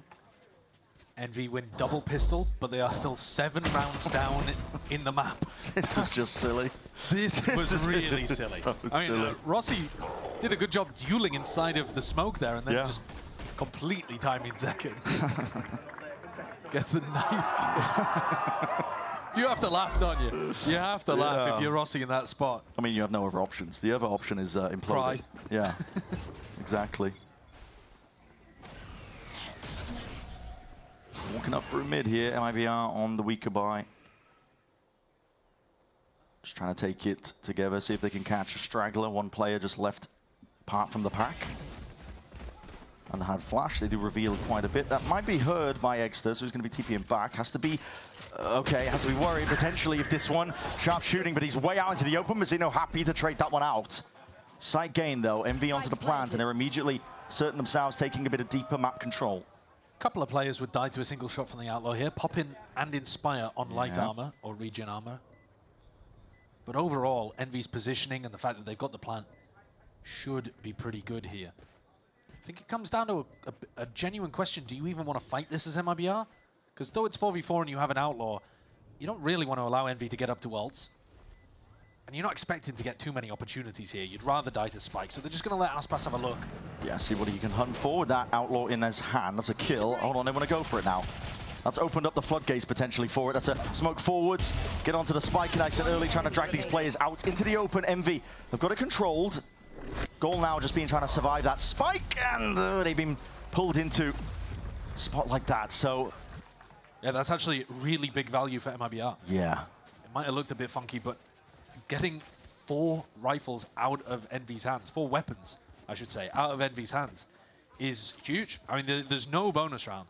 Would you even want to be taking a bonus down 4-10? I don't know. Maybe you'd want to be forcing up into it anyway, but now the choice is ripped out of their hands, and Kesnit's coming into this one with a Bucky. Exter's coming into it with a Spectre. You know, it's not good, even though they're forcing. It's a bit all over the place. I don't know why Kesnit's going for a Bucky here. He could, could go force for a rifle. I mean, 2 of your players are already forcing. Fast and loose. That's how Exter wants to play this towards A main. Posturing, perhaps, that there could be more players. Yeah, he did this on the second round as well. I think Kesnit's deliberately bought a Bucky to jump onto somebody's head. We'll see how this one plays. Yeah, an attempt to potentially flood in, but look at that, just peeling all the way back. Tex doesn't want to overplay. Gives him side control. MIBR playing fully off for the retake here. They're doing that quite a lot on Abyss as well. Tex's job is just to hold down elbow control. He's going to be tested again. Short in form in terms of that util. It's just a dry peek and dry swing. Exter wants to have a go of things. Underhand about that flash again. Rifles, though, working out. 1 for 1. Paranoia, next level of it, nearsighted. Rossi chooses to commit. Rossi did get the one. Texto dominating. 4 kills, 8 bullets. Clearance into the corner. Kesnet denies. Kesnet comes alive. Forwards again. Good chance for him. 1v1. That's what they needed. That's the Kesnet value you're looking for with this team. That's the player to replace Kane Zera and give you big rounds like that. The 5th on the board for Envy. Tex almost aced. Just cleaning them up. I think the game plan does make sense here. You're just not expecting Kesnet to win a 1v3 with a Bucky tucked in a corner. Yeah. But I think the game plan for MIBR is sensible. You know, they're playing for retake quite a lot because they know that Envy are going to over-push in post-plan. And they're just looking to hold. Only one found there. One tagged up. Which means that the defenders are not going to be rotating over to help B, which means that Envy might choose this timing to exec. Making a call. Winning that bonus does give them significant ins. 3 bandits on the other side. See if the new weapon can pose any danger. It's a good time to bring it out, pull it out here. Prowler flash in towards the back. Tex is just trying to play himself in. Mazina's also there alongside him. Nades! Damage done! No. Can't be doing this. He's even going peeking over towards heaven. He spotted it wide out into the open, just trying to be controlled with the aim, but punished in the end. Rifles better in the hands of them. Fast reaction from Rossi instantly taking the space. He's alone taking his fight. Zekken wasn't in a position to really try and trade that one out. Well, Zekken's got a classic as well. Trying to bait out the shot! He got the Guardian now. Smokes out. One way, peel it back a little bit. Doesn't have that Guardian. Hard pressed though to try and find this. A flash and a jump straight into Rossi. Dominating these lines. We'll be able to find Verno. What? Okay. Verno got the rifle. We'll look to see if he can survive in a spot like this. But for Envy, just keeping it going 1 round at a time. It's going to be their goal. They're about to get up to both of their duelist ultimates as well. There are chances for Envy to be able to respond, which you wouldn't have caught me with that kind of cope at the halftime. It was a pretty spectacular way that the first half ended. Bro, I don't know why. Now it's fun again. We're winning rounds and it's fun again. I'm glad it's fun again. But yeah, it's fun to win, man. It's fun to win. If they can win this next one, though, they're really going to keep it going. Aspas has bought down to 150 credits. Zeken's got none left in the bank. Good possibility to break the economy. Yeah, the gold reserves are running dry. Refract active. Operator in his hands. Crouched up. That's a bullet to the chest. Kesnet is gone. Back to safety as well for Aspas. Has it. A lot of coverage in terms of his players that are ready to help him out. Extra wants to send it forwards anyway. Dimensional drift. Again, piece together the direction of where this is going. Light speed up towards heaven. Rejoining the rest of them. Mazzino just trailing. He's caught into this corner though. Wants to take the fight and Extra plays right into his hands. Aspas is going to have to be fairly slow on this retake. He's got an operator. His job just slowly clearing angles, creating these safe spaces for his team. But it's going to be on people like Tex and Zekken to actually get the retake going. High priority from MV. They just want to make sure that they have that link control. Paranoia sweeps, drop down from Tex. He's into the corner. Verno looking for that 1v1. Got to know that. Yeah, Extra's just there. Betrayed by the barrel that was poking out to the corner. This retake still has some legs towards it. Time is ticking. Inspire, left alone, shot missed, going wide, needs to kill the planter, needs it now! And it all goes wrong here for MIBR. It's a rare mistake, but a big mistake from Aspas, missing the shot. He had Inspire caught dead to rights, and then secondary weapons just a classic. Wasn't able to apply the right level of pressure, and Inspire can just swing in and delete the diffuser. I think if it wasn't for that missed op shot towards the end, this one is definitely on MIBR. Yeah. They had that round wrapped up. Another 1v3. Envy are winning these rounds in unusual ways. I mean, I put the blame on Aspas there, but Zekken also had an opportunity to win a 1v1. Right. So both of them, to be honest, letting things slip slightly. MV clawing their way back in. Got to take it one round at a time. But it does look doable at this point. Yeah. I mean, think about stringing the leader rounds that MIBR had. They've managed to drag it just down to 3-round deficit. Kesnit with a big ultimate to work with. He got picked instantly in the previous round, so no opportunity to use that Waylay ult. But now they don't have to worry about Aspas op. They can take a look at the economy. Yeah. And to be honest with you, I thought it'd be worse for MIBR. They're coming into this with 4 rifles. They want to make a go of things over towards B, but that is where the pit is placed down. They do have Kesnit's ult. It looks like that might be the goal. Yeah, here it is, Convergent Paths, Snakebite. Rossi's going to be TPing all the way deep into behind enemy lines, into their spawns, sowing a bit of chaos, trying to take these fights. There are smokes on smokes. Verno really isolated with movement like that. How is he living? Just beams Rossi down. Can only do so much, though, from a spot like that. He buys time. Crucial seconds. MIBR getting themselves back into position. It's a 3v3. The weapon dropped in heaven might be available for Zekken to pick up, especially if these Envy players are cowering inside a pit. Yeah. Deep pit. It's really difficult to see through, but again, it does give possibilities for MIBR to just walk out onto site here. Zekken's not playing for the better weapon. Paranoia. It's a connection, at least onto the one. Aspas on onto the flank, just offset with the movement. Kesnit wins that out. Critical 1v1, and now can just dominate that main position. Envy up to 8. And MIBR's economy will not be able to hold on now. They are definitely going to get knocked down into a low buy round. This is genuinely on. 6 rounds in a row, no stopping. And MIBR are forced to take a tactical timeout. At this point, what they're going for is genuinely not working.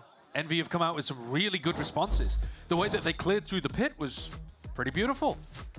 Make use of the Waylay ultimate, get deep in there. You know that the Viper's going to get caught in it, or at least strongly suspect he's going to get caught in it. Right. And Tex was a sitting duck. Attack timeout being used here. By the look of it, not so much for Fraud to make adjustments, but to give time for Verno to make the adjustments. Yeah. He is rattling off the instructions to the rest of the team. He's normally, you know, we know him as quite a quiet player, just from the interviews, but... Yeah, he's a quiet person, but I don't think he is a quiet player. Yeah. Exactly, yeah. It's kind of, you know, counteracting it, to be honest, because he has a lot to say in terms of what's going wrong for them. It's such an interesting dynamic that Verno, the least experienced player on the team, is the leader, the IGL, giving out instructions to incredibly experienced legends all around him. But when you look at what MIBR were capable of last season, and you look at what Verno individually is capable of as well, and the trust that Aspas has in him, yeah, makes sense. At the moment, though, a serious struggle. They do need to change things on the defense side, because this is 6 in a row that they have lost. Are they going to make the adjustment in this round? Probably not, because this is just the eco, you know. You ride this one out, have a slightly different plan, but into the next round, round 20, that's where we'll see what Verno and Fraud have cooked up. Sheriff and Bandits scramble together a bit of a buy. There's damage done. Hold on. Flash and a peek in through mid. Big knife as well. It's going to be connecting onto a multitude of players, so noted. Footsteps. Sound made. Hoppin, you are alone with the spike. With the spike, yeah. Very forward position. There's no way you want to re-peek this one. I don't think we've seen the team go for 5 bandits, Brand, yet. He wants to go for this. He knows it's a close drone. Saturate is good, though. Peeking into it. Aspas low enough. Saturate's not really doing too much. It's good. Diligent. Envy making sure that they leap into this one and take these fights together. On the same page the whole time. That's crazy. I thought that was 150 range there.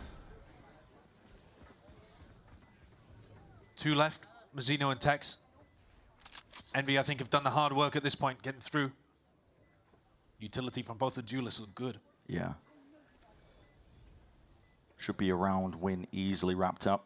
Now Envy going to be only trailing by 1. I think Exeter wants to be hunting for these kills if they're thinking about that kind of stuff. It's difficult to optimize the details in a game like this where you're on the comeback and it feels like every round's difficult. Yeah, you're just barely keeping your head above water. So. But in theory, getting Exeter's ult online would... That's crazy. In the night. I mean... It's not going to affect the round outcome. No, they're just going to be going down to the spike, ideally. Hold on. Bit of a realization. Damage done. I don't think it matters for the economy, really, for Envy. Yeah. I mean, Exeter doesn't have that much money, but the rest of his team can drop. So what is the adjustment going to be, though, for MIBR.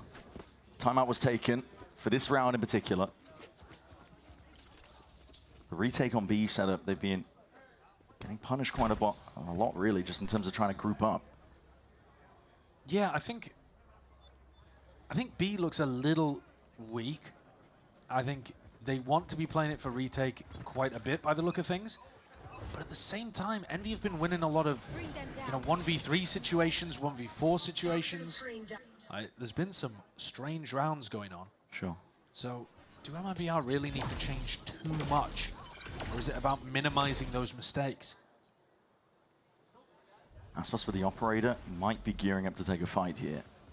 Especially with that Prowler unnoticed. Aspas push back up, doesn't have that refract popped off, but a light speed gets out of there just off that initial pick. Zekken also with the reposition. Shots are fired off. Zekken holding it down towards elbow. Absorbs most of that aggression. TP is going to be heard there. Hunter's Fury into the corner. Good tags, good connections. Rossi is left to his devices, left to do it all. But this time it's MIBR slamming that door straight in their faces. That one looked very easy, didn't it? Complete reversal of fortunes for MIBR and Envy. I love the positioning from Aspas. I think he plays that round absolutely beautifully. He takes a passive line at the beginning, really safe and cautious, so the Prowler misses him, completely out of range, and then he creeps forwards afterwards and grabs the easiest kill onto Poppin. Yeah. I wonder if that reaction from Poppin is mid-round, like as he dies, or whether that was right at the end.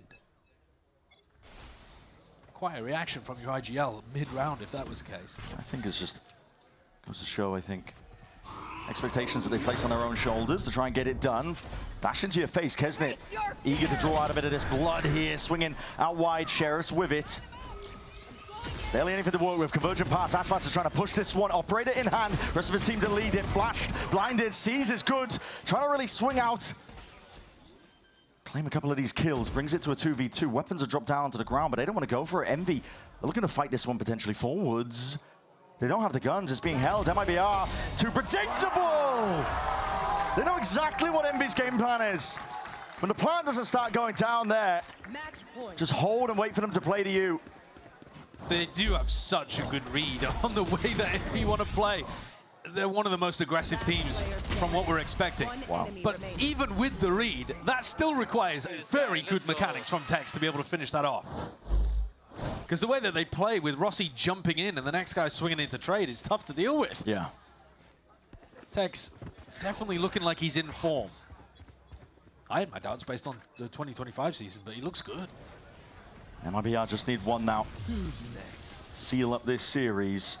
It's been tough for them to string together a couple of the rounds on this half. Egster, it's going to make it that much more difficult now. Dimensional Drift counting for a couple of the players' positions here in that dash forwards. Reclaiming a bit of space. Verno steps forwards. Fight that he wins out with Inspire going down. Hold on, that's a Bucky. Drone broken. It's not the best buy in the world again for Envy, just for them to survive and stay in this match.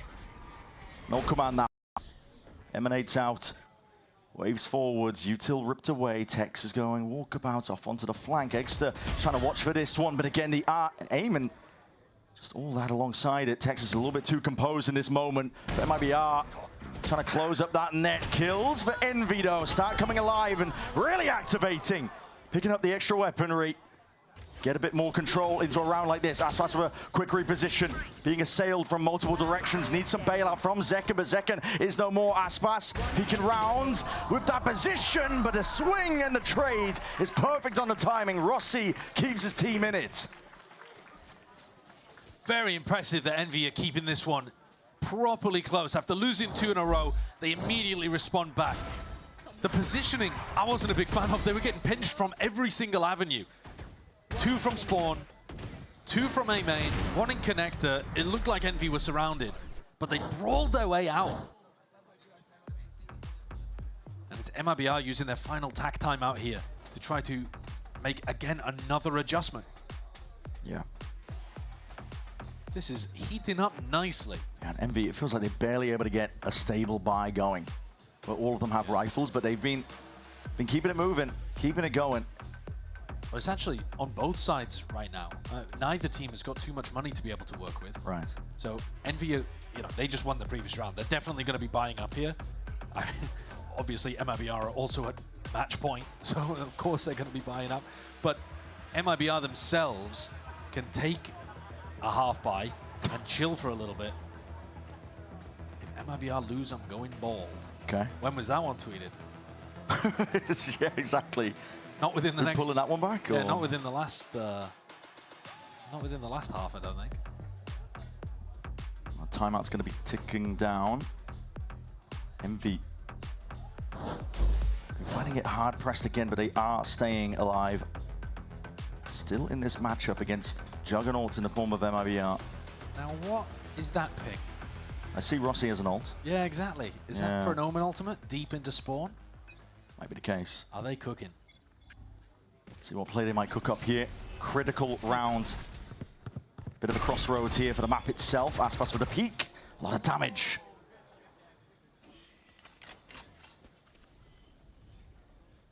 He's going to have to respect that one back once more. Envy are not willing to rush into anything.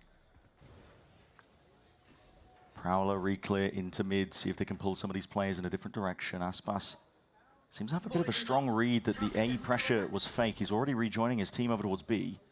Yeah, I think MIBR have got a good idea that Exeter's default at the start of the round often ends in a B here. That's held.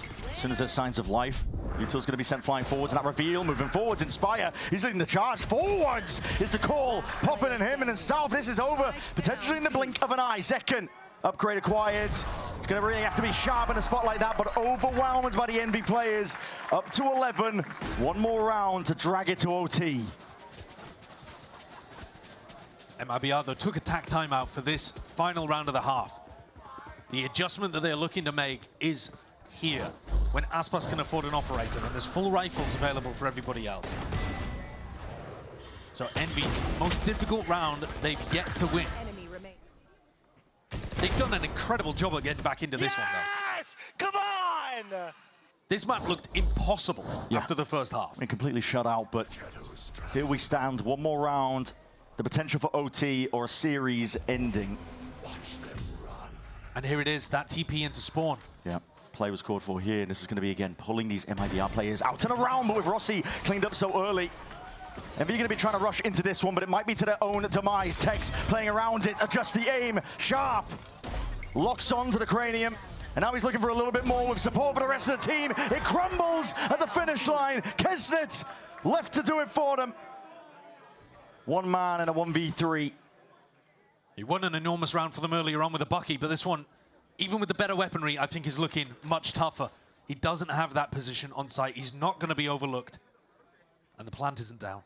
And rounds like this, when you're on the brink, the precipice of just dragging it to an extension, they're the most tantalizing. They rush into it and leave Kesnet in this spot, a 1v3. Repositions to main, but there's a smoker alive. That's it. Zekken locks off that lane. Kesnet forced to now take a peek through. Verno might have just spotted that one.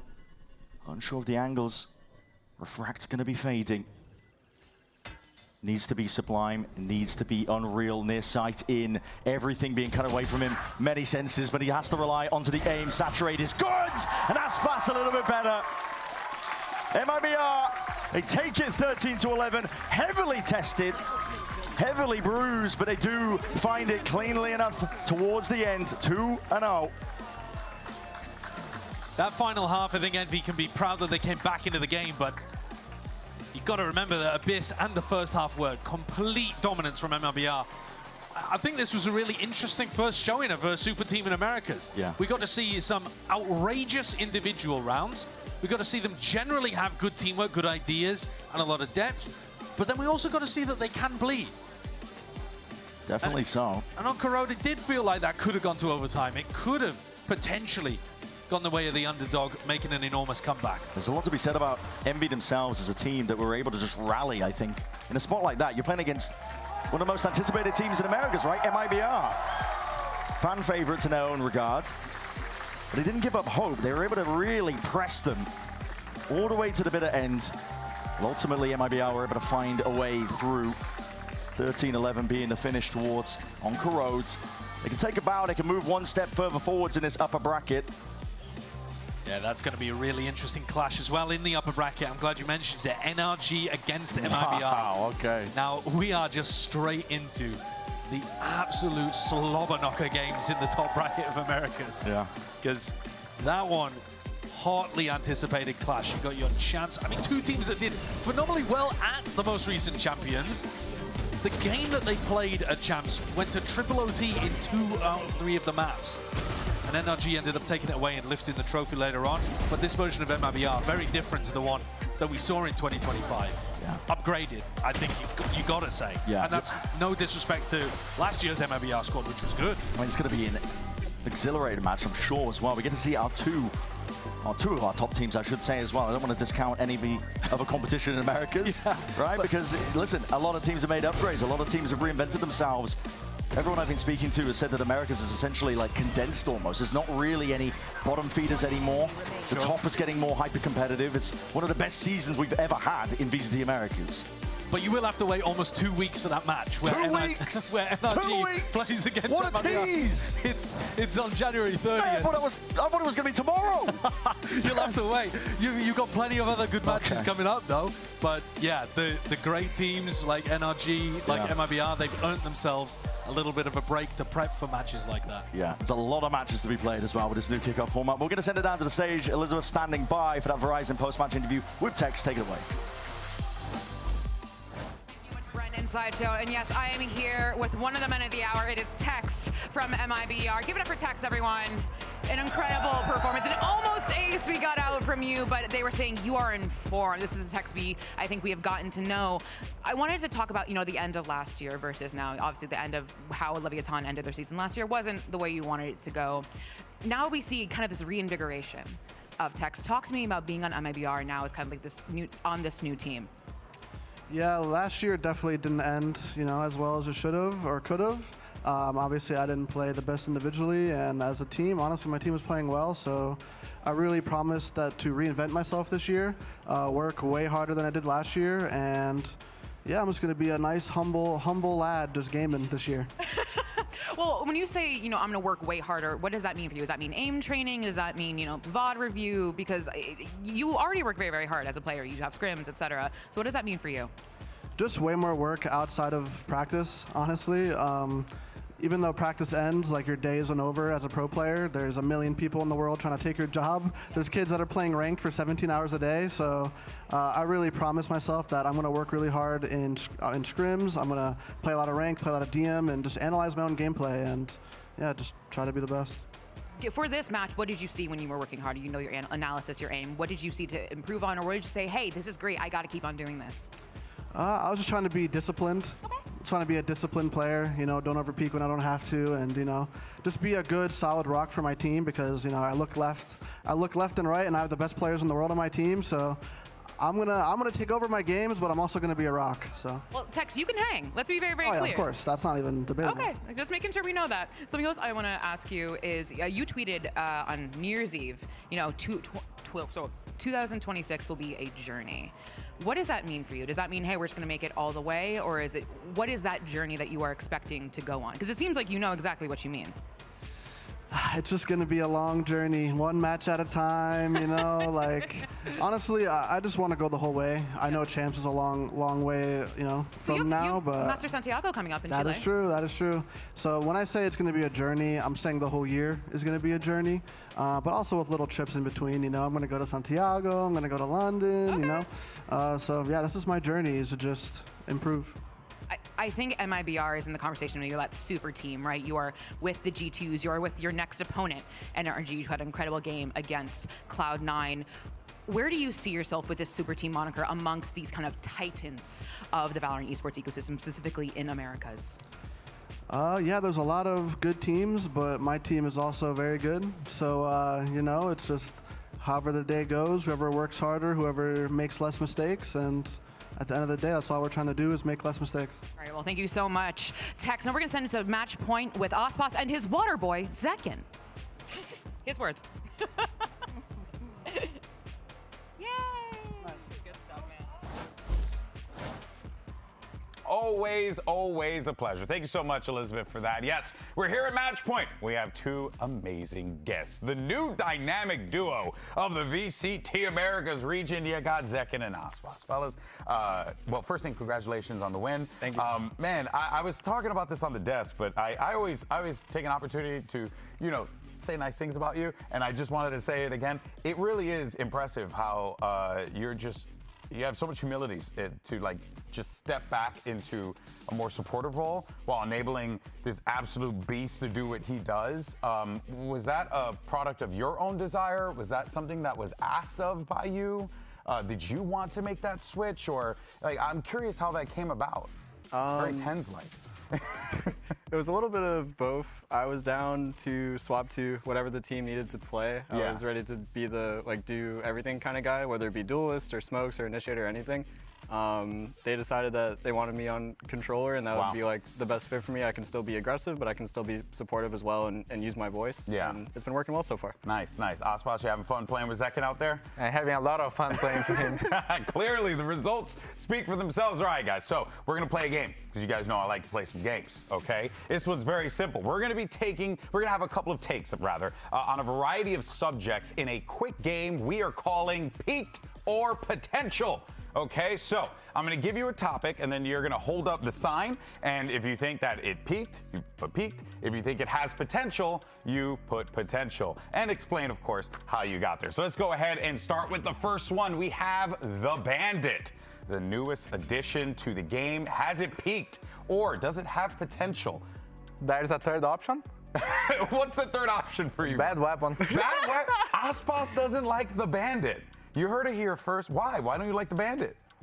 Like Sheriff is just better. Ah, okay. Ghost is better as well. We saw you using the Bandit a couple times. It's nice. I like it. Except the one time I used it, I hit popping for 130 and I died. But I swear it's good. I swear it's good. In every other instance, oh, this thing is good. I swear to you. Okay, all right, fine. So we have the third option. We have potential. Let's go to the next one. Everyone's favorite topic, social media. Has it peaked, or does it have potential? I'm going to just call it right now and just say we're cooked. It's peaked. So social media is done. We should just move on from it. Everyone should adopt records, okay? You should get a record player and go vinyl. That's what I'm doing right now. I agree. That's my 2026 resolution. Okay, next up, Corrode. Is it peaked, or does it have potential? Corrode has had some changes. Potential? What about some potential? Aspas? Okay, yeah. Potential, why do you think it has potential, Zekin? I think with the most recent changes, people haven't fully figured out the meta of what's great and what's not yet. Fair. We're still playing pretty similar to before, where everyone was spamming everything. So I think the map still has a little bit of pushing to go. Yeah. Does it feel nice to just not have to turn a corner and hear like nonstop? Yeah. It feels really nice to not just insta die through a wall. Oh yeah, that's true. For sure. Okay. Next up, this one. A topic that is near and dear to gamers everywhere. Actually, maybe not so. Perfume. Has it peaked, or does perfume have potential? Why did we put this on there? I have no idea. Potential. In the VALORANT community, more people need to start using this, dude. I didn't say it. I just want to be very clear I'm not here. wrong. Okay? But listen, if you want to go with something, maybe a little no aluminum, okay? You want to get a little natural scents, a little shea butter, coconut, I don't know. In any case, let's move forward. Next up, we have Breeze. Brought back into the fold. How do we feel about it? Has it peaked? Is it peaked now, or does it have potential? Aspas, hit me with it. First Breeze was the best one. There's no house anymore. If there's no house, it's not the same Breeze that I know from before. You don't feel like that beach is your beach.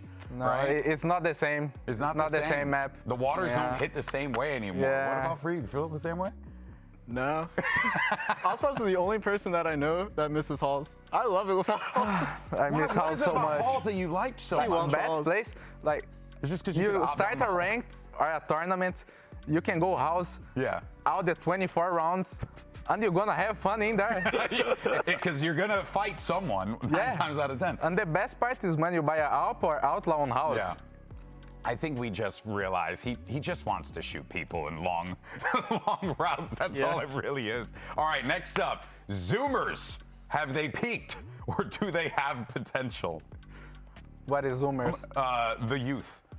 Young, Kids. Young players. Young players. Young players. Oh, wow.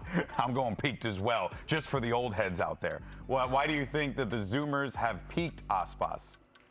I have no idea. I have no idea. You know, but like depends. How much you are saying about like being a Zoomer? 18? Yeah, like I would say what would be the age range now? It's like I would say 18. Yeah, 18. 18. I think the guys with 20 more, not going past 25, they are better than the ones with 18 for sure. Hey, you know, you're wiser, you learned more. Do you feel like you're a better player now than what you were back then, both of you? Yes. Oh, for sure. Yeah. A lot better. Man, look at that. You heard it here first. Practice, time, wisdom. It somehow manages to get you past that next level. Now, here's our last one. Our Ascension squad, Envy. You guys had an opportunity. What do you think about this Envy squad? Peak or potential? Potential. Potential. I say potential as well.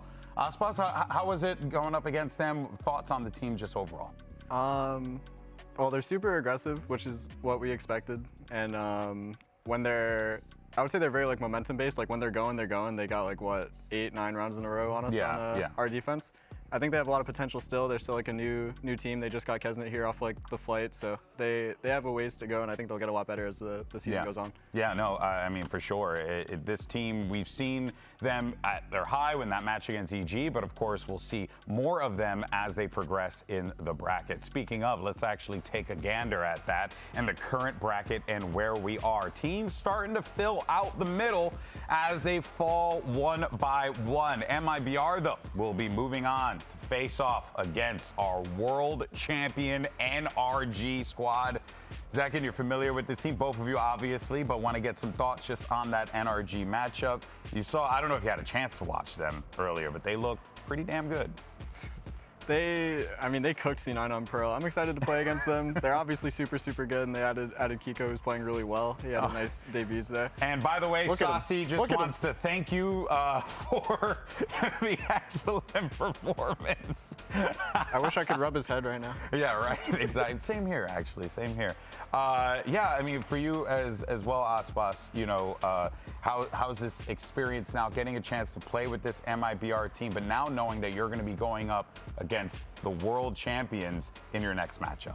I'm excited. I like to play against good players. They are a team with a lot of good players, so I'm excited. Yeah, no, we are excited as well, my friend. Guys, thank you so much. As always, a pleasure to catch up with both of you. And of course, we're going to be back here tomorrow for our final two teams are going to be entering the competition. It'll be Sentinels taking the stage for the first time against Furia, and then G2 Esports will go toe-to-toe against 100 Thieves. Two amazing matchups to close out week one of kickoff. Once again, thank you to Zekin and Aspas for joining us. Congratulations on the win. You guys absolutely killed it. Looking forward to seeing that match against NRG. And we will catch you guys bright and early right here tomorrow. See you then, friends.